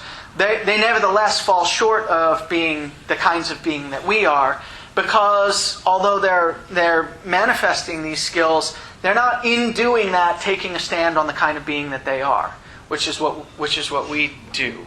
Now that's an extra step. We won't really understand what that extra step consists in really until halfway through Division 2, but it involves all sorts of sort of phenomenological observations that Heidegger makes about the way that when I'm doing stuff, when I'm doing whatever it is that I'm doing, I'm taking a stand on the kind of being that I am. And I can do that in a range of different kinds of ways. And the axis for this range is the axis of inauthenticity to authenticity. And I think he'll think that dogs just don't live in that axis. Just sort of following on, that just means that dogs don't have Dasein. Yes. Does that mean that they're not able to appreciate any of the three modes of being that we're supposed to? Probably, yes. I think it does. I mean, it's a point of interpretation, but I think it does, and I think that's because, as we'll see, or maybe as we have seen, it's a little. I'm in about 6 different conversations, so I don't know which ones of those have happened in here. But the ontico-ontological priority of Dasein involves the interrelation of Dasein's mode of being with all these other modes of being. So if you haven't got Dasein's mode of being, I think you haven't got any access to these other modes of being. So insofar as dogs don't have the one, they don't have the other. Yeah, Alan. About the question came from front, and you said something like that we could have readiness to hand without present at hand, and I think it's very, Okay, there's something dangerous going on there. So good. On page 101. Yeah. It's just in the closed full paragraph starts from that page, from the middle.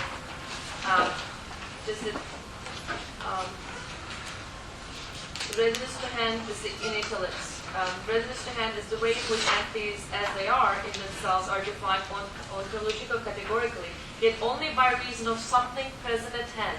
Is there anything ready wow, to you're a hand? careful reader. Yeah, okay. So, I mean, these different modes of beings, the entities where we start with, and they are available to us in different modes of being. Yeah. But these modes of being are not things that we can have one at a time, and then sometimes this is not an add-on theory of Absolutely. human Yes. dealings with the entities. Yes. Right? So good. So let me make a distinction. You're right to bring this up. I mean, there are lots of issues with that sentence in particular. But let me just speak to the issue that you're bringing. I absolutely agree. If you're the kind of being that has existence as your mode of being, then you're the kind of being for whom readiness to hand and presence at hand are available. Now, what I meant to be saying... Sorry, what's your name again? William. Okay, what I meant to be saying to William was not that you could be the kind of being for whom only readiness to hand is available and not presence at hand. I meant to be saying that you could be the kind of being for whom, although both modes of being are available to you, for some amazing reason, you just never happen to bump from one into the other. So what we'd imagine there is the kind of being for whom it's always possible that they could be bumped out of their skillful, absorbed coping with objects. Although it's always possible that they could. And if they were bumped out of that skillful, absorbed coping with objects, so that when objects break down, for instance, they become understood by you in a way that's different from the way they're understood by you when they're ready to hand. If they were bumped out of that mode of understanding, then they would be presented with present at hand objects properties, but they just never happen to be. I think we can imagine that, but it's a subtle issue. You look unhappy. You want to try? It seemed to me that the three modes of the way in which they interact maybe is also the way you described before about like light dawns on whole gradually. Yeah. It seems to me you are basically going into three modes Yeah. all at the same time, and you have to have all of them at the same time. It doesn't mean in every particular exercise of one mode of being that the other should be there. Yeah. However, I don't think that he would like to say there could be a human Dasein. Yeah. It's always in flow, never out. Well, okay, it's a good question. I think this is a very different thing than, Yeah. I can go over a long stretch of time just being in one mode of being is one thing. Yeah. It's a good question. Let's hold on to it, because what the question you want to ask is, what kind of can't is that? Right? If you claim that it's not possible for there to be a Dasein who's only and always skillfully coping with all the equipment around him or her, it's not possible for there to be such a character. What kind of impossibility is that? Is that an empirical impossibility? Somehow, some kind of necessity? And then how do you defend the necessity claim? I think it's a fascinating issue. Yeah. It also depends on how you read this, like when he says is of something, is there anything ready to add in? Only by reason of something. Yes. What he means by that, right? Right. Why? Is just that happens to be the case, or is it a necessary claim? Right? Yeah, that's exactly right. But that's the distinction. So we won't answer the question, but we know now that if we were to answer the question, that's what we'd have to keep in mind. What kind of a question are we answering? An empirical one? A metaphysically necessary one? Okay, there was one other. Jackson, yeah, and then we'll move on. It seems like Heidegger is able and willing to make a distinction between animals and us, Dasein. You say the difference in that understanding and what it opens up for you. Yeah. But is he willing to make a judgment on those different background practices and some being better than others? Because I'm thinking about the way most of us look at the world and the way a chauvinist might look at the world. Yeah. And the background understanding of a chauvinist when he looks at a woman, I would say is probably a bad thing. Yeah. And but that he interprets the world through that background understanding. Yeah. So does he have anything to say about that? Good. He has very little to say about that. Here's what he does have to say. And the reason he has very little to say about that, he will say, although I recognize and am sympathetic with your concern, he will say, that's a merely ontic kind of question. That's the question not about the kind of being that we are, but about which manifestation of that kind of being is better and which one is worse. Now, so I'll just say two things. One is that there is a place where he seems to be making a kind of normative judgment like this, although he constantly tries to step back from it. And that's, again, we'll get to this in more detail in Division 2, has to do with the axis of inauthenticity and authenticity. it sure sounds like it would be better to be taking an authentic stand on the kind of being that you are than an inauthentic stand. At least the terminology seems to indicate some kind of judgment like that. Even there, Heidegger will say, no, better and worse is just not the right thing to be talking about here. I'm doing a kind of descriptive, almost a taxonomical kind of project here. These are the options, and there's really nothing to be said about which ones we ought to aim at. Still, I think there's some sense in which he thinks that if you're taking a stand on the kind of being that you are, that's the kind of stand that really gets right the kind of being that you are, which is what authenticity amounts to, then you're in some way or another doing a better job of it as Dasein than if you're taking a stand on the kind of being that you are that covers up that kind of being or sort of transmutes it or something, or takes it for something that it's not. So there's that. He does say that. But it's still not anything like, and this is one of the reasons that the political issues come into play. It's still not anything like the idea that this range of ethical practices. It doesn't look like there's anything in the system that allows him to say this range of ethical practices is properly considered to be better than this other range of ethical practices. And someone like Levinas, in the generation after Heidegger, criticizes him on just this ground. He says, look, Heidegger's got a kind of ontology, but it leaves out this very basic fact that we're ethical beings. That should be built, Levinas says, that should be built right into the very fun, sort of foundational story that you tell about the kind of being that we are. And if, insofar as Heidegger leaves it out, he's missed something important.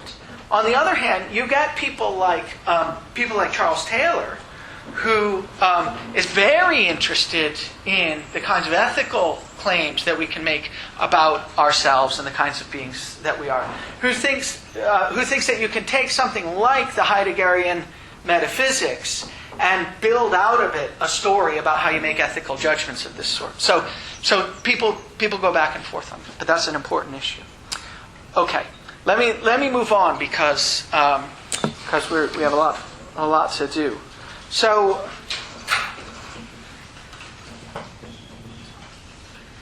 we've got the idea that Dasein has this background understanding of being. What we saw last time he sometimes calls a pre-ontological understanding of being. An understanding that's built into our very practices of what it is for anything to be the kind of thing that it is. And we saw that one of the keys to this background understanding of being is that we've got this capacity for absorbed, skillful, involved coping with entities or equipment and with the world in which that equipment lives, let's just say, for the moment. Now, so I just want to point out two aspects of the mode of being of Dasein, namely existence, that get highlighted by this characterization of Dasein's background understanding of being. And I'll just point you to page 67. One of them I've talked about already a lot, so I'll just say it and I won't say anything more. It's that Dasein's existence precedes its essence. We've talked about that, so I won't say anything more about it.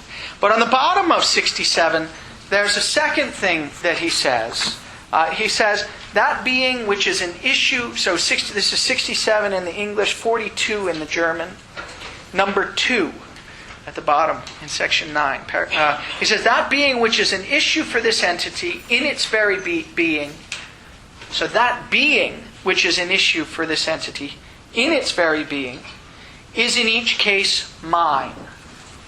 Thus Dasein is never to be taken ontologically as an instance or special case of some genus of entities as things that are present at hand. So Dasein's mode of being isn't presence at hand, and one of the indications of that is that the being that I'm taking a stand on in everything that I do is mine. It involves some kind of mineness, some kind of ownership or something like that. So, we got to figure out, and we will have to figure out as the term goes on, what this involves. What's the sense in which the stand that I take on the kind of being that I am, when I'm doing whatever it is that I'm doing, is my stand, or a stand on my being. Heidegger's clearly got in mind when he says this, at least I think he's clearly got in mind when he says this, a passage from Kant. And I think he's implicitly contrasting his view with a view that Kant holds. Kant says in the B deduction, in section 16 of the B deduction of the first critique, he says, the I think must be capable of being attached to all my representations. And this is supposed to suggest that something like a condition for a representation to count as my representation. Now, I don't want to go into a lot of Kant exegesis, but at least you can see this much. It looks like Kant's got a story about what it would be for a representation to be my representation as opposed to not my representation. And it looks like the story involves, in some way or another, the ability to attach the I think to that representation. I'll give you a bit. This is what I'm going to give you now is not a good story about what Kant thinks, but it's enough in the area that it'll give you a caricature. Here's one thing you might think that means. You might think, look, there's all sorts of representations running around in my brain. Representations that my neurons have of, physical events out in the world. And surely everyone will agree that some of those representations, at any rate, are not my representations. If I've got a little neuron back in the early visual cortex and it fires in the presence of a vertical line, then there's some sense in which you could say, depending upon your theory of representations, there's some sense in which you could say that neuron represents the presence of a vertical line. And neuroscientists have been happy to do that, at least in some cases. But you'd like also to say that at least it needn't be the case that neuron's firing and it's representing the presence of a vertical line is the same as my representing the presence of a vertical line. At least for the reason that sometimes you can get the neuron to fire when I don't see anything, and sometimes I can see the presence of a vertical line and that neuron isn't firing. So it looks like you've got something like the representation of the presence of a vertical line. And you've got the question, is that representation mine or not? And on this sort of ham-handed version of the Kantian criterion, you've got a story about that. You can say, yep, it's my representation, just in case I can say, I think there's a vertical line before me. And if I can't say that, then the representation isn't mine. Okay. Implicitly, at least, I think Heidegger's got that notion of mineness, of what it is for a representation to be mine, in view here, and he's going to try to reject it wholeheartedly. So what we want to do is keep an eye out for what he means when he talks about the mineness of the stand that I'm taking on myself. Whatever it is, it's not going to be the case that the stand that I take on myself is my stand just in case I can endorse it, say, or just in case I can say that it's mine, or just in case I can attach the I think to it. It's going to be something very different. And the different thing is going to involve, again, this notion of authenticity, which we're not ready for yet, but I just want to give you the terminology so that you can keep it in mind. Mineness and authenticity are going to go together in some way or another. When I said before that the first criterion, that Dasein's essence lies in its existence, I meant to be sort of reminding you, because we've talked about it a lot, that whatever my existence is, it's nothing like having thoughts about myself or having thoughts about entities. And this brings up another bit of terminology that gets laid out on page 70. So Heidegger says, if you look on page 70 in the English, page 45 in the German, Heidegger says in the second paragraph on 70, all explicata to which the analytic of Dasein gives rise are obtained by considering Dasein's existence structure. Because Dasein's characters of being are defined in terms of existentiality, in terms of Dasein's existence, we call them existentialia. These are to be sharply distinguished from what we call categories, which are characteristics of being for entities whose character is not that of Dasein.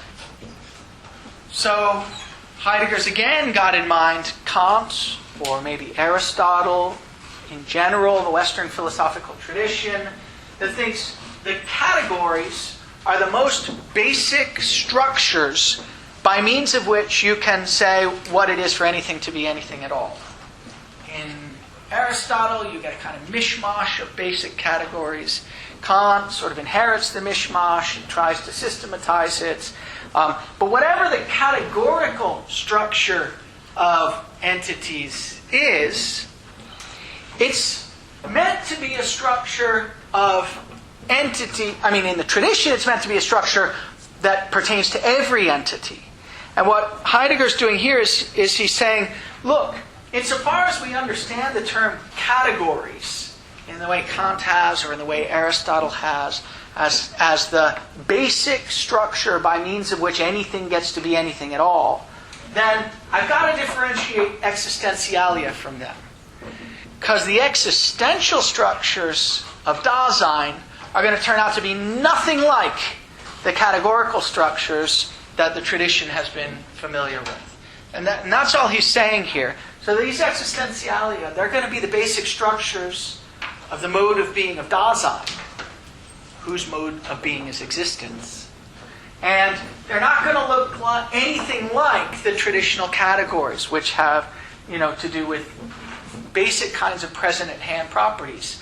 The presence, the quality, the quantity, and so on and so forth of entities. So again, this is still a bit of a placeholder, but he's introducing the distinction there. Okay, so we've got this question. We've got this idea that Dasein's background understanding of being involves a kind of mindness, and it involves a kind of existence, which is Dasein's mode of being. And now we're ready to fill in some of the details. We want to know what it's like to be Dasein, what it is, in fact, to be Dasein, when you've got this background pre-ontological understanding of being. So that's what we're going to move on to. Let me just break for a moment, so it's not a total onslaught of words from your point of view. Yeah. Can I just ask? It says characters of being. Does it matter what is used in German? For characters. Oh, I don't know. Does it? Where is that? What page? We're on page 70. Uh-huh.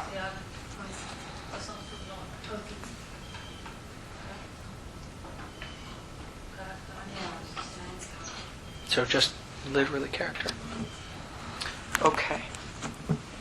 I want to move on now to this phenomenon of active involvement.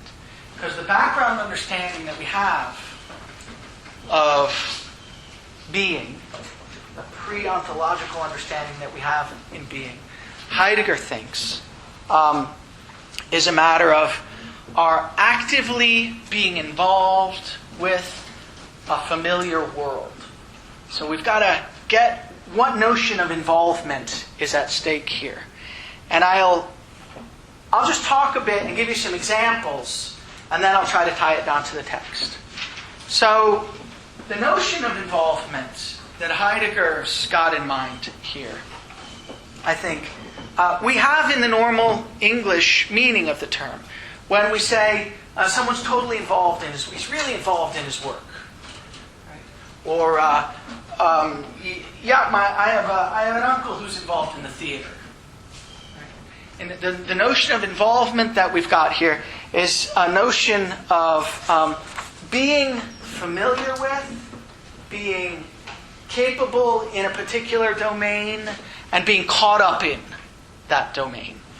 But you can do it. So you can do it on a bigger level or a smaller level. Let's start with the smallest kind of level.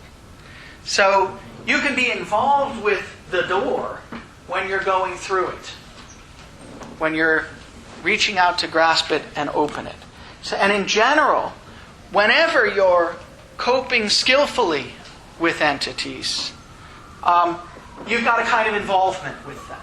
So we want to know, what does that involvement amount to? What is it to be involved with the doorknob when you're coping skillfully with it? Well, Heidegger says something about it in Basic Problems on page 163.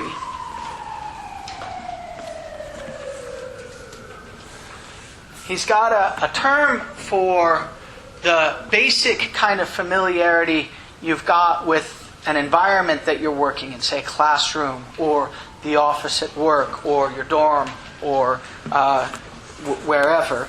And that term is circumspection. And we'll see that term later on.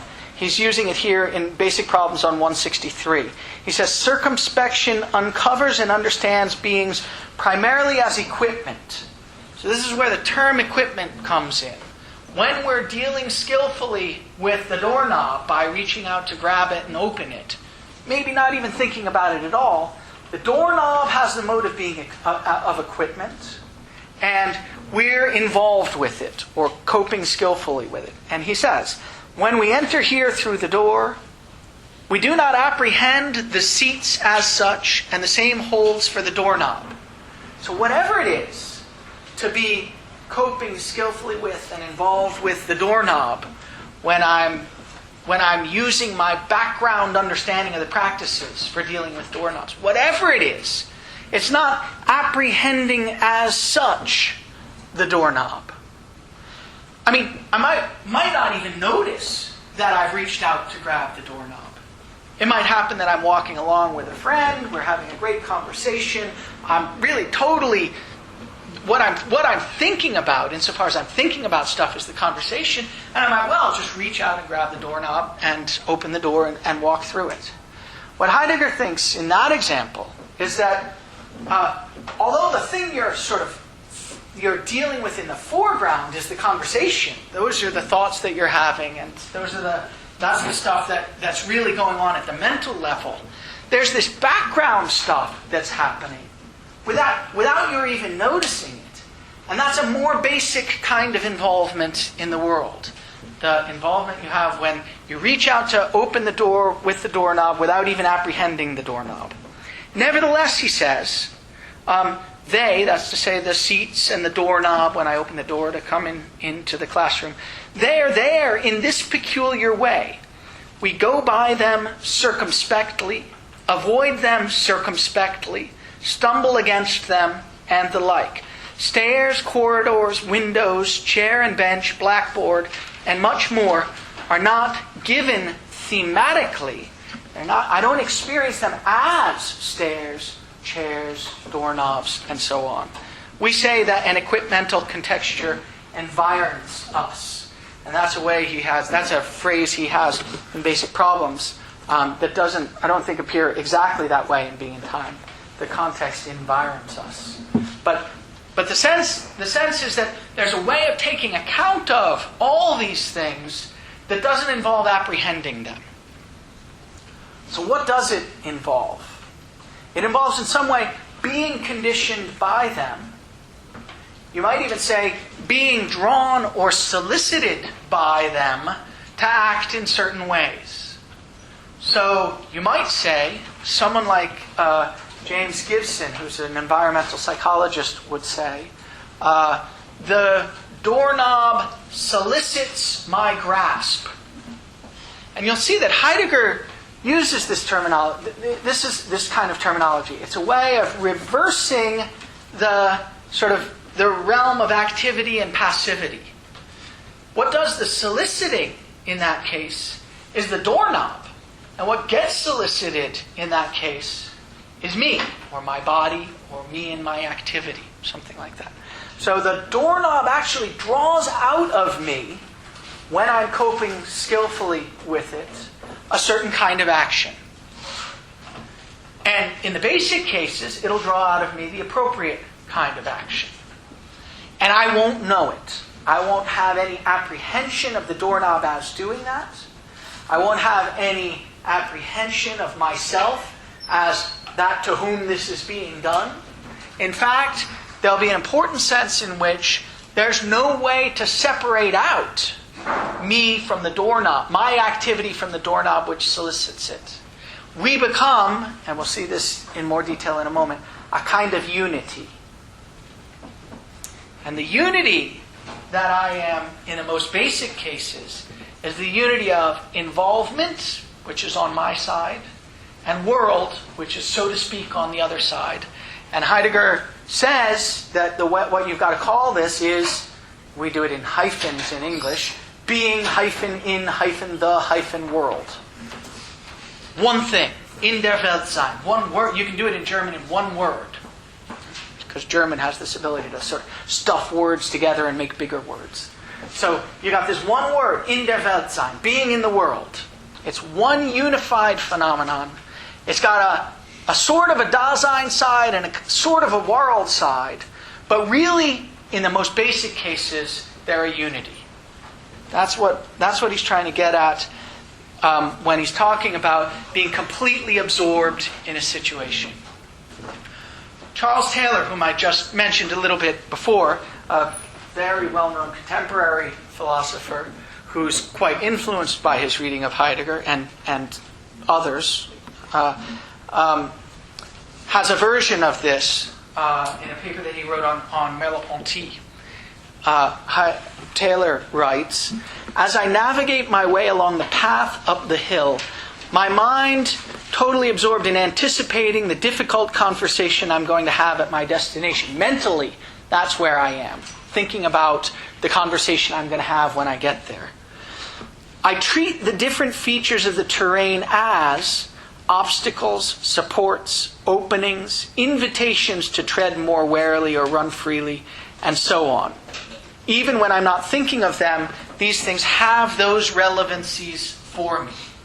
They have those relevancies for me, despite the fact that I might not notice that they've got those relevancies for me." And in fact, it occurs to me that he made a little bit of a mistake here. He really shouldn't say, at least if he were really channeling Heidegger, he wouldn't say, "I treat the different features of the terrain as obstacles." What he would say is that the different obstacles in the terrain solicit me to act in various ways. You really want to reverse the subject and object in this kind of transitive statement. Yeah, Andy. Feel free to ignore this comment. It's completely Okay. way off course. But in connection with Gibson, Yeah. which I was also struck by his discussion of worldhood and being in the world. Yeah. I'm wondering if how much, if at all, Heidegger was influenced by Darwin. Because there's a sort of mutual adaptation Oh, I see. dynamic between us and the world. And for Gibson, I think he treated culture the same as the natural environment. So the way that we used to learn, the way we learn to use a hammer is the same way that we're solicited by an apple. Yeah. Eventually. Right. So I'm just curious if Heidegger read Darwin. I don't know whether he read Darwin. I kind of doubt that if he did read Darwin, he played much of a role in his thinking about it. But I don't know for sure. It's an interesting question. Okay, so we've got this kind of involvement or absorption in equipment that I'm skillfully coping with. And as I mentioned last time, this involvement amounts to a kind of know-how, a kind of ability to treat, in Taylor's example, or to be treated by, really we have to say, the obstacles in the terrain in an appropriate way. And Heidegger's talking about this kind of know-how. Again, I hate to keep going to Basic Problems, it's just that this particular thing is so much clearer in there. In Basic Problems on 276, I read something about know-how from further on last time. On 276, he says, in German, we say that someone can verstehen something, which literally means to stand in front of the thing, to stand ahead of it. That is, to stand at its head, to administer, to manage, to preside over. And it's going to be related to verstehen, which is to understand, which is the word that we're trying to give the phenomenological underpinnings for. What is it to have this pre-ontological understanding? So we say you can verstehen something, stand in front of it or ahead of it. That's equivalent to saying that he understands in the sense of being skilled or expert at it. And the translator helpfully adds, though again this isn't in the German, has the know-how of it. The meaning of the term understanding, verstehen, as defined above, is intended to go back to this usage in ordinary language. If understanding is a basic determination of existence, it is, as such, the condition of possibility for... I'm going to leave that part out. It's the condition of the possibility for all kinds of comportment, both practical and intellectual, he concludes. So this kind of skillful know-how is the condition of the possibility for any way of being directed towards entities, either practically or intellectually. That's what he thinks. And that's to say that it's the most basic, what he sometimes calls the most primordial way that we have of being related to the world, since it makes all other ways of being related to the world possible. It makes all other forms of intentionality, like the form of intentionality you have when you're intentionally directed towards something by thinking about it, or by wishing it were a certain way, or by promising something about it, or having knowledge about it. All these other modes of being directed towards entities in the world are, as he says, founded on these more basic kinds of skillful abilities to skillfully cope with the things. I'll just read one sentence where he says that in Basic Problems, and then I'll switch to Being in Time. On 162, in Basic Problems, he says, it will turn out that intentionality is founded in Dasein's transcendence, which is another name for being in the world here, and is possible solely for this reason that transcendence cannot conversely be explained in terms of intentionality. So he's got a story according to which he's going to try to say, look, the whole history of Western philosophy has operated with these categorical notions. And a notion, at least in the last 400 years, a notion of us as the kind of entity that's enclosed in a mental realm, a kind of res cogitans, that nevertheless somehow gets out beyond that realm and manages to direct itself towards entities. He's going to say, I think it's true that we can be directed towards entities by thinking about them, by making statements about them, by using language to describe them, and so on. By being afraid of them. We'll talk about fear as a mood. And so on. All these intentional states are ways of being directed towards entities. But what the tradition has failed to realize is that they're possible only because we've got this more primordial way of being involved with the world. That's this everyday skillful coping way of being absorbed in it. In the section that you read for today, section 12, and section 13. Section 13 is entitled A Founded Mode in Which Being In is Exemplified, Knowing the World. And the idea is that being in, which is this kind of involvement with the world, is the basis for that, on the basis of which it's possible to have knowledge about the world at all.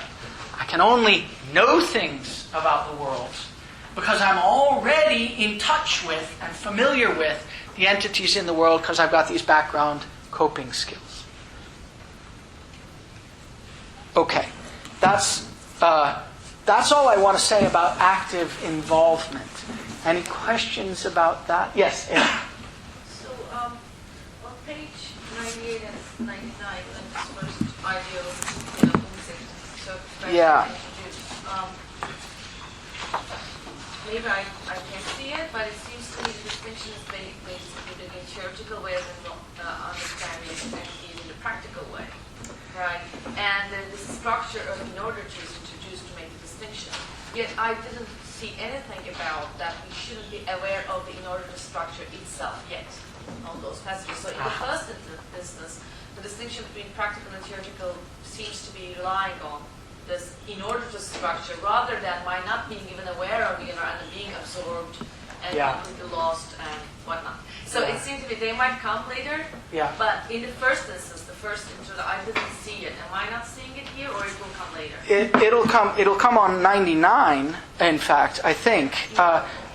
Something will come on 99, which is to say the part about the equipment withdrawing. Equipment withdrawal, okay, Yes. fine. It's just the object description, like theoretical description, the object of the theoretical description as it is, withdrawal. However, this is nothing about the withdrawal of the in order to structure itself. Whether Dasein is aware of the in order to structure, that is not said anything about that. Okay, good. That's we'll see. We will see that, especially when we get to section 16, where he talks about unreadiness to hand, by contrast with readiness to hand. Because what comes to the fore when equipment is unready to hand, when it breaks down in various ways, is precisely its in order to structure.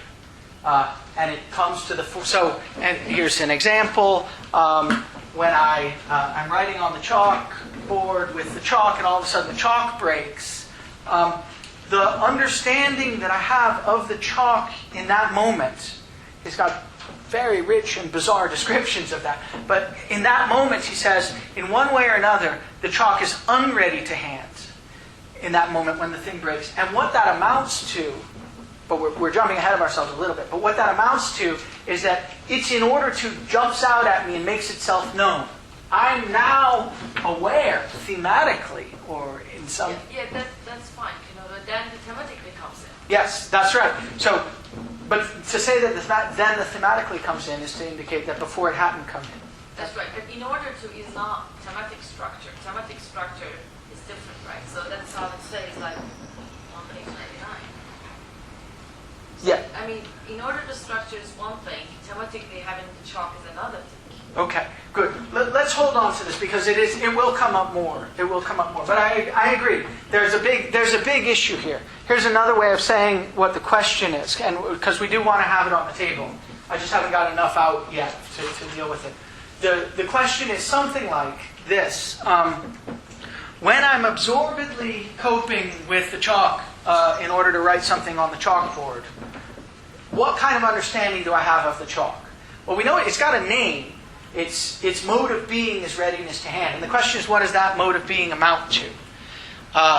And one possibility is that even when the chalk itself completely withdraws from view, there's a sense in which I'm grasping, words are hard here, but I'm grasping what that the chalk is for writing.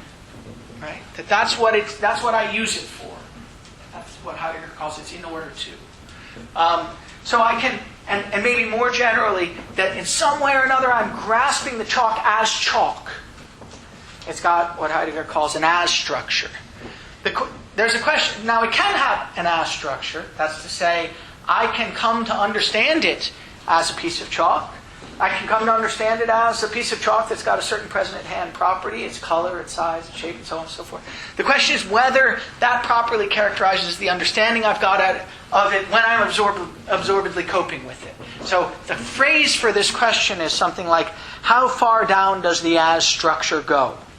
Right? Is it true that in the most basic cases, the cases where I'm totally, skillfully absorbed with, in Heidegger's case, the hammer. Hammering. The hammer is directed towards the nail, and I'm totally absorbed with it. I've got no awareness of the hammer at all, in some sense. Is it nevertheless the case that it's part of my way of dealing with the hammer that I'm taking it as a hammer? Has it got the as structure even there? And this is very, very... I'll try to bring in a passage where he seems the most clear about it next time from a different lecture. I'll try to write that down, the logic lecture. For opening. That's a very, very difficult issue. And even... and it's a sort of live issue of interpretation for Heidegger, for scholars. The question again, how far down does the as structure go? And I'm unusual. I think I'm one of two people in the world who believes the as structure doesn't go all the way down. But I'm in good company. The other person is Bert Dreyfus, who's a very esteemed scholar of Heidegger and who was my teacher. But everyone else seems to believe that the as structure does go all the way down. And so we'll just have that name for it, and we'll keep it in mind. The question again is, when I'm totally absorbed in and involved with the equipment that I'm using, what's the way in which I understand that equipment? Does it involve my understanding it as the particular kind of thing that it is? Or when Heidegger says, as we'll see in a moment, that the equipment withdraws, does he mean that in some important sense there's just no way to distinguish between what I'm doing with the equipment and the equipment that's soliciting me to do it? I can't even characterize it as equipment in that moment. That's a difficult interpretive issue. But so keep it in mind as you're reading this stuff, especially the passages on readiness to hand and unreadiness to hand. Yeah. When we say that equipment or things that we're skillfully cooking with present themselves to us, is that purely metaphorical, or are we actually describing some sort of intent to since he's very clear in the chair and the wall that these can have sort of direction as regards to non-dogmatic. Yeah, that's right. So good. The entities, it's not meant to be metaphorical. It's meant to be literal. Where's the... I guess I'm going to get to this in a moment on 80. But maybe I'll go to it now since it's up. If you look on page 80, this is again another place where he's talking about... in fact, let me just skip to there. I'll do the modes of being, the different kinds of world next time. It's really a striking way of talking to say the doorknob solicits a certain kind of activity from me. But I think it's literally what he means to say. So now let me just see if I can find the place that I was looking for.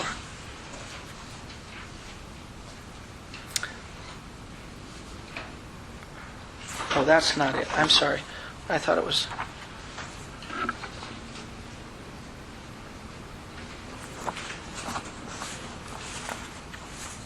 Let me just look and see if it's... 81. There's a place where it's clear that it's the entity, although it's not clear in the translation, there's a footnote that explains that they weren't able to say it in the way he says it, because it just doesn't make any sense in English. But you can almost do it in German. And it involves the entities being the subject of a transitive verb. 83. Is that where it is? You mean concern? No, not concern, because concern is for Dasein. It's the entity, it should be... Is it on the chair touching the wall? Where is the chair touching the wall? 81.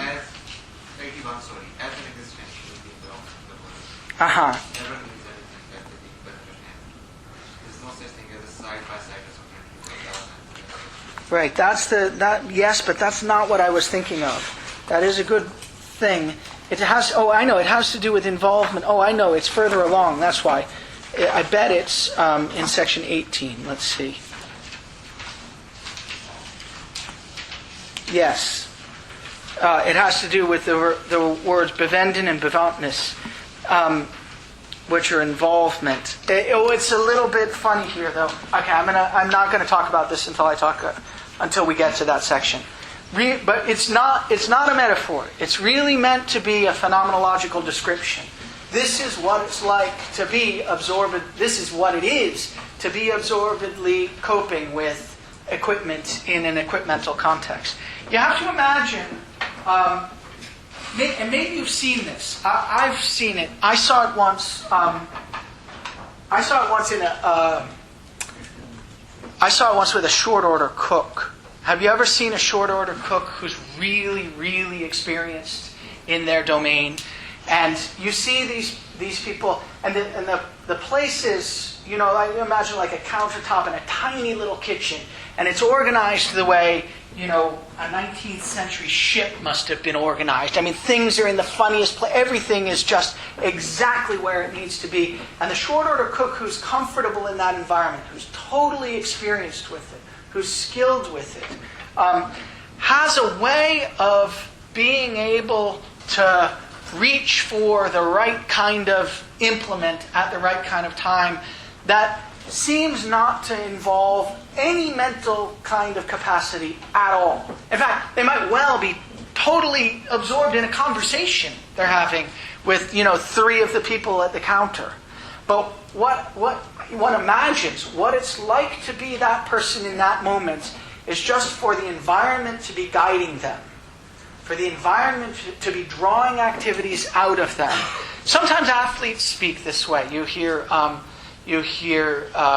for instance, basketball players or football players talk about the fact that, I had no idea what I was doing at that moment. I just found myself making the pass to the only possible person one could make the pass to.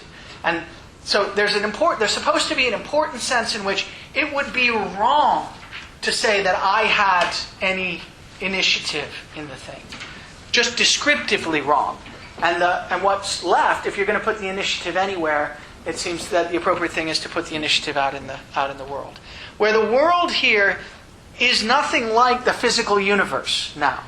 The world is the world as seen by and as experienced by the person who's got such a range of skills that they see openings where others don't, that they see possibilities for passing the ball that others don't, that they see opportunities for dealing with, the eggs, or I don't know what short order cooks do. Dealing with the stuff that they're making that others don't, and it's literally a way of seeing that's different. Except you can't quite call it seeing, because seeing seems to indicate that there's this distanced relation to things. It's a way of of being sensitive. It's a way of, what Heidegger calls it at one point is, it's a kind of attunement. It's a way of allowing your body to be drawn to do certain things. Okay. Now let me say something about world, because the world is what we're familiar with when we've got this kind of sensitivity. And on page 93, you'll see Heidegger's trying to define the term world. He's trying to give you an indication of what he means when he talks about us as the kind of being that's being in the world. And on 93, he says, this is page 64 at the bottom in the German, he says, look, there are four different things you could mean by world. And I need to distinguish them so that I can tell you which ones I'm interested in. And roughly speaking, two of them are going to be categorial, and two of them are going to be existential. The first two are categorial. So, number one, world could be used as an ontical concept, and if so, it signifies the totality of those entities which can be present at hand within the world. So, you could talk about the world of a certain scientific domain, the world of atoms, say, the world of physical entities characterized by some present at hand properties. That's one thing you could mean. You could mean the collection. A world could be the collection of all the chairs. This is really almost a kind of set theoretical concept. It could be the collection of all X such that X has the following properties. It could be, number 2, that would be ontical, because it deals with the particular entities. It could be, number 2, an ontological term, which signifies the being of those entities that you've just mentioned. So you've got the world of chairs. That's the collection of all those entities such that they're chairs.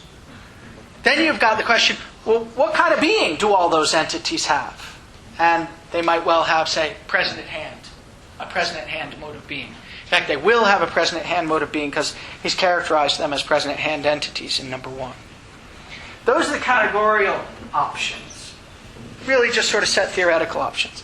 Those are not the ones that he's interested in. When we're involved with something, we're not involved with it in its present at hand mode of being. Number 3, world can be understood in another ontical sense. Not, however, as those entities which Dasein essentially is not, and which can be encountered within the world, but rather as that wherein a factical Dasein as such can be said to live. So we've got factical Dasein, Dasein with this pre-ontological understanding of being, and the question is, how do you characterize what it is that kind of pre-ontological Dasein is involved with? Well, however you characterize that, that's a particular world.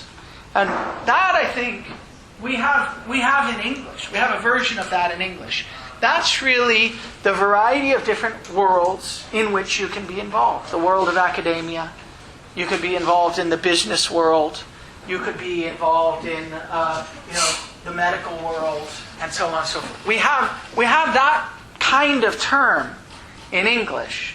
And their world, when I say I'm in the academic world, it doesn't mean that it doesn't tell you anything about the number of chairs that there are in the world that I inhabit, or the number. It might tell you about a range of equipment that I'm familiar with, that I'm used to using in the academic world, but it doesn't tell you about the present hand properties of those things. It tells you about this kind of familiarity that I have with the world, this ability, this know-how about how to get about in it. That's the third signification of world. That's the first important one, because that's the primary phenomenon that he's going to have in mind. He's going to say, look, when we're being in the world, what we're familiar with or involved with is a world in this existential sense. And he's going to try to tell you something about what features those worlds have in common.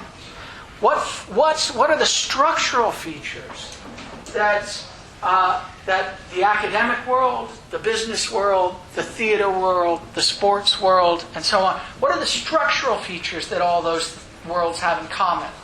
That's the fourth signification. That's the ontologico-existential concept of worldhood. What is it to be a world in this existential sense? And he's got a name for the mode of being of worlds, and it's worldhood. So he's going to say the worldhood of the world is what we're studying when we try to study whatever it is that we're in the most basic cases involved with and familiar with.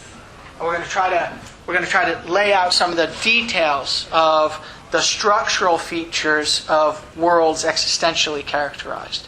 It's going to turn out, just not so you have it on your radar, it's going to turn out that all worlds have equipment. It's going to turn out that all the Daseins involved in worlds have what he'll call a for the sake of which, a stand that they're taking on themselves in that world. And there are going to be questions about what it is to take that stand on yourself in that world, but there'll be roles that people can play in the world. Those are the two basic things. You'll get the equipment and the roles that people can play. But these are not going to be anything like present-at-hand characterizations of the entities or the individuals. Let me pause for a moment, because that's just to have the intuition is going to be helpful. You can see where he's laying it out here. But so let me pause for a moment and see if there are questions about that. Questions about world or worldhood? Okay, I have 5 minutes. I have 3 minutes. Let me see. And 7 pages left. So, let me just tell you one thing then. I do want to go to this passage on page 80. So worlds are what we're absorbed in or involved with. And I keep using these words, absorption and involvement, and I want to show you where they come up in the text. So to say that we're absorbed in the world, that happens on the bottom of page 80.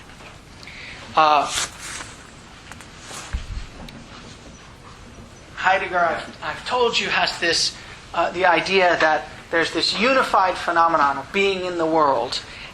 And although it's a unified phenomenon, you can look at it from different sides. So you can look at the being inside. And when you're doing that, you're asking the question, what is it to be involved in a world? What are the existential structures of being involved in or being in? And you can look at the world side, that's the world, and you can ask what are the existential, ontologico-existential structures of worldhood? What is it for something to be a world? And then you can ask about the entity that is being in the world. He's saying all that on the bottom of 80, and in that context, the word absorbed comes in.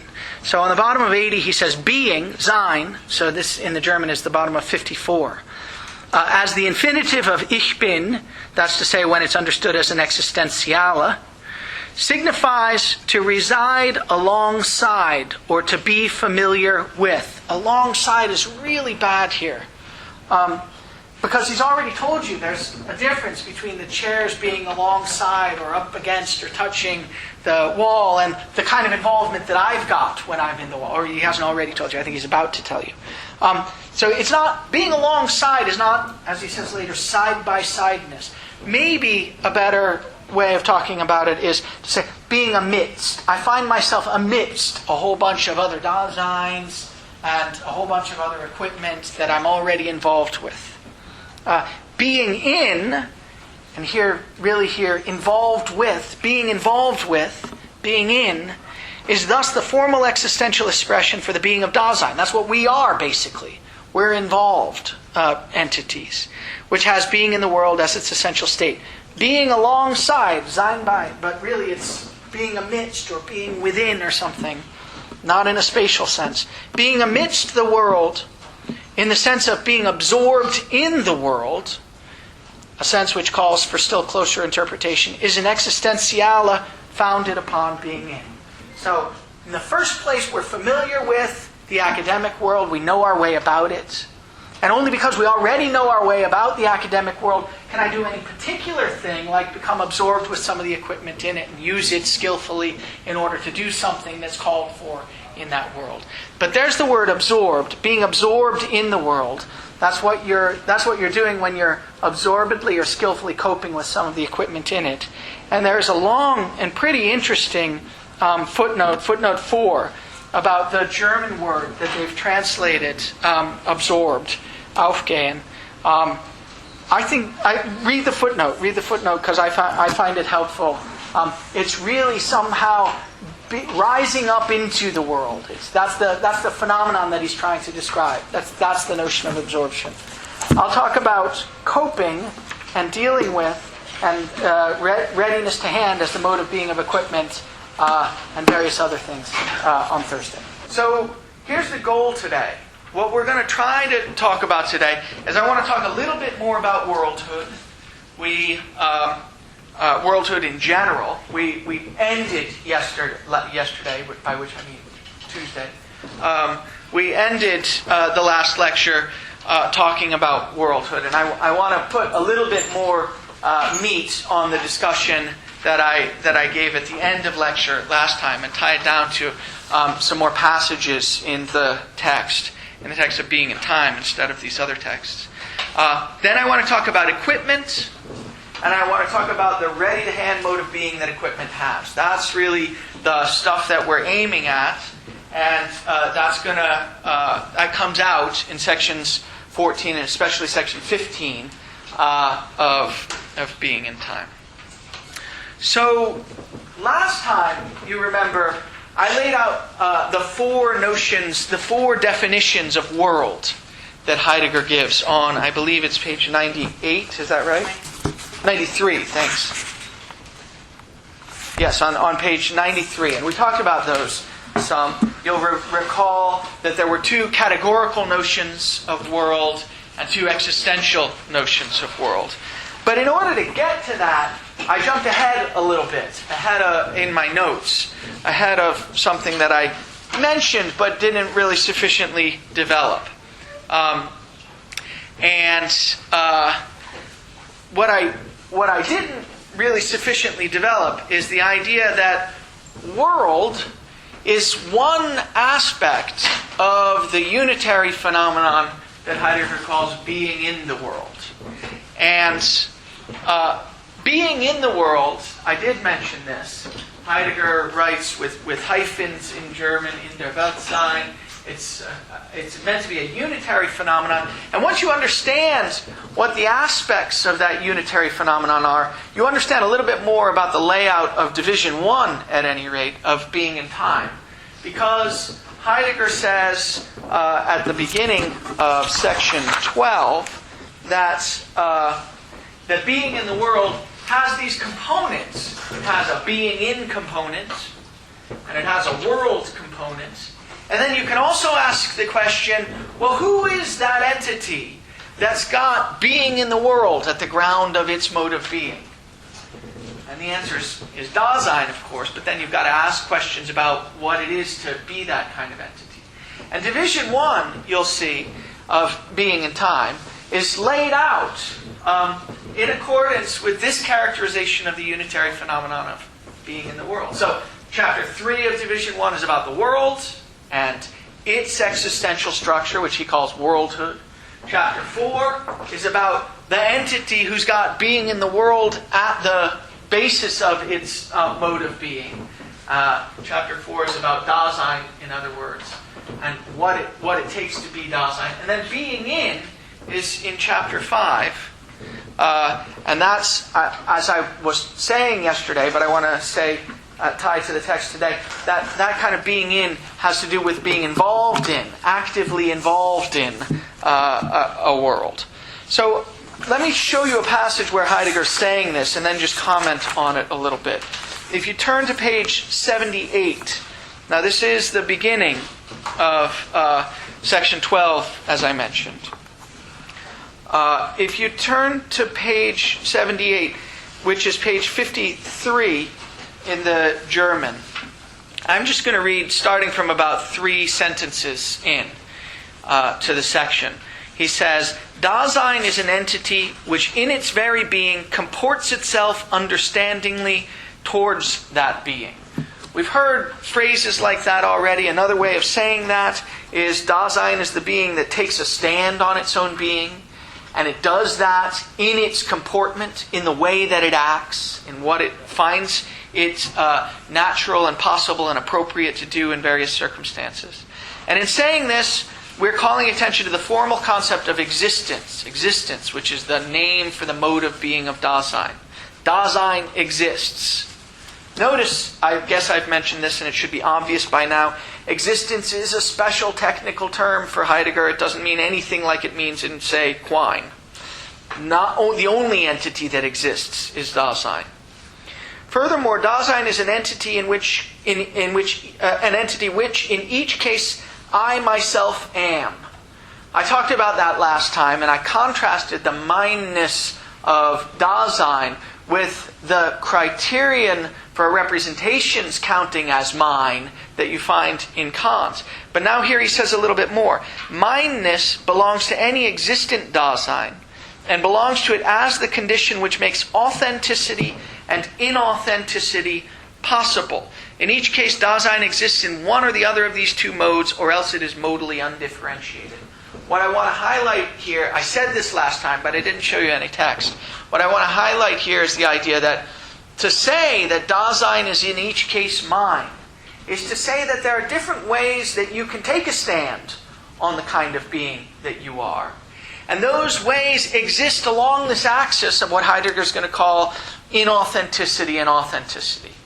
Maybe even axis isn't quite the right way of talking about it, because inauthenticity is a mode of authenticity. But anyhow, authenticity and inauthenticity are involved in the way in which the stand I take on myself is my stand.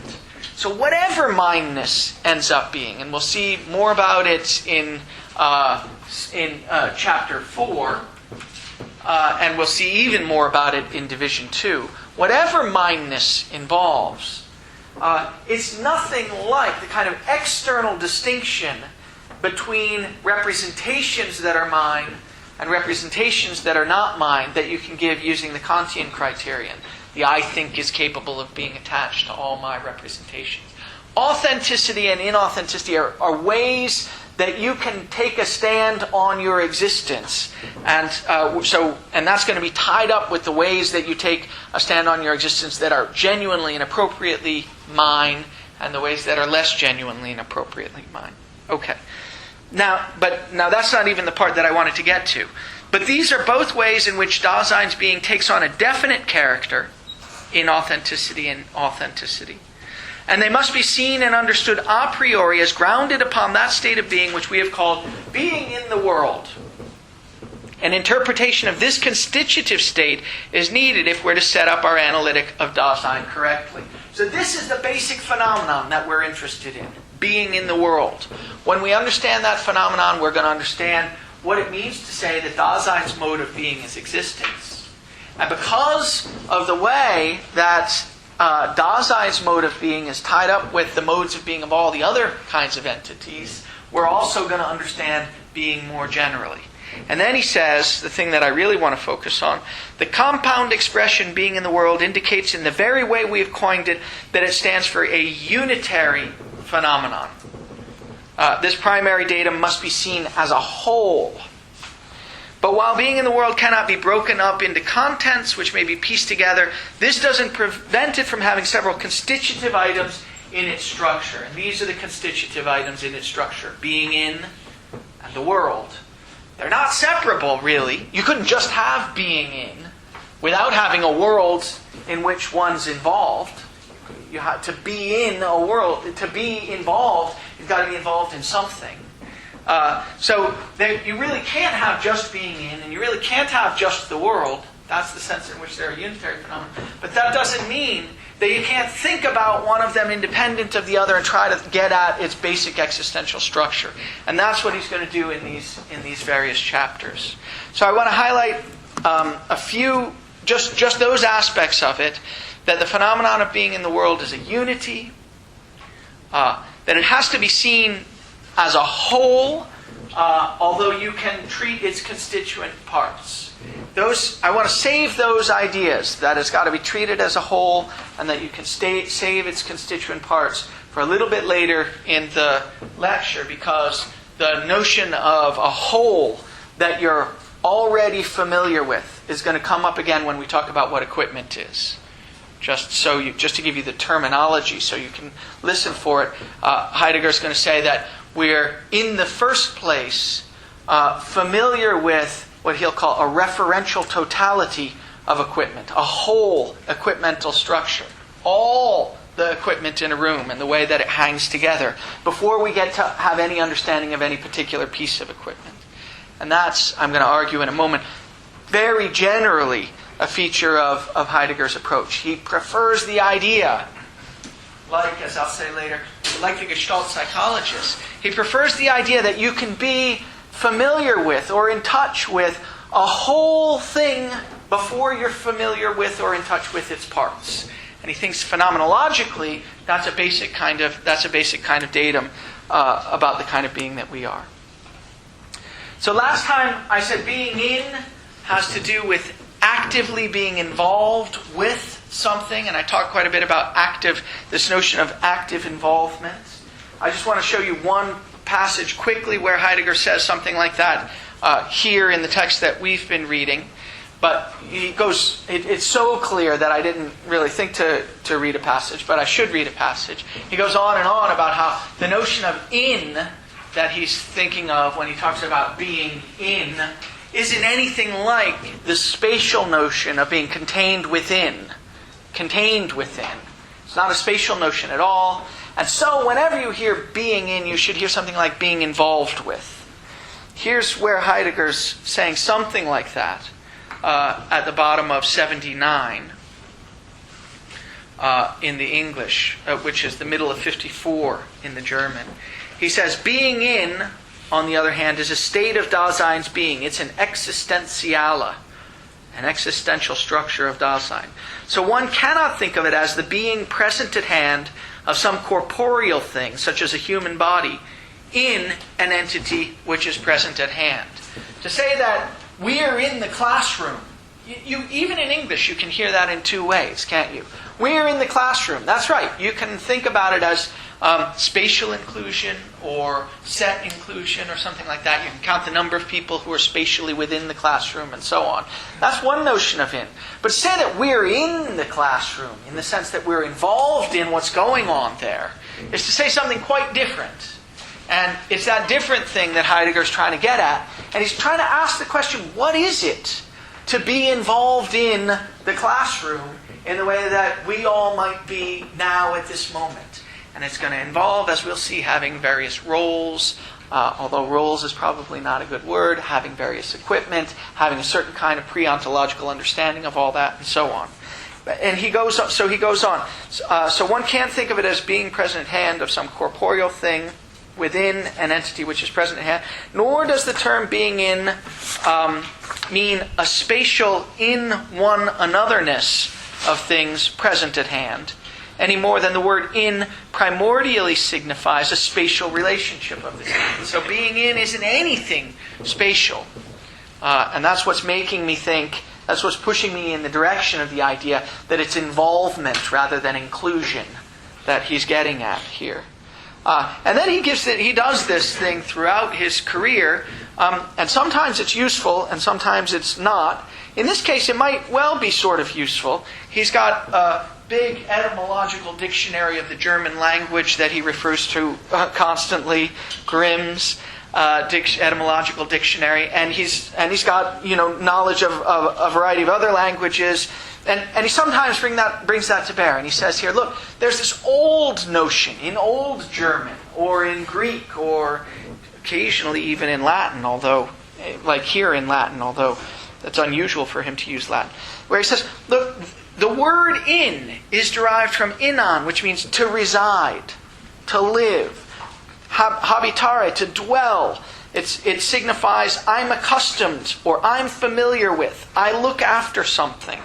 All those are the notions that go along with some kind of involvement that I'm interested in. The notion of being familiar with, residing in the classroom, living in the classroom, in the sense that you're familiar with what's going on, you have a know-how for it. Okay, so this is all stuff that's going to get spelled out more in chapter 5 when we talk about being in properly. But just to give you... just to make it clear that there's already here some text that goes in favor of this. Yeah. We may get into this a little later, but when he says looking after something as being familiar with, so being familiar with sort of seems to me to be some sort of receptive capacity in a way. We're receptive to the world in which we're involved. Whereas looking after something seemed to give us an active role, and you would sort of caution against thinking about that our relationship to this world is active. So. Oh, that's terrific. I hadn't really thought about that at all. And you're right. Where's the looking after? Did I just read it? It's, yes. Yeah. I'm accustomed, I'm familiar with, I look after something. Yes. And so I didn't know why he was grouping them together first, and if he's not meant to be grouping them together as the same kind of thing, it worried me a little bit. Great. No, great. What I really think is that active and receptive are misleading categories. It's all right to do it for the start, but in the end, since what we're dealing with is a unitary phenomenon, it doesn't make sense to say that there's us acting on the world or there's the world acting on us. There's just this unitary phenomenon of showing up and showing up for or something like that. But you can't even say it. You can't. Our grammar doesn't have the resources to say it. But what you'll and I think what happens is that Heidegger really does have, ultimately, the idea that we're the kind of being that's both presented with aspects, entities from the environment, or presented with an environment that we're familiar with. And also the idea that we've got to take we've got to involve ourselves in a certain kind of care for the environment. And so it goes in both directions. And I hadn't noticed that it goes in both directions even this early. So that's interesting.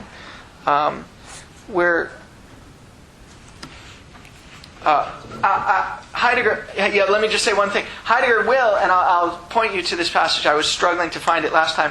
Heidegger will sometimes say these crazy things, apparently crazy things. And someone who was sitting over here last time asked about it. Was it you? Are you Dylan? Okay, yeah. So right, this idea that objects present themselves to us rather than us seeing or encountering objects. And I think when he's doing that, he's really doing it in order to. Well, I mean, I think partly he believes it, but partly he's willing to go back on it also. I'll show you where that happens in a moment. Okay, I'm sorry. Yes? Yeah, to follow up on that point, it's followed by a footnote. And in that footnote, you see the original German. And the phrase which is translated to I take care of, I look after something. Yeah. It's ambiguous between that and between something like, I keep the habit of. Yes, good. And below that, good. Below that, when it's repeated, it is really has the meaning. I keep the habit of. Good. And where that's going to be what. So that's very helpful. Thank you. Tell me again your name. I keep forgetting it. Tue. Okay. All right. So that's very helpful. The sense. This is going to be a sense in which. The categories of activity and passivity just are misleading. So in English, if we say I look after something, it really looks like an active kind of thing. I'm keeping track of it. I'm looking after my 1-year-old who's running around the house. I don't have a 1-year-old, thank heavens.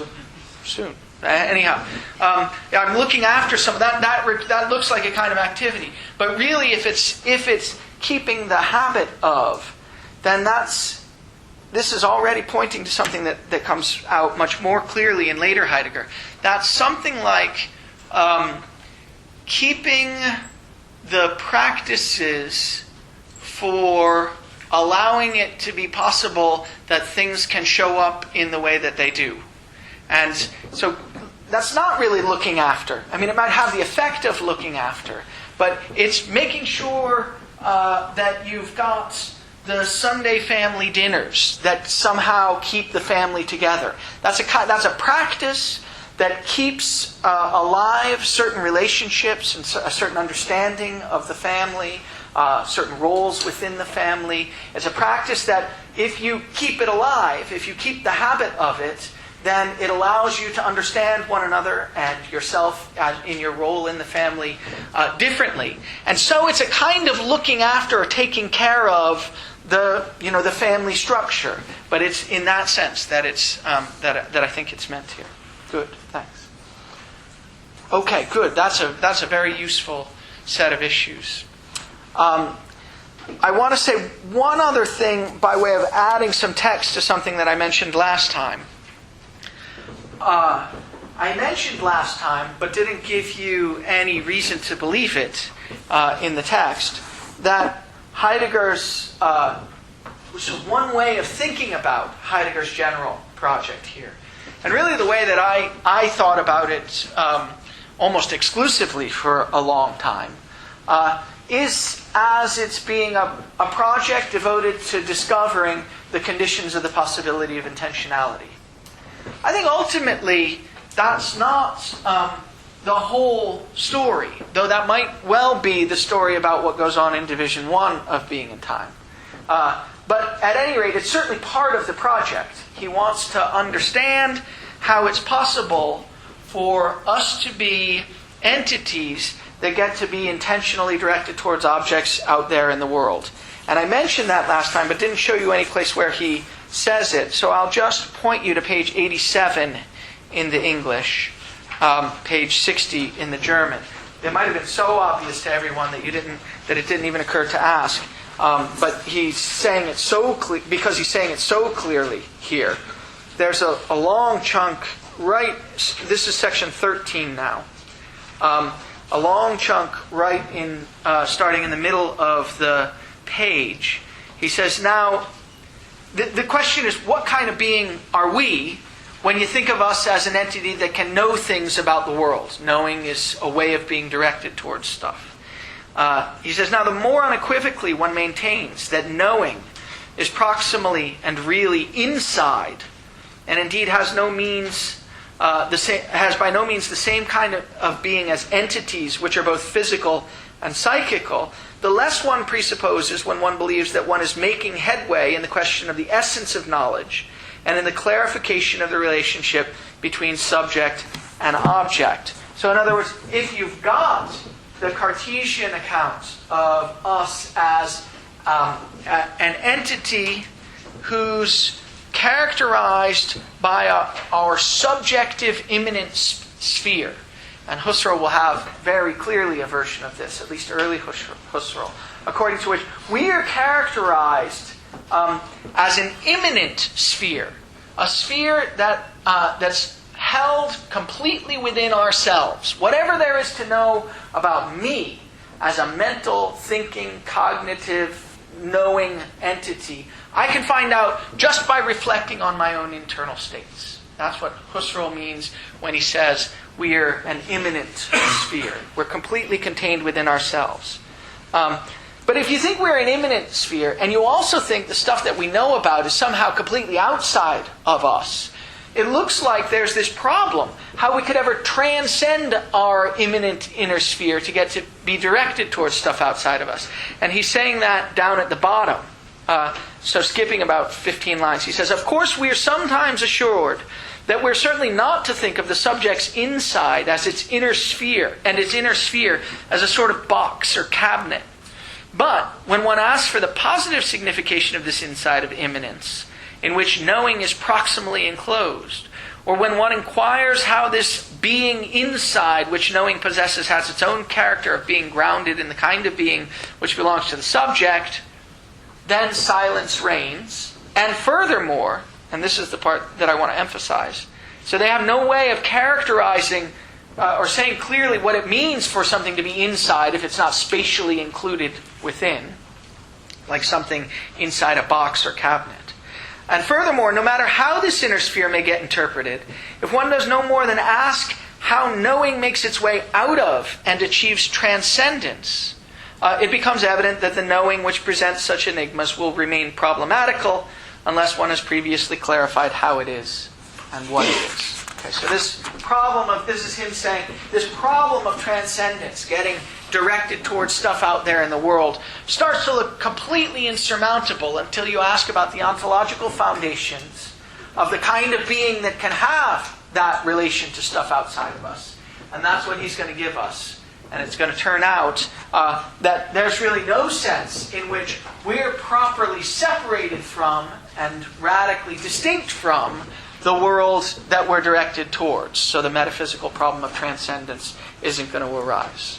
Okay, I just wanted to give you some of those passages. Like I said, they're the obvious ones, but I felt as though I was not tying my claims down to the text last time. So now I want to talk about equipment. I started to talk about equipment last time. I said equipment is what we're absorbed with. And I gave you a passage where he uses this term absorption, aufgehen on page 80. And I said that equipment is something that we cope with skillfully, and I want to show you the word that he uses for that, because I use the word cope a lot. And you won't find, as far as I know, that word in all of this translation of Being in Time. So it can be difficult if you're trying to figure out what I'm saying and match it up to the text. The word that I'm thinking of when I talk about coping is translated in this text as dealing. Not dealing cards, but dealing with something. And if you look on page 95, you'll see a characteristic use of this word, which in German is Umgang, a dealing with. So right at the beginning of section 15, it's page 66 in the German and page 95 in the English.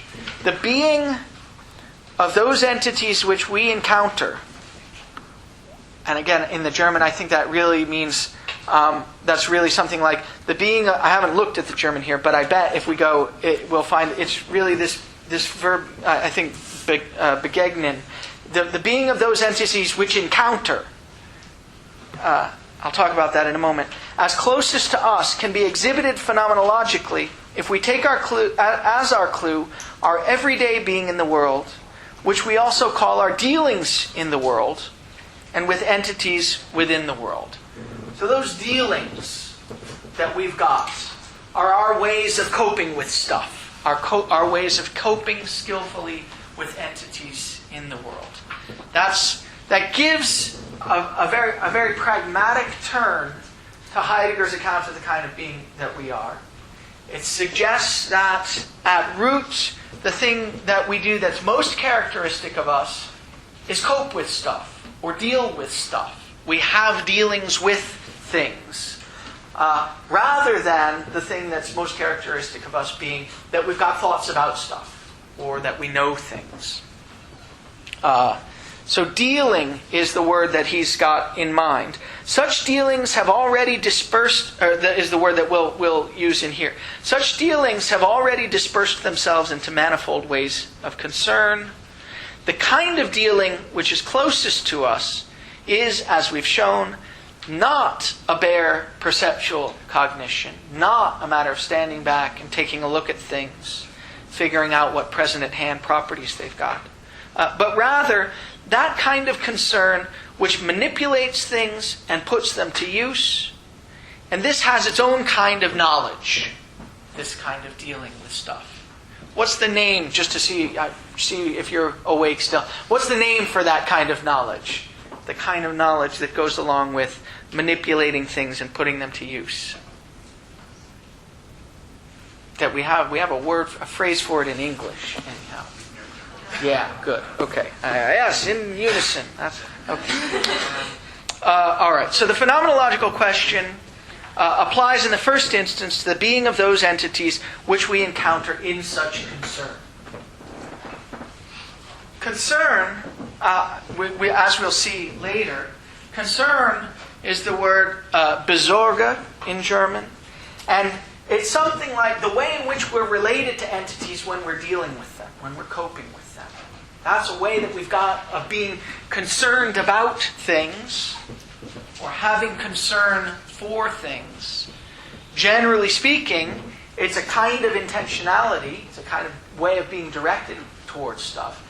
But if you think of that as anything on the model of any intellectual relation to the stuff, then you've got it wrong.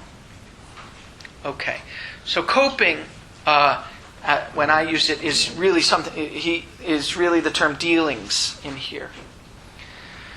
So, what is the stuff that we deal with in the most basic case? What's the stuff that we deal with in the most basic case? Well, Heidegger's got a name for it, but first let's get, and the name is equipment, but first let's get the phenomenon on the table. Heidegger describes it. This is one of the places in Being and Time where there's actually quite a lot of description, quite a lot of descriptive stuff. And I don't think he does it much better anyplace else, although I'll point to one passage from a lecture nearby, from a lecture that he gave around the time that he was writing Being and Time. But if you turn to page 96, here he's describing the phenomenon of equipment showing up or encountering us.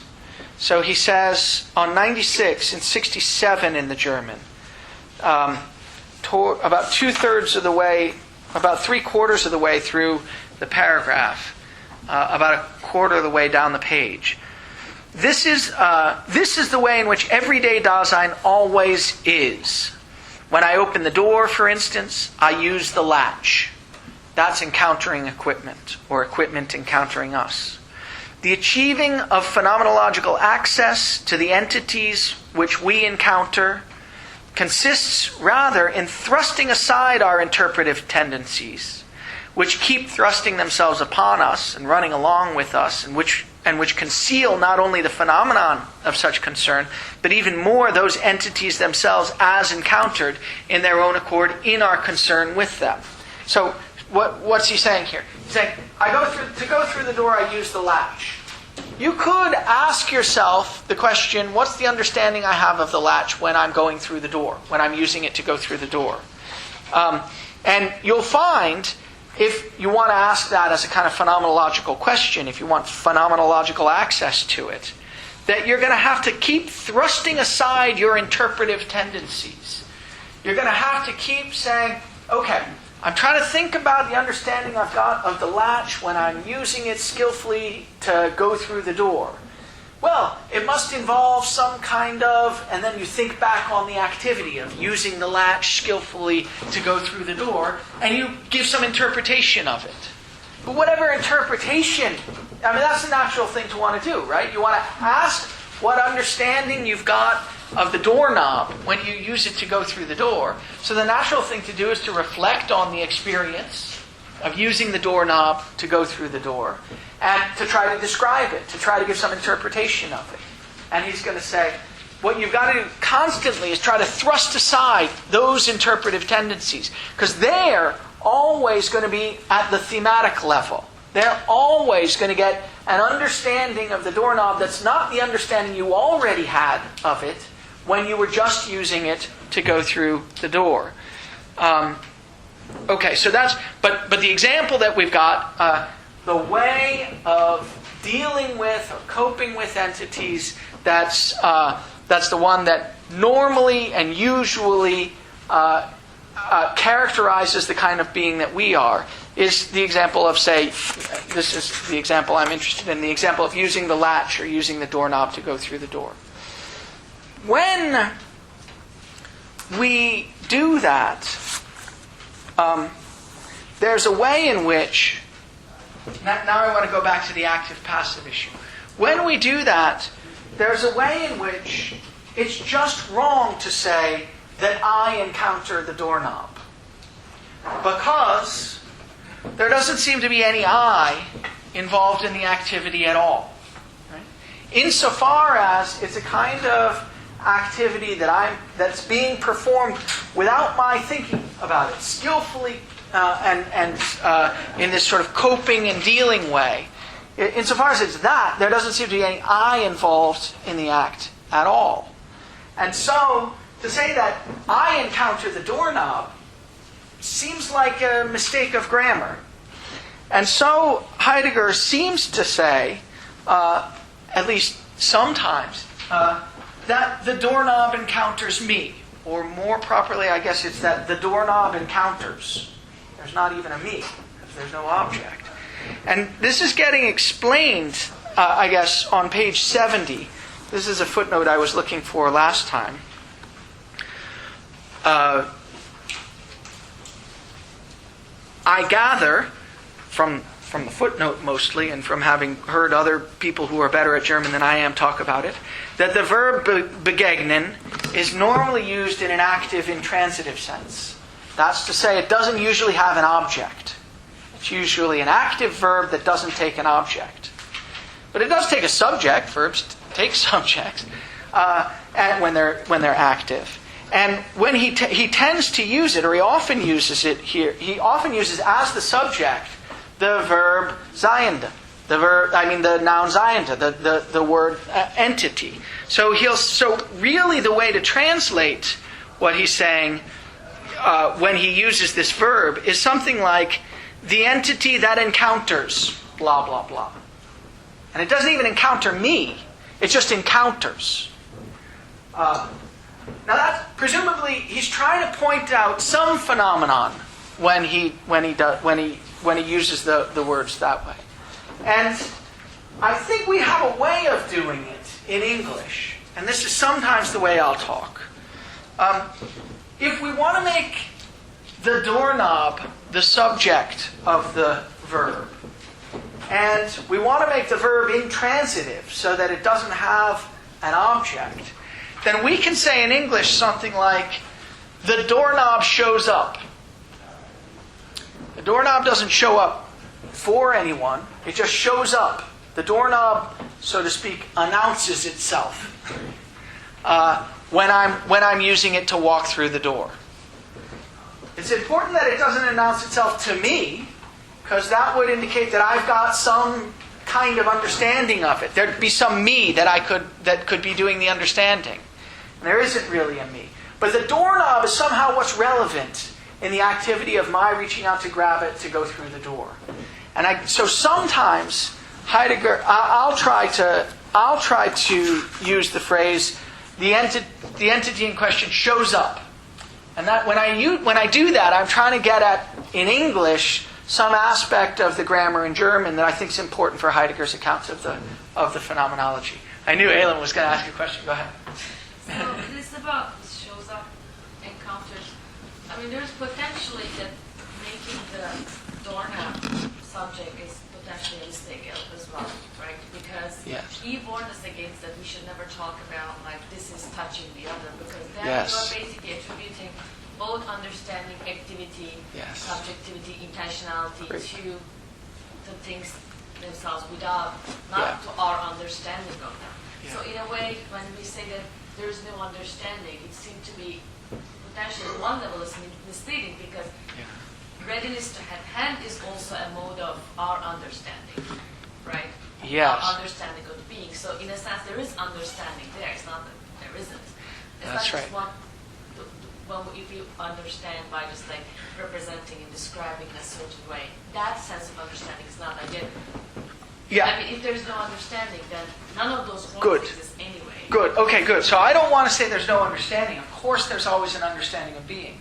And when the doorknob shows up in the context of my using it to go through the door, there's an understanding of being. And the doorknob is showing up in its ready-to-hand mode of being. But that understanding has special features. The understanding of the readiness to hand of the doorknob has special features. We're going to talk about them in a moment. And among those special features is that there's no I as a subject of anything like thought or any kind of intellectual activity to whom the doorknob could show up. Of course there's an understanding, but the understanding is this pre-ontological understanding that doesn't presuppose the kind of my being the kind of being that can have thoughts about the object. So there's going to be an understanding. It's going to be a practical understanding. It's going to involve my familiarity with doorknobs and with rooms and with the practices of going in and out of them. And it's going to involve the kind of know-how, that kind of understanding for the use of doorknobs that allows me to do this in a seamless way. In fact, in a way in which there's actually there's in no sense an I as a kind of metaphysical entity that's directed towards something. And that it doesn't show up in any way that it can touch things either. No, certainly not. That's right. Because, in order to make us passive, we shouldn't make the objects active. That's exactly right. Yeah, that's exactly right. So the kind of showing up, and we will. This is a sticky issue, and like I say, I don't think Heidegger's really all that clear about it here.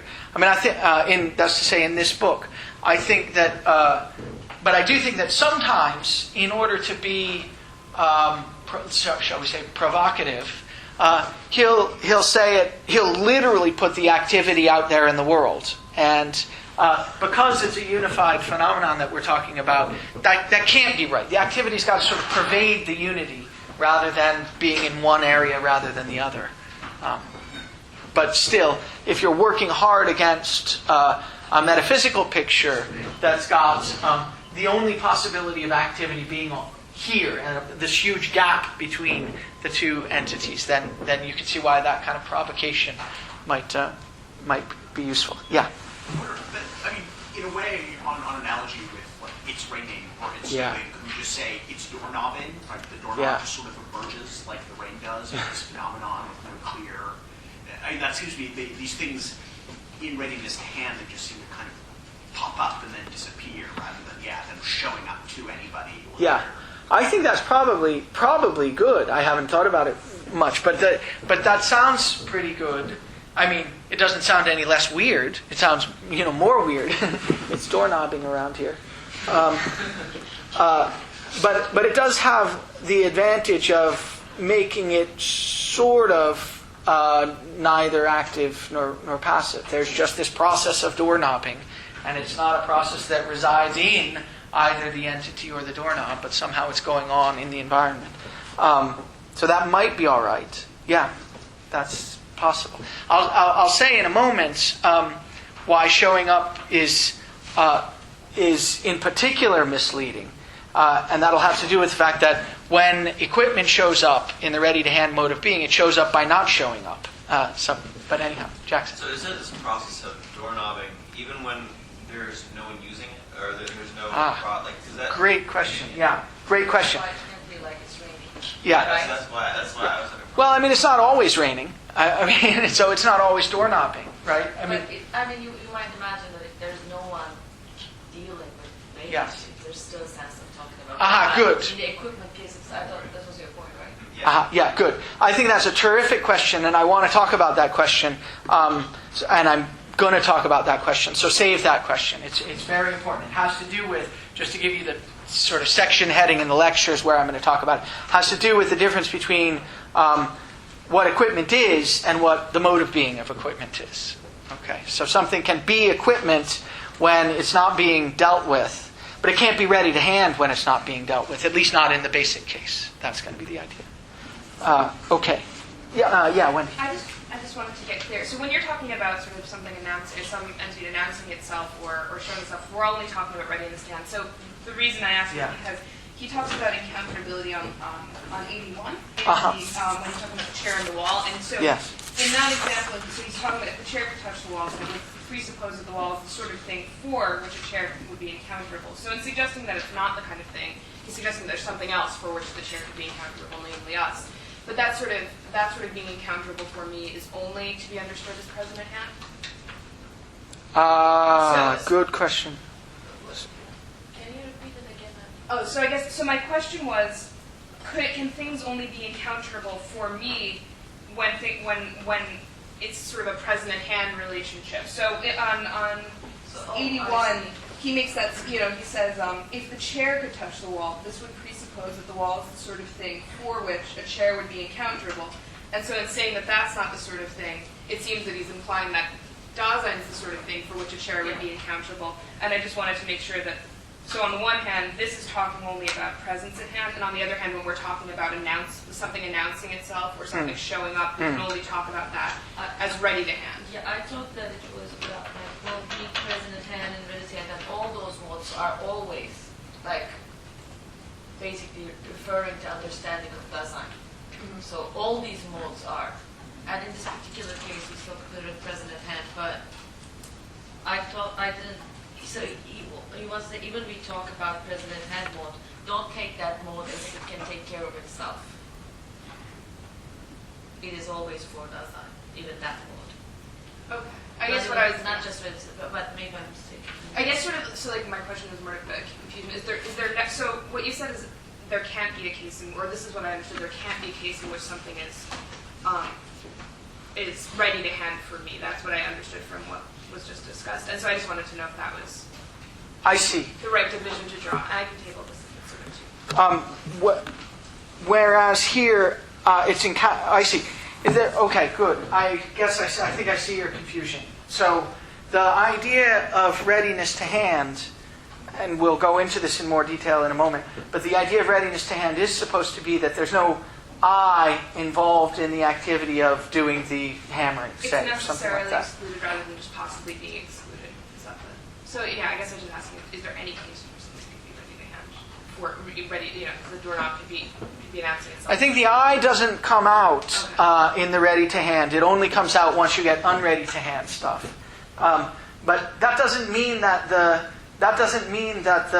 hammer isn't showing up when I'm hammering seamlessly with it. It is showing up. It's not showing up for me. It's encountering, but it's not encountering for me. It's showing up by way of not showing up. I mean, that's a way that things can show up. So that's what you have to say here. I'm going to try to say it a little more carefully in a moment. Yeah. Yeah. Can something show up without being seen as, like, for example, the doorknob shows up, but when you say the doorknob shows up, you already see it as doorknob. Great. Okay. Good. I want to deny that. And I'm going to try to give you passages that show that where I think Heidegger is denying that.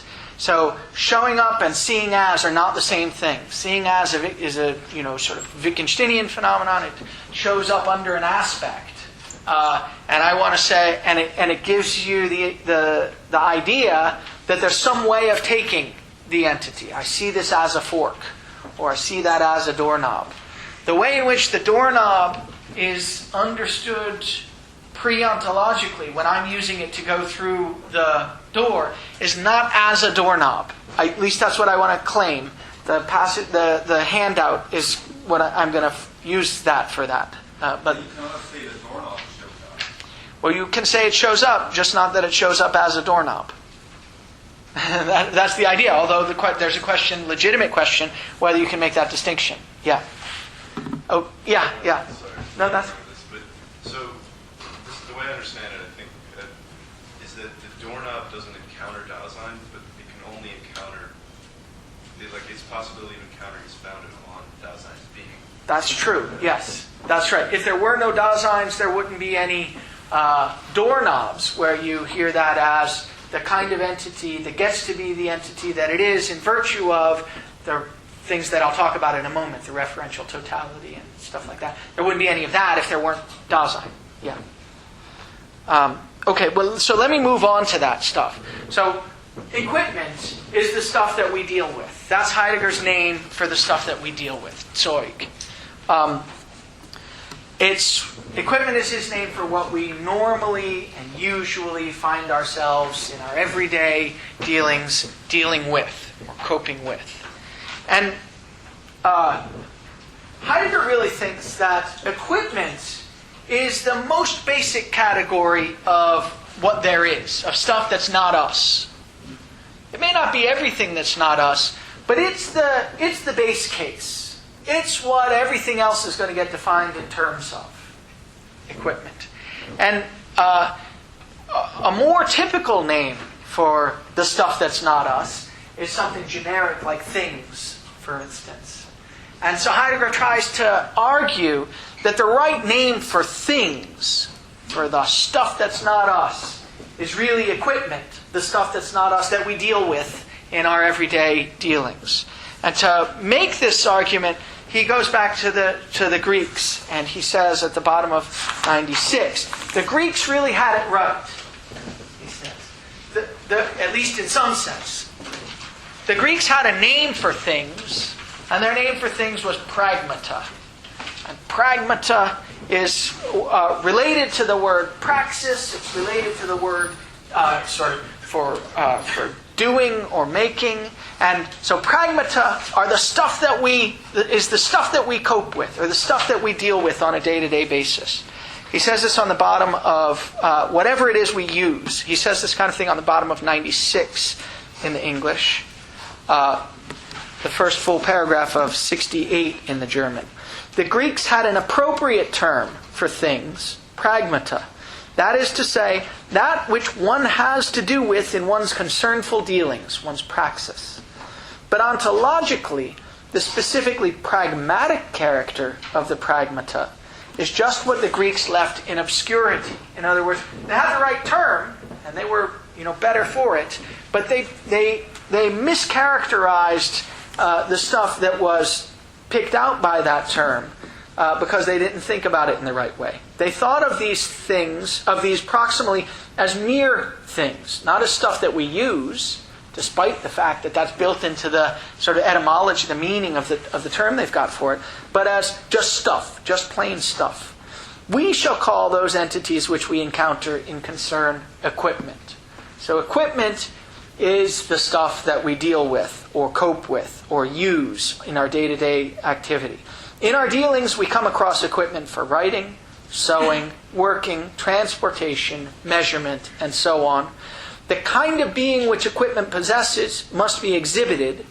The clue for this, for doing this, lies in our first defining what makes an item of equipment, namely its equipmentality. So what is it? So the basic case of what there is that's not us is going to turn out to be what there is that we use in our day-to-day activity. The stuff we use for writing, the stuff we use for sewing, the stuff we use for transportation, the stuff we use for building, and so on. That's the stuff there basically is.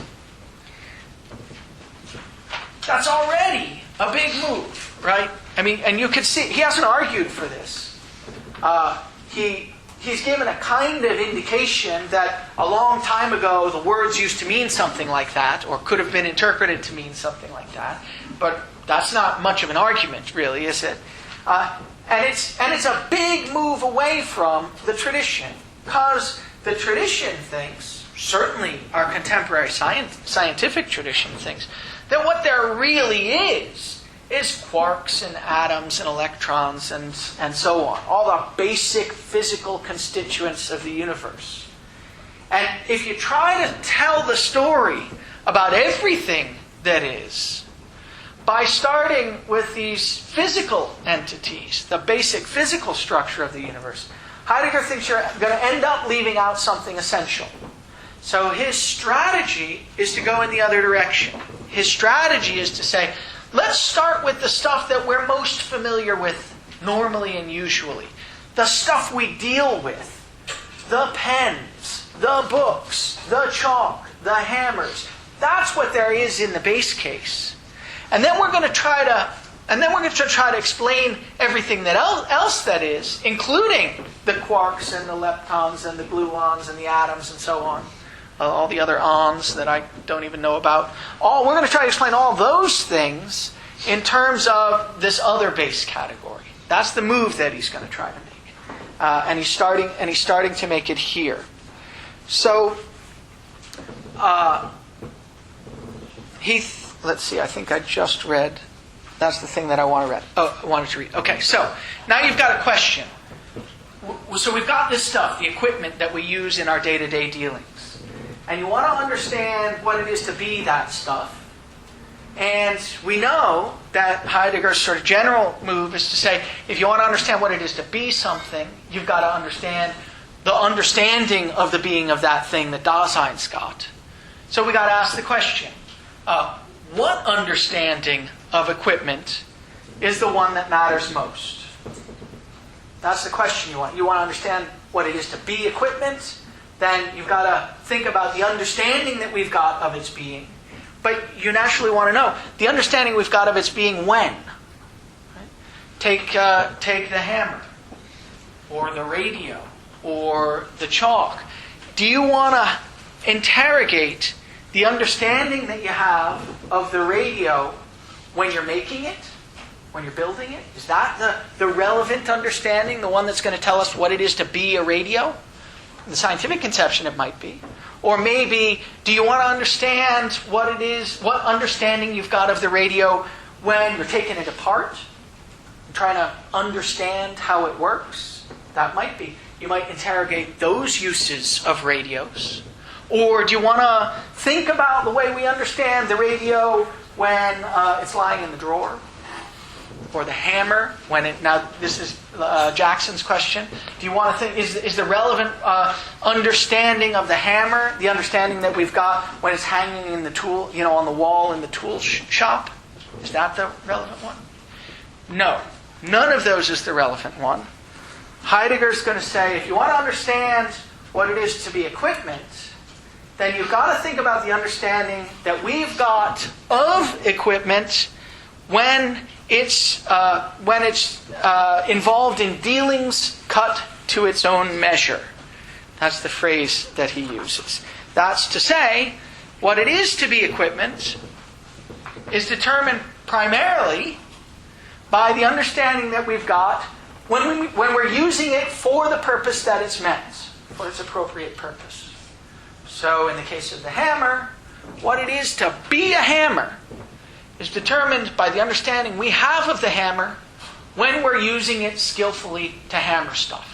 Yes? Doesn't that kind of make it almost like a circular point? Because what it is what we're using it to be correctly, which it already is. So we have a preconception of how to use it correctly, yes, which defines what it is. So, I mean, isn't there like a circular... There's absolutely a circularity here. And Heidegger's not going to deny it. In fact, he's semi-obsessed with the circularity involved. We skipped over it for the most part, but in the introduction, I think even in the pages that you read, there was some discussion of a kind of circularity. We're going to get back to it in the section 32 when he talks about interpretation. And he says, but the circularity has got a name. He's going to call it a hermeneutic circle, an interpretive circle. And there's no doubt that it's a kind of circular project that he's involved in here. You're going to understand what it is to be a hammer by thinking about the way in which the understanding of hammers that we've already got pre-ontologically when we're using them to hammer. And that's a kind of circle. There's a question whether it's a vicious circle. He thinks it's not a vicious circle.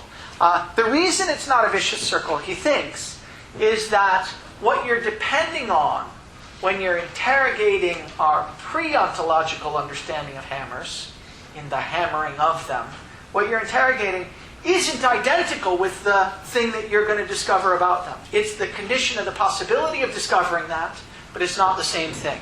That's going to be the answer. Go back to the structure, it's only that it is only by being in the world that we're conscious of the word and vice versa. Sorry, say that. Just go back to that structure. Yes. Again, that it's only by being in the world that we are conscious. He certainly thinks that. That's absolutely right. And Yes. it just goes back and forth. I see. What's the back and forth there? That we exist in the world, Uh-huh. so we're conscious of the word. And that is how the word in turn exists for us. I think what you could say is that it's only because we're already being in the world. That's the kind of, that's the ground for the kind of being that we are. It's only because we're already this that we can go on to say anything about what it is for there to be being in, for there to be a world, for there to be any of the structures involved in those, and so on. I think, and that is, but that is, as you say, or does involve a kind of circularity. It's because being in the world involves this pre-ontological understanding of ourselves already and of everything that is. Yeah. Yeah, well. The use of these tools or these equipment for the fact that they're supposed to be used in the way they're intended for design, Yeah, to be used, that seems to put intentionality back and like the subject back in the equation. It's just that the intentionality is located somewhere else. So the better the state of hammer technology and hammer education, the more likely I am not to be totally ready at hand. This hammer is to be totally ready at hand for me, but somebody else had, the hammer industry had to do all this work and all this very intentional, deliberate work to create those conditions. So, I mean, how can there be an intention or a meaning to the hammer's construction and use without somebody having sat and thought about it really hard? Aha. Well, that may well require that. It may well require thinking. When we started to use, the monkeys start to use sticks to get bananas out of the tree or something like that. There's a sense in which, some monkey had to come up with the idea. And so too, the hammer builders have got to come up, and they're interested now in issues of about the ergonomical design of the hammer and so on and so forth, so that it can withdraw all the more when you're using it. Okay, so there's certainly people who devote their lives to this kind of thing. What Heidegger is interested in, though, is the question what it is to be a hammer. Now, it's true that you couldn't have these practices for hammering unless someone had built a hammer and first had the idea that hammers were gonna might be used for thus and such a thing. That's true. But there's a question whether although that had to happen at some point in the past in order for there to be an understanding of hammers, there's still a question whether that consists in the understanding of what it is to be a hammer. Whether the understanding of what it is to be a hammer is totally and entirely what some genius in the hammer factory decides it's going to be. And I think the answer to that is no. I'm going to try to say something about that in just a second, because it has to do with what I'll describe as the holism of equipment. Ernie, did you have a question? Kind of. I mean, I think just on this, we keep starting with like the hammer, and I guess I'm assuming that what we're thinking of when we say the hammer is like those things that people sell in stores, which have handles and have heads that you hammer with. But I think that like, so the sentence that he says like right after defining equipment on 97 is, in our dealings we've come across equipment for writing, sewing, working, transportation, measurement. I don't have the German right here, but writing, sewing, working, certainly are gerunds. And I think like maybe where we should start is by thinking about pounding or hammering, like the action, rather than the hammer. So for instance, like if your desire is to like take something and get it into something else, and you can do that with a book, you can do that with your fist, you can do that with with a large stick, you can do that with what we now call a hammer. And so I think like for him, it's not so much. The issue isn't so much being concerned with things that we call hammers, because then you're just looking at the object. Like the concern is, Dasein has this concern. It wants to get this thing into this other thing, and then what Dasein needs to do is to find something which will facilitate that action, and that could be hammers, and it could be other things. But what he's concerned with is then like hammering rather than like a particular thing called a hammer. Good. Okay, good. So that's very helpful, Ernie. Partly because I think part of it is right, and I want to resist part of it. So let me. But it's very helpful to have it on the table because it sets up just the issue that I want to set up. What I think is that when you're using a book to pound a nail in, you're not turning it in. It doesn't become a hammer in virtue of that act. In fact, I think it's very hard to turn something into a hammer, for any individual to turn something into a hammer. Precisely because what makes it a hammer is all of the background social practices that allow things to be used for whatever it is they're appropriately used for in various circumstances. So that's the part I want to resist. But the part I like has to do with the emphasis on hammering. So I think you're right to emphasize that what really matters is when you're thinking about the being of equipment. When you're thinking about the being of equipment, it's ready-to-hand mode of being. What really matters is the understanding that we have of it when we're using it in dealings cut to its own measure. So I want to make a distinction here between what it is to be equipment and the mode of being that equipment has. And if you think about the first, what it is to be equipment, then I want to say it's not just arbitrary. There are appropriate and inappropriate ways of using things that are determined by the background social practices in the culture. And just picking up the book and using it to hammer a nail isn't by itself going to turn the book into a hammer. But when you're thinking about the being of equipment, it's really right that the way you understand it when you're using it in the dealings that are cut to its own measure, when you're using the hammer for hammering, what the mode of being of the hammer is revealed to you best in that instance. So I think that's a really helpful comment. Okay, good. That was meant not to be an explanation, but a kind of foreshadowing of what I'm about to say. So if it didn't make sense, let me try to make it make sense. So we've got the idea that equipment is what it is we normally cope with. We've got the idea that to understand what equipment is, we've got to look at the dealings that we have with it that are cut to its own measure. There are a couple other features of equipment that are really important. And the first is its holistic nature. That's what I was just gesturing at here in response to Ernie's comment. So equipment, Heidegger says, always belongs to a holistic equipmental context. And he sometimes calls this the referential totality of equipment. So if you look at 97, just after, I think, the part that we were reading, Heidegger says, that's 68 in the German, Heidegger says in the first full paragraph, taken strictly, there is no such thing as an equipment.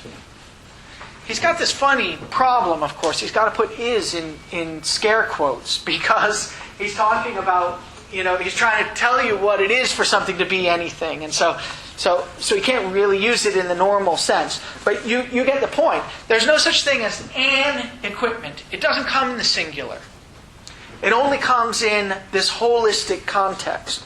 To the being of any equipment, what it is to be any equipment, there always belongs a totality of equipment, which he sometimes calls the referential totality, in which it can be this equipment that it is. Equipment is essentially something in order to, and a totality of equipment is constituted by various ways of the in order to, such as serviceability, conduciveness, usability, manipulability.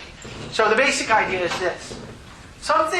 There's no such thing as a hammer independent of all the other equipment that goes along with the practices of building stuff for which we use hammers in order to do.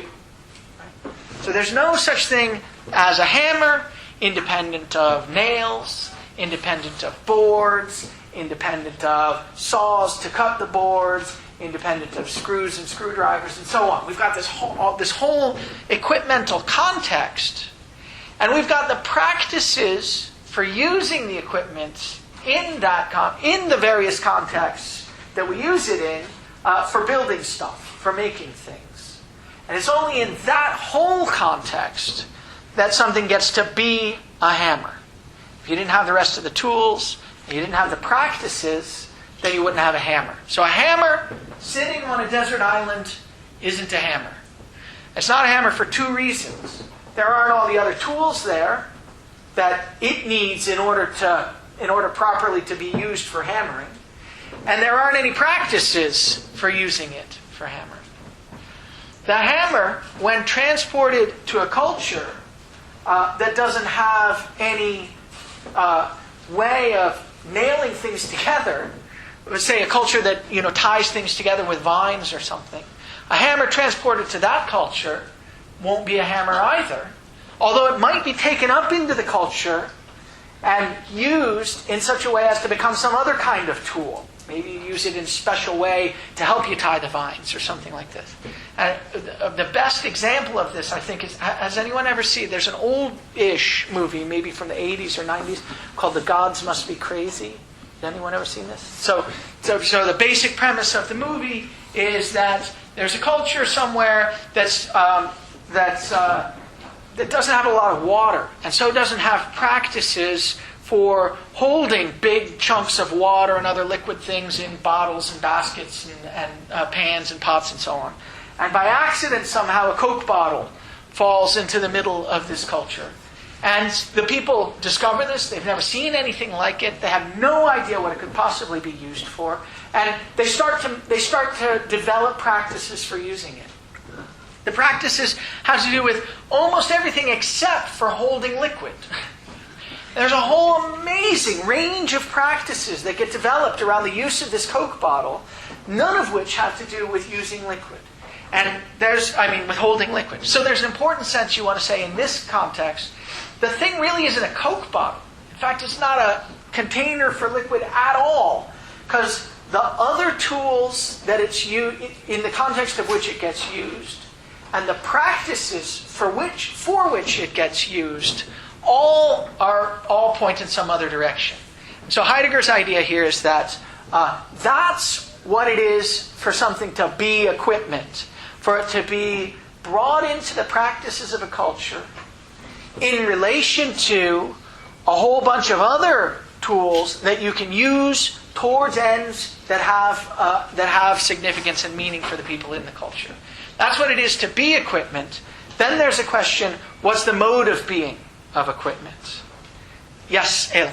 So, you're using the word practices here. Yeah. I don't see it in the text. So I was wondering that, are there practices which doesn't have this in order to structure, or are you assuming that all practices have this in order? I'm assuming that I'm using the word practices. Yes.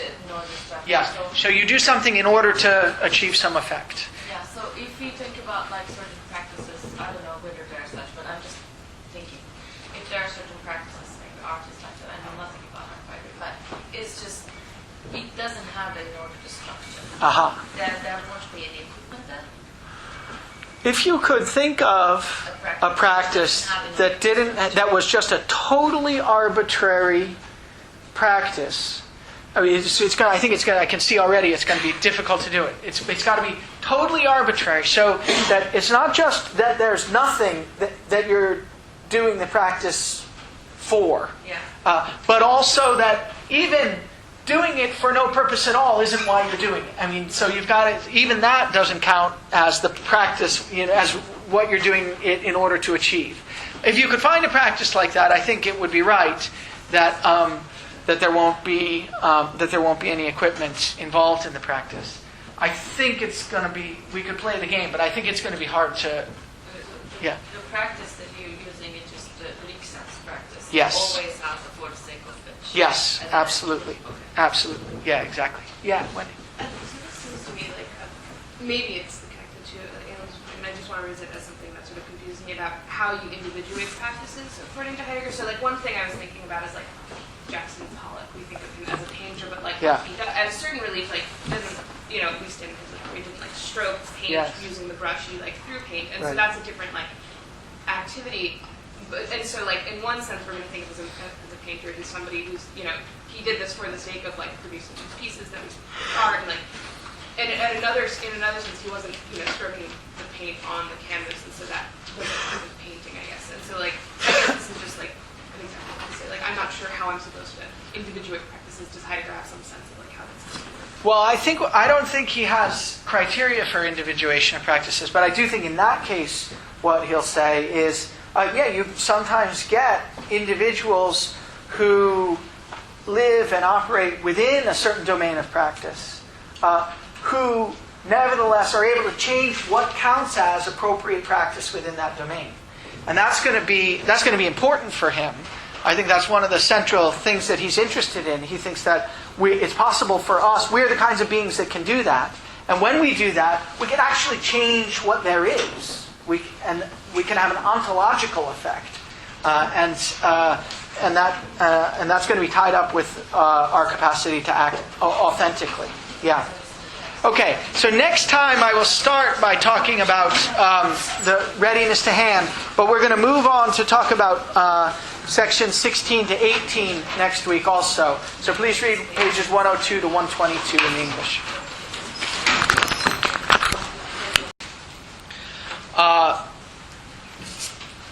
All right, so we've read for today, or we're reading for this week anyhow, section 16 to 18. And we read last week sections 12 to 15, and they're sort of a piece. They have to do with the worldhood of the world, and that's to say what the structure of the world in which we're already involved is, and how you can say anything about that. So remember, we ended last time laying the ground for a distinction that we didn't quite get to, so I want to get to it this time. The distinction was between equipment, which Heidegger seems to think is the most basic kind of thing that there is, between equipment and how you define equipment on the one hand, and the mode of being of equipment on the other, which Heidegger is going to call readiness to hand. Equipment isn't always in the ready-to-hand mode of being, and I'm going to try to pry these two notions apart. But when it's most equipment, when it's most authentically equipment, it is in the ready-to-hand mode of being. So we got to figure out what the ready-to-hand mode of being is, what it is for something to be equipment, and how the two are related to one another. And once we've done that, we're going to move on to a very peculiar notion that's relatively unthematized in Being and Time, but I think is probably pretty important. That's the notion that Heidegger discusses pretty briefly in section 16 that he calls unreadiness to hand. So that's the goal for today. So remember we said last time that Heidegger's got the idea that he wants to study this unified phenomenon of being in the world. And in order to start doing that, he wants to study the world. And in order to start doing that, he's got to figure out what the things are in the world. And presumably, what the world is and what its structure is related to what the things in the world are and what their structure is. So, remember we saw last time that Heidegger thinks the most basic kind of thing, the Greeks sort of had it right, at least they had the right word for it. The most basic kinds of things are what the Greeks call the pragmata, the stuff that you deal with, the stuff that you use. And Heidegger's going to call that stuff equipment. And you want to ask the question, in what way of understanding equipment do I get the clue to what it is for something to be equipment? And the answer to that question, I think we said last time, is that you want to think about the understanding we have of equipment when we're dealing with it or coping with it or using it in what he calls dealings cut to its own measure. So I think I read this last time. I'll just point it out to you again. On the top of 98 in the English, the very beginning of 69 in the German, Heidegger says, equipment can genuinely show itself only in dealings cut to its own measure. Hammering with a hammer, for example. Okay. So, equipment is what there most fundamentally is in the world that we're involved with. And if you want to know what it is for something to be equipment, then you got to think about the understanding that you've got of it when you're dealing with it when you're coping with it in dealings cut to its own measure, like for instance hammering with a hammer. So that's going to mean a couple things. That's going to mean if you want to understand any tool, you've got to think about the use that the tool has in your culture. Obviously, uses are culturally specific. I think I mentioned the idea of the Coke bottle in the Gods Must Be Crazy last time. So if you want to think about what it is to be a pen, you've got to think about the way in which the pen is understood by you when you're using it in pen-like ways, when you're writing with it, presumably. So that's the first thing. Those are the dealings cut to its own measure. And then you want to think about the various features that are revealed regarding the equipment when you've got that kind of understanding of it. That's the relevant understanding. Okay. So what are the features? Well, we started on them last time. One of the most basic features is that equipment is holistically defined. So I read the passage last time on 97, I think. Or I read part of it. I want to read another part of it. On 97, the middle of 68 in the German, Heidegger says, taken strictly, there's no such thing as an equipment. So you couldn't just have the pen or the chalk or the hammer or the Coke bottle, because what it is to be that thing is determined by the relations it has with all the other things in the environment in which you already understand it. To the being of any equipment, there always belongs a totality of equipment in which it can be this equipment that it is. Equipment is essentially something in order to, and you can't have a pen in order to write unless you've got paper on which to write with the pen. So what it is to be any of these things is defined holistically in terms of the totality of equipment that you find in the environment. He gives an example at the bottom of 97. He says, equipment, in accordance with its equipmentality, always is in terms of its belonging to other equipment. Inkstand, pen, ink, paper, blotting pad, table, lamp, furniture, windows, doors, room. So all these things are holistically interdefined with one another. What it is to be the one is already determined by what it is to be the other.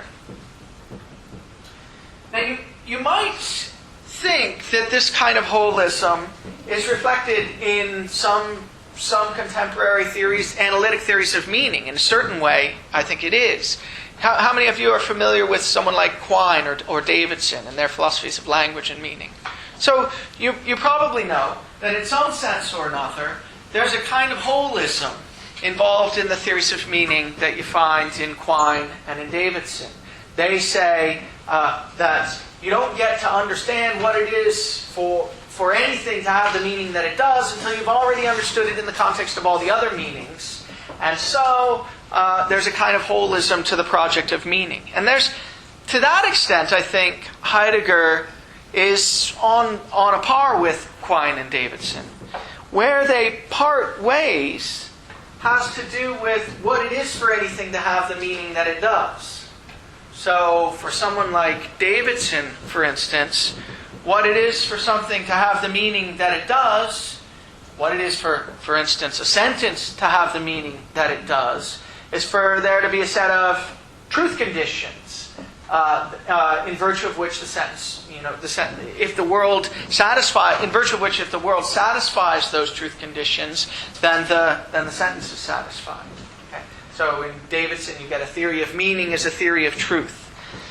The meanings that Heidegger's interested in aren't anything like the kinds of meanings that you could characterize by truth conditions. The meanings that Heidegger's interested in are what's revealed in the most basic ways that I have already of understanding the equipment that I use in my normal everyday context. I take it that something like that is going on in the rest of the sentence at the bottom of 97 and over to 98. So Heidegger says, these things, we'll call them things, never show themselves proximally as they are for themselves, so as to add up to a sum of realia and fill the room. It's not like you could specify a set of conditions in accordance with which, if those conditions are satisfied, then there's a chair in the room. Because the chair isn't something that you can specify independent of the practices that we've got for dealing with it. What we encounter as closest to us, though not as something taken as a theme, is the room. This is a sort of bizarre idea, but it's related to the holism that he's got. Keep asking yourself the question, what's the phenomenon that he's trying to name here? And he's going to give you a description of it, and I'll give you another passage where he gives you a description of it. But he's going to give you a description of it in just a moment.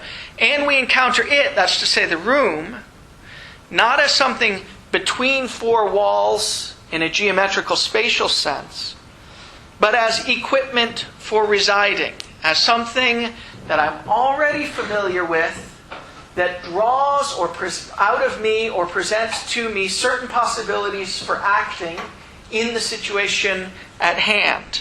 And out of this arrangement emerges, and it is out of this the arrangement emerges, the arrangement of all the in order to relations of all the equipment in the room. And it is in this that any individual item of equipment shows itself. Before it does so, a totality of equipment has already been discovered. So the holism in Heidegger is the holism that's involved with my already having discovered the whole network of relations that determines what it is to be a room. When I walk into the room, I've already understood that. So I say here, the whole room is what we first understand and are familiar with. And it's only in virtue of our already having understood the whole room that I can understand that the chairs are for sitting in it, that the desks are for writing on in it, that the pens are for taking notes with in it, and so on. So this is the kind of holism that Heidegger's got in mind. It's, so to speak, a phenomenological holism rather than a mere semantic holism. It has to do with, and it's accessible in accordance with the phenomenological claim that what I first of all understand and am familiar with is the way things are already organized as a whole. So how could you convince yourself of this? Let me read you another place where Heidegger's saying something like this from a much later essay, an essay called Building, Dwelling, and Thinking. Heidegger says, when I go toward the door, so this is a much later essay from 1951, I think. Lots of aspects of this essay are very different from what goes on in Being and Time. But these two sentences, I think, are consistent with what he's saying in Being and Time. He says, when I go toward the door of the lecture hall, I'm already there, that's to say, at the lecture hall, and I could not go to it at all if I were not such that I am there, that's to say, at the lecture hall. I'm never here only as this encapsulated body, rather I'm there, that is, I already pervade the room, and only thus can I go through it or interact with any part of it. So already pervading the room is this phenomenon of already being familiar with what rooms are for, and only on the basis of that being able to understand what any of the equipment in the room is used for. Yeah, go ahead, Ale. Well, I was confused about this comparison with Davison's fine, because it seemed to me, the issue is not whether it's semantic holism or not, but he's just as one may answer takes, right, on page 96, and then before he introduced to argue with pragmata. Yeah. So you might say that in that level, in this paragraph, before he goes to the pragmata, right, you can still talk about what it means to be a chair, right, and then you can bring holism there. Yes. So the issue doesn't seem to be like holism or non-holism, but rather the difference between res cogitans and then pragmata. And then when the pragmata comes in, it seems to be that we are doing something. Yes. Will matter. And then, because the last two lines that you read about this thing, so also it's only context of my doing something always. So when we just take that out and just start to think about like the holism of the ink and the pen without putting the action in the middle, then it seems to me we could as well be in the paragraph in 96, like the first ones, like things in general, without bringing the pragmatic character. And we can still talk about the holism there. It seems to be not the kind of holism is different, but the holism of what holism deals with is different. Good. I Between think the paragraphs 96 and 97, it seems that's what's different, not the holism part, but the holism of what? And what is the principle of the whole? Good. I think you're saying what I intend to be saying. So let me see if I can say it in my words, and we'll see if we agree. So I want to say, look, it's not just holism that makes Heidegger special. You can find holism, even a certain kind of holism about the meaning of things, or the meaning of sentences at any rate, in Quine and Davidson. What's interesting is, now I want to borrow your terms, is something like what the holism deals with. What's holistically characterized is not just the things, but the things as understood in terms of our pragmatic involvement with them. That's where the holism comes about. And so if you're going to assess the claim of holism, what you need to think about is whether this phenomenological claim is right. That when I come into the room, I understand what it is to use any of the equipment in it, only because I already understand something about the way all this equipment is holistically interdefined in its use for me, or in its use in the culture. Yeah. Okay, good. Yeah, Ron. I have a couple of questions about what this view means practically. Yeah. So, I understand the way that the pen and the paper are related is really important to understanding the pen. But the room seems kind of incidental to that, because I can also use a pen without there being a room. Yes. in a way that I can't use the pen without there being a surface to write on. Right. So is he trying to say that if I were to encounter a pen outside of the room, I wouldn't recognize it as a pen in the same way as the pen that I encounter in the room? I think that he's trying to say, for instance, that the way you understand a pen in a classroom and the way you deal with it in a classroom might well be different from, say, the way you understand a pen in the rare books library, where pens aren't allowed, because you're not allowed to, write with ink on the rare manuscripts, right? So, but that's because in the rare books room there is something kind of essential in the relationship between the room and pens, but normally that's not the case. Well, it needn't be the case. That's true. That's true. And so, And then what about a room? Like, I have no idea what that is for. So, like, what about a room in which I don't get what all of the equipment is for, but clearly I do understand what some of the equipment is for. So here's a way to think about it. I think this can stick out as obtrusive, to use the term from section 16. This can stick out as obtrusive for you in this room, precisely because you're already in a room that you're familiar with, whose equipment in general you're familiar with, but this doesn't fit in. So the idea is that even obtrusiveness is possible only against the background of general familiarity. The question whether something gets to be something else if it sits in a different network of relations is supposed to be answered, in part by the rare books manuscript example, but more clearly by the kind of example that I gave last time of the Coke bottle in a culture where there are no practices for storing water. Or, for instance, you might argue, you might try to exemplify this claim by saying that a teacup in medieval Japanese society, where the tea ceremony is really a central aspect of the society, it's just a different thing than the styrofoam cup from which we were used to drinking in the 70s and 80s or something like that. They both hold tea, right? In a certain general sense they're similar, but because of the way in which they fit differently into the holistic set of practices, they really get to be different things. Yeah, what? So I think this is following on Grim's question. So when we talk about similarities between the pen and I may find it natural in certain ways to say that, like, the pen that I'm not allowed to bring into the rare books library is the same sort of thing as as what I'm writing with now, and that's only going to be along with a theoretical dimension. I can't say anything about it practically. Is that the right way to think about it? Like, we can only talk about similarities among pens in different equipmental contexts. Theoretically, is that? I think I guess I need to be careful. So what it is to be a pen in our culture is determined by the roles that pens play in all the different contexts that people in our culture are familiar with.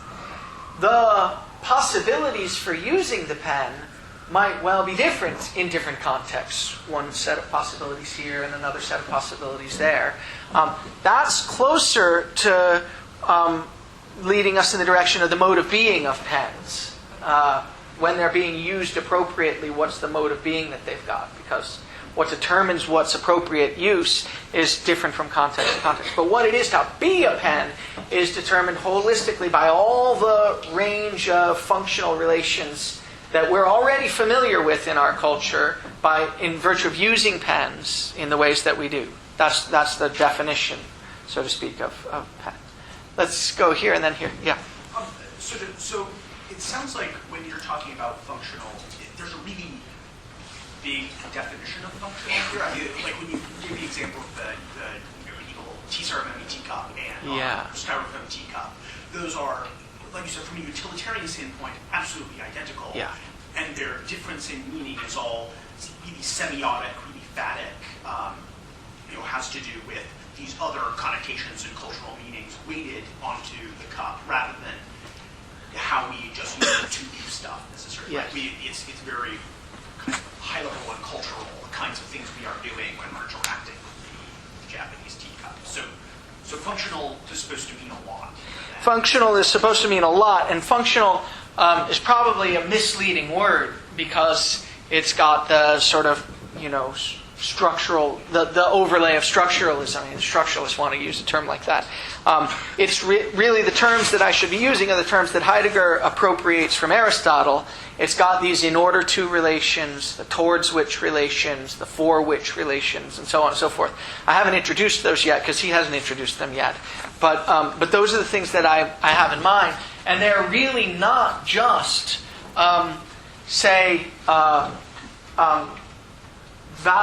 what you might call something like value properties that are predicated of some separate present at hand kind of substance. That's a way we'll see him rejecting a view like that when we get to the, in fact, maybe even in the reading that we've had already. But I think certainly when we get to the Descartes section, which is going to be for next week. I feel like I came across things invested with value. Yeah, 92. 63 to 64 in the German. He asks rhetorically, should we then first attach ourselves to those entities with which Dasein proximally and for the most part dwells, things, quote, invested with value? So the idea there is, what the thing really is a present at hand substance. And then it takes on the meaning that it does because somehow we've given it, we've invested it with a value, with a particular kind of value. As if any individual Dasein or any culture was capable of investing it with value. He wants to reject that idea. There's no activity on the part of us or on the part of Dasein as a whole that invests some separate thing with the value that it's got. It's given to us already as having that value. That's the way to get it, the direction. Okay, here, and then Jackson, and then, yeah. Can you just repeat what you were getting, what the phenomenological claim about coming into a room? Yeah, so the claim is supposed to be that you can encounter, or something in the room can encounter you, can show up for you, as soliciting a certain kind of activity from you, only because you're already familiar with the general context in which the thing gets the meaning that it does. So, how are you supposed to convince yourself of this? Let me leave that as a question for you guys. How are you supposed to convince yourself whether this phenomenological claim is true? What's the contrast class? Would have to be have to be the case somehow in which you're not already familiar with the whole context. Can anyone think of a case like that? Where you're not already familiar with, in general, the way things go on? Yeah, so you find yourself in a new country where things are done just very, very differently from the way that they're done where you are. And it turns out that none of the relevant things present themselves to you. The country doesn't even have to be particularly strange. From your point of view, from the point of view of the practices that you've been brought up in. I remember the first time that I spent any time in France. I was totally, I'm discombobulated here sometimes, a lot of the time too, but I was totally thrown. I couldn't figure out how to get to the bathrooms. I couldn't, when I really had to, I couldn't figure out how to get out of the rooms and into the rooms. I couldn't figure out how to, get the books out of the library that I needed to get out. And it was because the practices in general were organized so differently differently enough from the way that I was familiar with, that none of the relevant particular equipment jumped out at me as soliciting me to perform one action or another. And I think that's if you've ever been to a culture that's different from the culture in which you were brought up, you'll recognize that it's not just that you don't know how to use this, that, or the other bit of equipment. It's that you're totally discombobulated. You don't know how to go on at all. And what's relevant equipment doesn't even show up for you as relevant because you're not familiar with the whole context, even if you're familiar with lots of the particular equipment. They've got pens and books in France. It just didn't. Okay, let me just take two more questions and then... yeah, go ahead, Sven. So, would Heidegger say that there's no way that you could get accustomed to that? No, I think he's happy to say, in fact, I think it's crucial to him that we're the kind of being that can become familiar with whole new ranges of equipmental context, with whole new worlds. We can, as he'll say, and we'll introduce the terminology, disclose new worlds, and that when we do, we get new understandings of ourselves. And that's going to be a crucial aspect of what it is to be the kind of being that we are. Yeah. Jackson, yeah, I know. Yeah, when you brought up the phrase thinking investment value, when I read that, I had a question. Okay. And I guess when we're talking about things that we are concerned with in our environment, I don't think of strictly equipment. I think of, I can appreciate things in my environment that are kind of tempered by my background understanding, but aren't necessarily things that I use in a way. Is his definition of equipment very broad? It's pretty broad, but it doesn't, I think, cover everything. Tell me what you have in mind, and I'll see. Well, I mean, the very first thing that popped in mind is art. Yeah. Which I think kind of sticks out to me. But even more than that, though, just like the way I appreciate the red desk in America versus the red desk in France. Yeah. And not just in terms of use, but aesthetics, really. Right.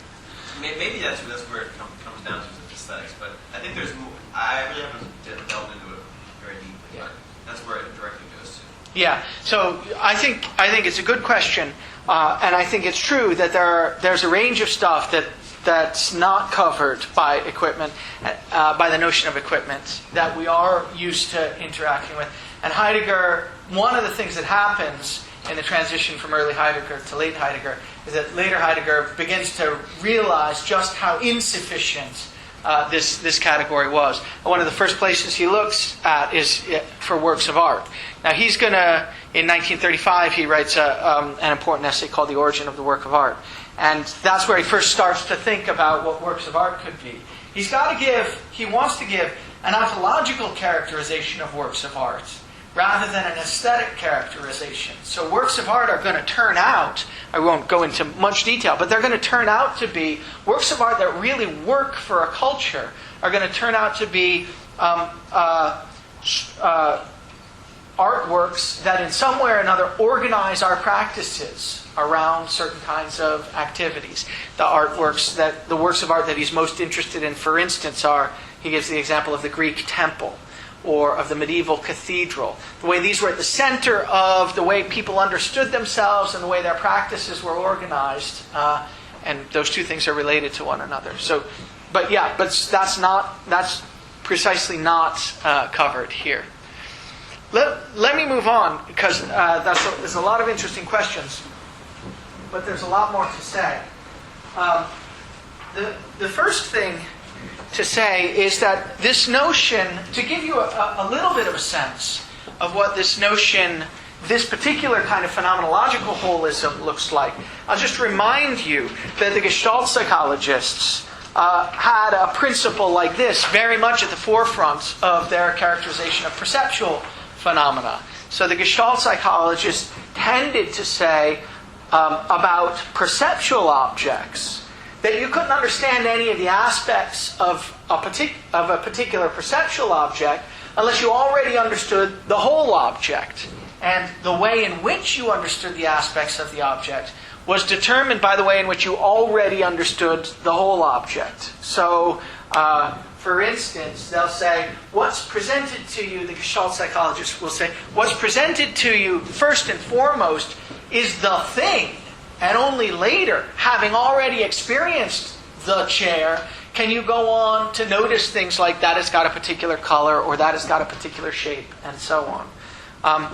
The Gestalt psychologists are often taken, I think, in a sort of uninteresting way, to have thought that the whole is more than the sum of its parts. I think that's true, and I think they think that, but I don't think it's particularly interesting to think that. You could have a view, a totally unstructured whole, like a heap of bricks, for instance. And you might well argue that the heap is more than the sum of the bricks, despite the fact that there's no structure to the thing. The Gestalt psychologists were interested in the structured wholes that are presented to us.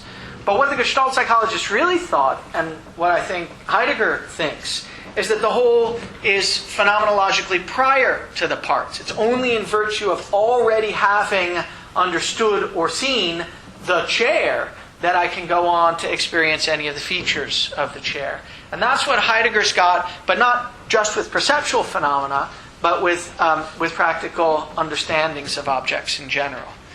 And I say it's not just with perceptual phenomena, and it's not. Nevertheless, the terminology that Heidegger has is a vision for describing the kind of openness to a whole environment or a whole world or a whole situation. The terminology that he's got for this involves the notion of a kind of sight. The kind of sight that he thinks is involved when I'm familiar with or open to a holistically defined situation, like what goes on in the classroom, for instance. The kind of sight involved, it gets translated circumspection, and the German word is Umsicht. And I'll just show you where he's introducing the term, and then I'll make 2 points with it about it. On 98, what's that? On 98, at the bottom in the English, and 69, about 2/3 of the way through in the German, Heidegger writes, dealings with 3 lines from the bottom. Dealings with equipment subordinate themselves to the manifold assignments of the in order to. That's to say, when I'm coping with equipment, I'm drawn to use it in order to do whatever its definition requires. And the sight with which they thus accommodate themselves, these dealings, is circumspection. And there are 2 points that I want to make about circumspection. It's the kind of awareness that you have of your environment when you're familiar in the environment, and on the basis of which it's possible for you to be solicited to do any particular thing. So I think I mentioned this kind of example last time, but I didn't mention it as an example of circumspection. You can imagine a really good short order cook who's in this very small environment where every tool is exactly where he needs it to be. And he's got a kind of circumspective awareness of or familiarity with his environment that allows him at every moment to do exactly what's required. To reach out here to get the spatula, over here to get the pan, turn around here to do something else, whatever you do when you're cooking. And it's that kind of awareness. It's a kind of sight, but it's not a visual. It's not a visual phenomenon. He could do most of it with his eyes closed, in fact. But it's a kind of awareness of, and there are 2 points to make about it. First is that it's an awareness of the whole. It's a kind of familiarity with the environment on the basis of which any particular action is possible. So it's got the kind of holism. And the second is that I think, at least it says in the footnote on Umsicht on page 98, and this is the way I understand it, but some native German speaker might correct me. The way I understand Umsicht, the has a kind of directionality. It's towards seeing. And what I understand when I hear towards seeing is that Umsicht, this kind of circumspective awareness of everything, is towards being able to see any particular thing. It's what allows you to see any particular thing. So there's the holism, and then there's the fact that the holism's being prior is the condition of the possibility of any particular kind of seeing. So I think both of those are involved in circumspective awareness. And that's the holism of equipment. Yeah? Do you think has this directionality or more situatedness rather? And the zoo will come to directionality, right? Because yes, so by directionality, the whole yes. and the situatedness. Yeah, so there are different things that you might mean by directionality. The directionality I had in mind here wasn't the directionality of this is in order to do this other thing, but the directionality of sort of founding of it's in order to be able to see at all that I've got circumspective awareness. Maybe it's I think that is an aspect of the phenomenon of circumspective awareness. I'm not sure whether you can read it into the grammar of the word itself. Okay. So we've got equipment, and it's characterized at least in part by its holism. But there's another feature of equipment that we've sort of talked about, but I haven't given you the passages for. That's crucial, and that's going to lead us to the mode of being of equipment. And that's the fact that in the most basic cases, that's when equipment most authentically reveals itself. That's to say, when I'm using equipment in the dealings cut to its own measure, in the most appropriate way, then the equipment withdraws. It withdraws from notice. Right. I guess I've said this before, but let me show you the passage on page 99,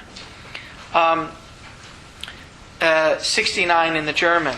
He says, second full paragraph, the ready to hand is not grasped. So the ready to hand, I haven't introduced this phrase, but I'm going to introduce it in a moment. He's already introduced it. It's the mode of being of equipment. The ready to hand is not, whatever it is that's presented ready to hand, in the ready to hand mode of being, is not grasped theoretically at all, nor is it itself the sort of thing that circumspection takes proximally as a circumspective theme. So what you're circumspectively aware of isn't the hammer in its readiness to hand. You're circumspectively aware of the whole situation. But the peculiarity of what's proximally ready to hand is that in its readiness to hand, it must, as it were, withdraw in order to be ready to hand quite authentically. Okay, that's where I want to stop. So it must withdraw in order to be ready to hand quite authentically. And constantly, you're supposed to be asking yourself when you read sentences like this, or almost any of the sentences in Heidegger, you're supposed to be asking yourself, what's the phenomenon? And is this a phenomenologically adequate account, or is it a phenomenologically suspect account? And I take it the phenomenon here is supposed to be that if you're actually using the pen to write something, or if you're actually using the chalk to write something on the board, or the hammer to hammer a nail into the board, then the hammer withdraws. That's to say, you're not aware of the hammer as a thing that you're using in order to hammer the nail in. You're not aware of the pen as a thing that you're using in order to write with. What you're aware of is something else, and what Heidegger says that something else is the project that you're engaged in. You're aware, if you're aware of anything, of building the house, or you're aware of writing the lecture, or you're aware of communicating something to the students, and so on. So you just got to ask yourself, is that really the right description of the phenomenon? Is it really true? Not all the time, of course. But is it really true when the hammering's going really well that I'm not aware of the hammer at all? That the way in which I'm taking account of the hammer and the way in which I've got a kind of pre-ontological understanding of it is by not noticing it, by acting skillfully with it, but not by noticing it as the thing that I'm acting skillfully with. I think there is something to that description, and anyhow, but you know, if you think there isn't, we can talk about it.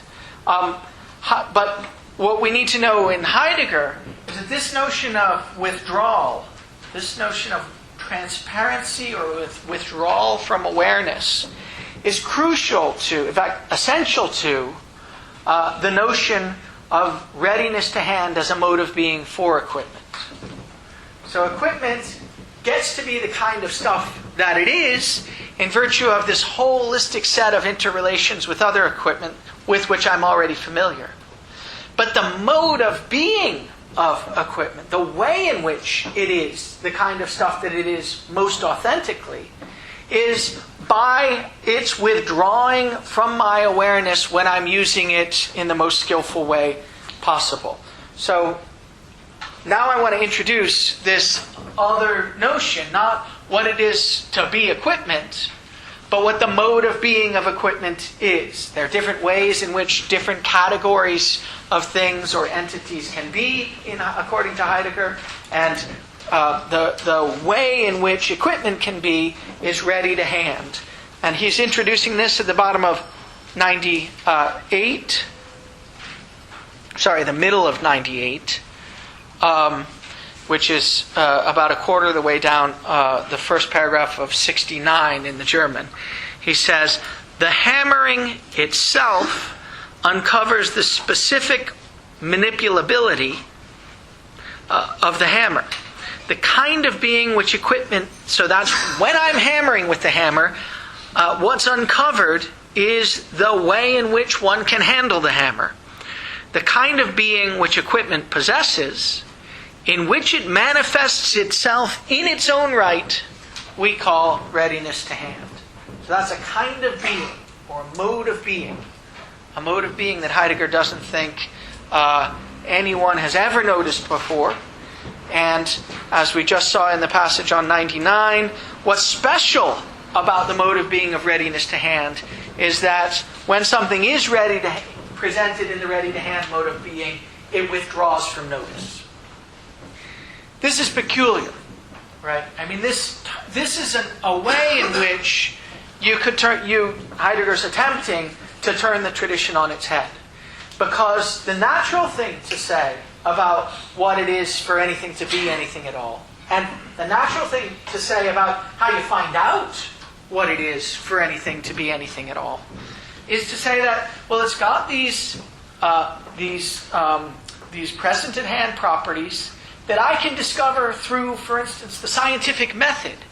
If I desituate myself, if I take the object out of context, the use context, if I take the hammer into the lab, and I do things like I weigh it, and I describe the composition of its materials, and I describe its shape, and I describe its color, all things that I can find out, all, so to speak, objective, present-at-hand properties that I can come to discover about the hammer in virtue of taking it out of its use context, then that's how I find out what it really is. That's how I find out what it is for a hammer to be a hammer. And what Heidegger's saying is, no, there's another way in which equipment can be. It's in this ready-to-hand mode of being. And far from objectively and desituatedly being able to stare at the properties and discover them in that context, really, the hammer's most itself when it withdraws from notice. So when I don't notice it at all, but I just use it. Yeah, go ahead, Alan. You must be saying it further one more step than this, right, Okay. in order to make this claim, because one might imagine that I can, of course, study theoretically the use of hammer. Yes. That's how I make better and better hammers, Absolutely. right? And Yes. scientists, when they are in laboratory, Yes. they are not just taking things from out of context and look at them. It cannot be his view of seeing theoretical work, right? Even if I was theoretically working on the use of it, and even if I make the whole context of use my object of scientific study, still I wouldn't be able to see this mode. Well, right? that's right. Yes. Yeah, and That's, why it is so? okay, well, the reason you can't see that mode of being is because because you can't, by staring at it, you can't find it. I mean, that's no matter what, in what context you stare at it and try to describe its properties, you're never going to find them. Because the ready-to-hand mode of being is the mode of being that makes itself present to you by withdrawing from notice. That's the funny claim. Its way of being intelligible to you is by its completely withdrawing itself from your notice. Now, why? So you might ask, why is that a kind of intelligibility at all? Right? Why is that? If it withdraws from notice completely, why should it count as a kind of intelligibility? And the answer is, noticing objects is not the only way of knowing things about them. Having know-how about how to use them is itself a kind of intelligibility. And this particular kind of know-how requires, in the best cases, or the standard is set by those cases in which the equipment is withdraws from notice, so that I can go on to know how to use it. That's the idea. There's more to be said. I'm going to try to say more because I suspect you're thinking about another passage where the ready-to-hand mode of being and the present-hand mode of being come into contact with one another. And I want to say something about that for a moment, in a moment. But okay, so so already we've turned the tradition on its head.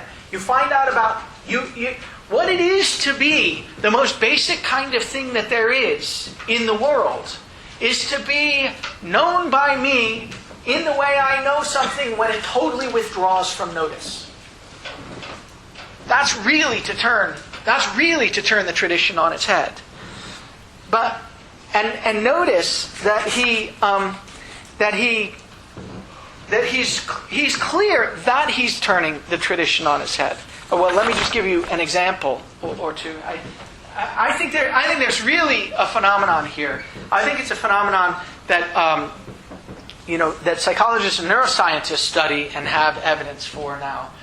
For instance, it's the phenomenon of when I'm skillfully raking leaves with the rake, being aware not of the rake or of the pressure of the rake handle in the hand, but being aware of sort of the landscape of the ground or the obstacles in the ground or where the leaves are and how heavy they are by means of the rake. And neuroscientists will say, awareness is referred to the end point of the tool. That's what I'm aware of. There's a sense in which the tool becomes incorporated into my understanding of what I am, so much so that I relate to the tool the way I relate to my own limbs. That's to say, I'm not aware of them, but I'm aware of the world through them. So I think that's a phenomenon. Another example that Heidegger sort of amazingly doesn't talk about, but Merleau-Ponty does and others do, is the example of the blind man's stick. That they say, look, the person who's really facile with the blind person who's really facile with the stick doesn't experience the vibrations of the handle of the stick on their hand. They don't even experience the vibrations of the end point of the stick as transmitted up the stick to their hand. What they experience through the stick is the world. And they don't experience the stick in any way. The stick is that by means of which they get to experience the world. So I think, the stick withdraws, the rake withdraws, something else is made present by means of them. I think that's a version of the phenomenon Heidegger has in mind. Jackson. In the intermediate stage where you're first using a tool and you're beginning to deal with it skillfully, is there a stage where the two modes of being, present at hand and ready at hand, kind of commingle, and it's like another world where it's not really one or the other, and when it does go over to completely being ready at hand, is it no longer present at hand? Like, are we determining what mode of existence it has, or does it exist in those modes more than where? Okay, so two great questions. And I'm going to try to come to them, but let me try to give short answers that'll get spelled out in a moment. So the first question was, when I'm learning to use a kind of tool, does it exist in this sort of nether world between the present hand mode of being and the ready to hand mode of being? And I think the answer is yes. And I think that Heidegger's name for that nether world is the unready to hand. And he thinks that that intelligibility of the unready to hand has various features. And I'm going to try to argue it's not particularly well thematized in section 16, but that's one of the places where you would look for phenomena of unreadiness to hand. When you're first learning to ride the bike, when you're first learning to use the typewriter, when you're first, learning to use the whatever ballpoint pen or whatever thing you're first learning to use, it's clearly not present to you in the way it would be present to someone, or made intelligible to you in the way it would be made intelligible to someone who had the skill for using those things. And in particular, it doesn't withdraw. It sticks out in various ways, though not in the ways that it would stick out if you were stepping back and staring at it and trying to figure out what its present hand properties are. So there's a whole world here of modes of intelligibility that one could try to describe, and Heidegger starts on it in section 16. That was one. The second thing had to do with what did this? Do we determine? Oh, do we determine it? Yes. Well, we don't determine it, although that's to say, I don't determine whether. Let's see. Okay, so good question. I'm going to get to this. Has to do with the relation between equipment and readiness to hand. I don't determine what it is for a chair to be a chair. That's determined already, by the social practices for dealing with chairs. Whether the chair is now in the ready-to-hand mode of being is determined by the way it's now being dealt with. And I'm going to say, I'll just say a word about this, and then I'll try to say it in a little bit of more detail. So, for instance, the hammer, when it's in the drawer in the tool shop and nobody's there, is still a hammer because it's defined by the relations that it's got with all the other tools. But it's not now in its ready-to-hand mode of being. Heidegger doesn't have a way of saying what mode of being it's in when it's in the drawer not being used. But it's not now in the ready-to-hand mode of being, precisely because it's not now withdrawing from my notice in the way it withdraws from my notice when I'm hammering with it. You might think it withdraws from my notice because I'm not, after all, I'm not noticing it, right? And I think there's work to be done there. You've got to be able to distinguish those notions of transparency or withdrawal.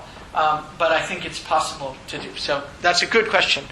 Maybe since time is running short, won't say much more about it when I get to it. Let me just... Okay, Soren, yeah, go ahead. How do you decide if readiness to hand is like a subconscious awareness of the hammer, for example, or like how do you say that it's a conscious intentionality toward the purpose? I don't know if that makes sense. Well, here's a question in the area, Soren. I mean, and it's a very hard question. I'm going to try to say something about it if I get to it. The question in the area that I think is an important and hard one is something like this. If it's really true that when the hammer's in its ready-to-hand mode of being, it withdraws completely from notice, well, on what ground am I able to say that? I mean, you might have thought the natural thing to say is, I'm able to say stuff about things or entities and their ways of being in virtue of the fact that, I can become aware of them. But if the whole point is that this is the mode of being that's characterized by its complete absence from my awareness, on what ground do I ever get to say anything about that's being the mode of being involved? That's a hard question. He's attempting to answer that question in the beginning and throughout section 16. He thinks unreadiness to hand is the mode of being that shows what was withdrawn, but there nevertheless in the ready-to-hand mode of being. And I want to try to say something about that. It's a very hard, tricky issue because it has the feel. Because the natural question is, well, how do you know when the thing becomes unready to hand that what I become aware of now is something that I was understanding before, although I wasn't noticing I was understanding it, as opposed to it being the case that now that it's become unready to hand, I understand it in a whole new way. Right? Why doesn't it's becoming unready to hand import a kind of intelligible structure that wasn't there before instead of highlights an intelligible structure that was there before? That's a hard question, and I'm not sure that Heidegger has an answer to that question. But so we'll try to get to it in a moment. So I just want to point out that Heidegger knows that he's turning the tradition on its head when he characterizes the mode of being of readiness to hand in terms of this notion of withdrawal.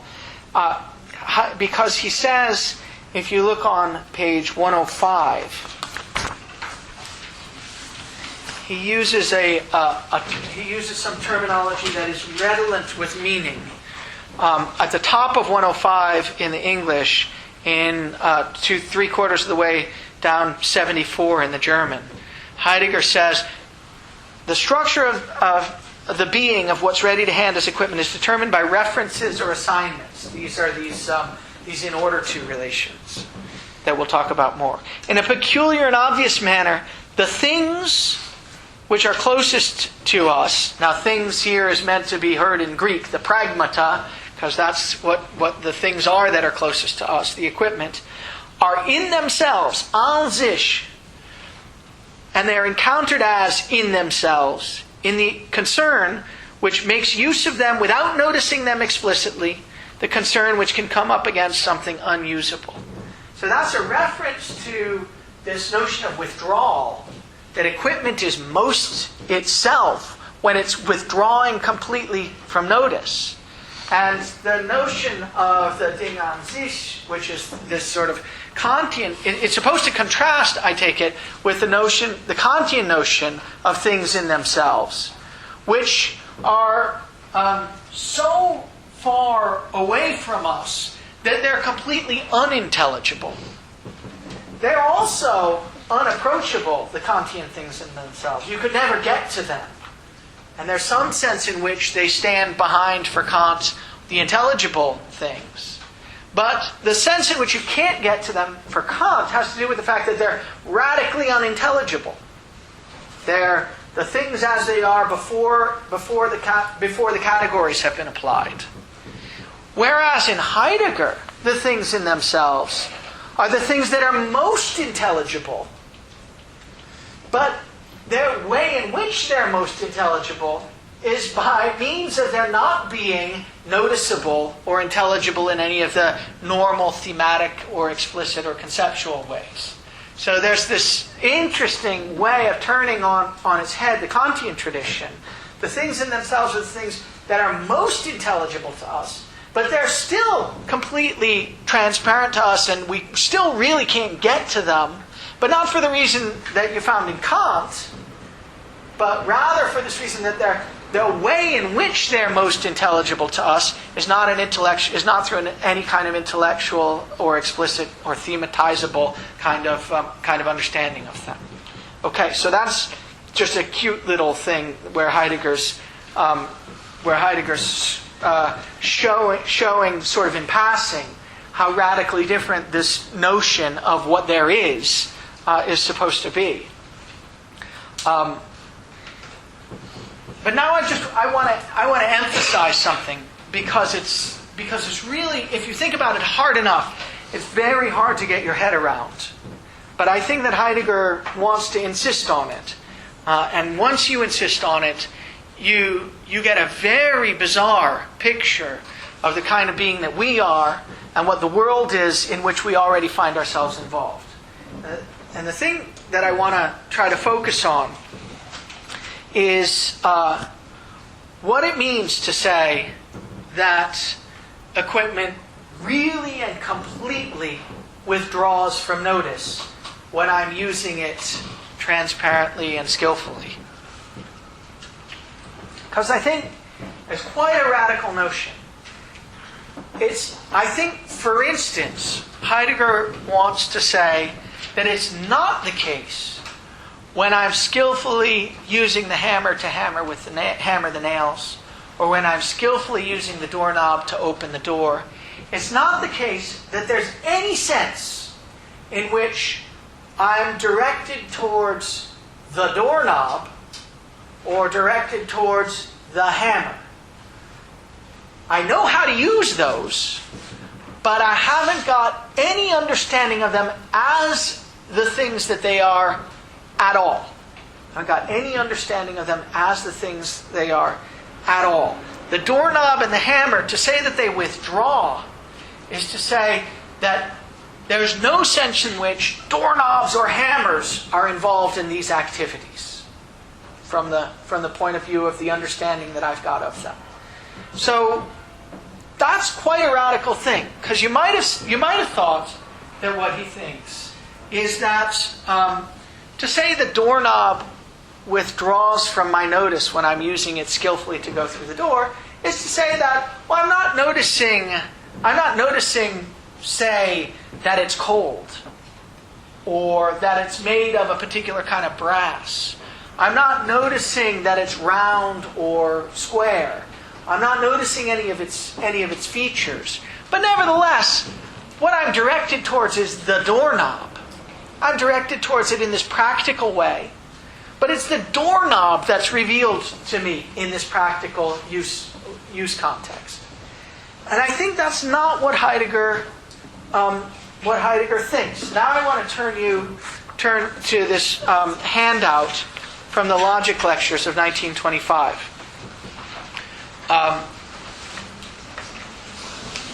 And I'll just say it relatively quickly. This is a passage from the lecture Logic, the Question of Truth, that was given in 1925. And here's what Heidegger says. What is first of all given, that's to say, I take it this means something like, the most basic way I have of understanding the world and the equipment that constitutes it, the most basic way I have of understanding these is, what's first of all given is the forewriting, the foregoing in and out, the fore-illuminating, the fore-sitting. That is, writing, going in and out, sitting, and the like are what we are a priori involved with. We're involved with these projects. What we know when we know our way around and what we learn are these four whats. So I think this is his attempt, and I don't know why he doesn't try to do it sort of more clearly in Being and Time, but although I think there are places where he does. I think this is his attempt to say, insofar as I'm directed towards the pen at all when it's withdrawing from notice, I'm directed towards, you can't even say I'm directed towards it. There's no pen involved in the activity at all. What's involved is the forewriting. What's involved is the being drawn to write in this way rather than in another way. What's involved is in the hammering is the forehammering, is the foregoing in and out, and so on. What this does is it makes the most basic metaphysical constituents of the universe, of the world, when they're revealed to me in the way they most authentically are, it makes those constituents not properly called entities at all, but more properly called something like solicitations for action. More properly called something like forces that solicit the appropriately trained up kind of Dasein to act in a certain way. So we can't even say at the most basic level that there are doorknobs. What you've got to say is that there are these forces that draw you to go in and out. You can't even say there are these forces that draw you to go in and out of doors, because you've got to say there are these forces that draw you to go in and out, these other forces that might obstruct ways of going in and out, or something like that. So the most basic constituents of the world, what I'm most fundamentally involved with, turns out to be something like this push and pull of forces that open up possibilities for action for me and draw me into them. That's a bizarre metaphysical picture. But I think he's driven to that metaphysical picture because he's taking very seriously the idea that what we had written up here last time, being in the world, with the hyphens between them, is a unitary phenomenon.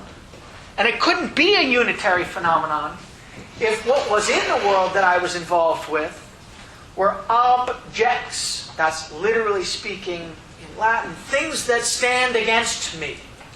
Things that repel me. Things that I can't become one with. If there were objects in any sense, things that were characterizable in a way that was radically independent of me, then there couldn't be at root this unitary phenomenon of being in the world. So that's a bizarre a bizarre metaphysical picture. You can see, as I've tried to explain before, that he's driven to it in part because he thinks unless you've got this metaphysical picture, you can't account for the phenomenon of intentionality in the first place. But he's also driven to it, I think, because he thinks it adequately accounts for the phenomenon. I think he thinks it's a phenomenologically well-grounded account of the kind of being that we are when we're dealing in dealings cut to their own measure with equipment, when equipment is presented in the way that it's most in itself. That's to say, when equipment is presented to me in its ready-to-hand mode of being and withdraws. So the picture becomes this very rich, sort of robust, and it must be said, sort of bizarre picture. But I think, nevertheless, a pretty attractive one. Okay.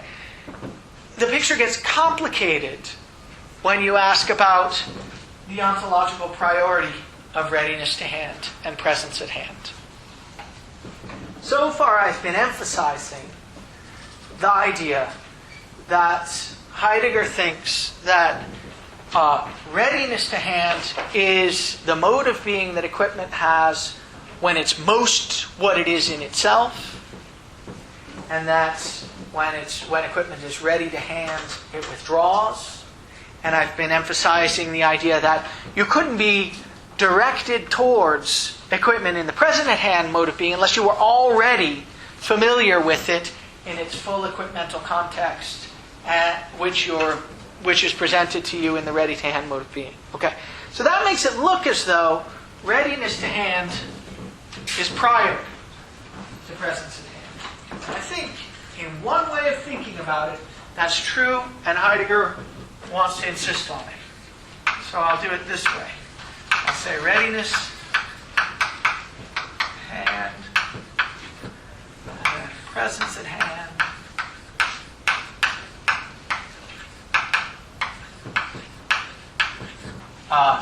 This is the readiness. The ready-to-hand mode of being is prior to the present-at-hand mode of being. I think, in some sense, that's right. That's true in the sense in which this mode founds. He'll sometimes say this mode of being. That founding is a term from Husserlian phenomenology. Makes intelligible.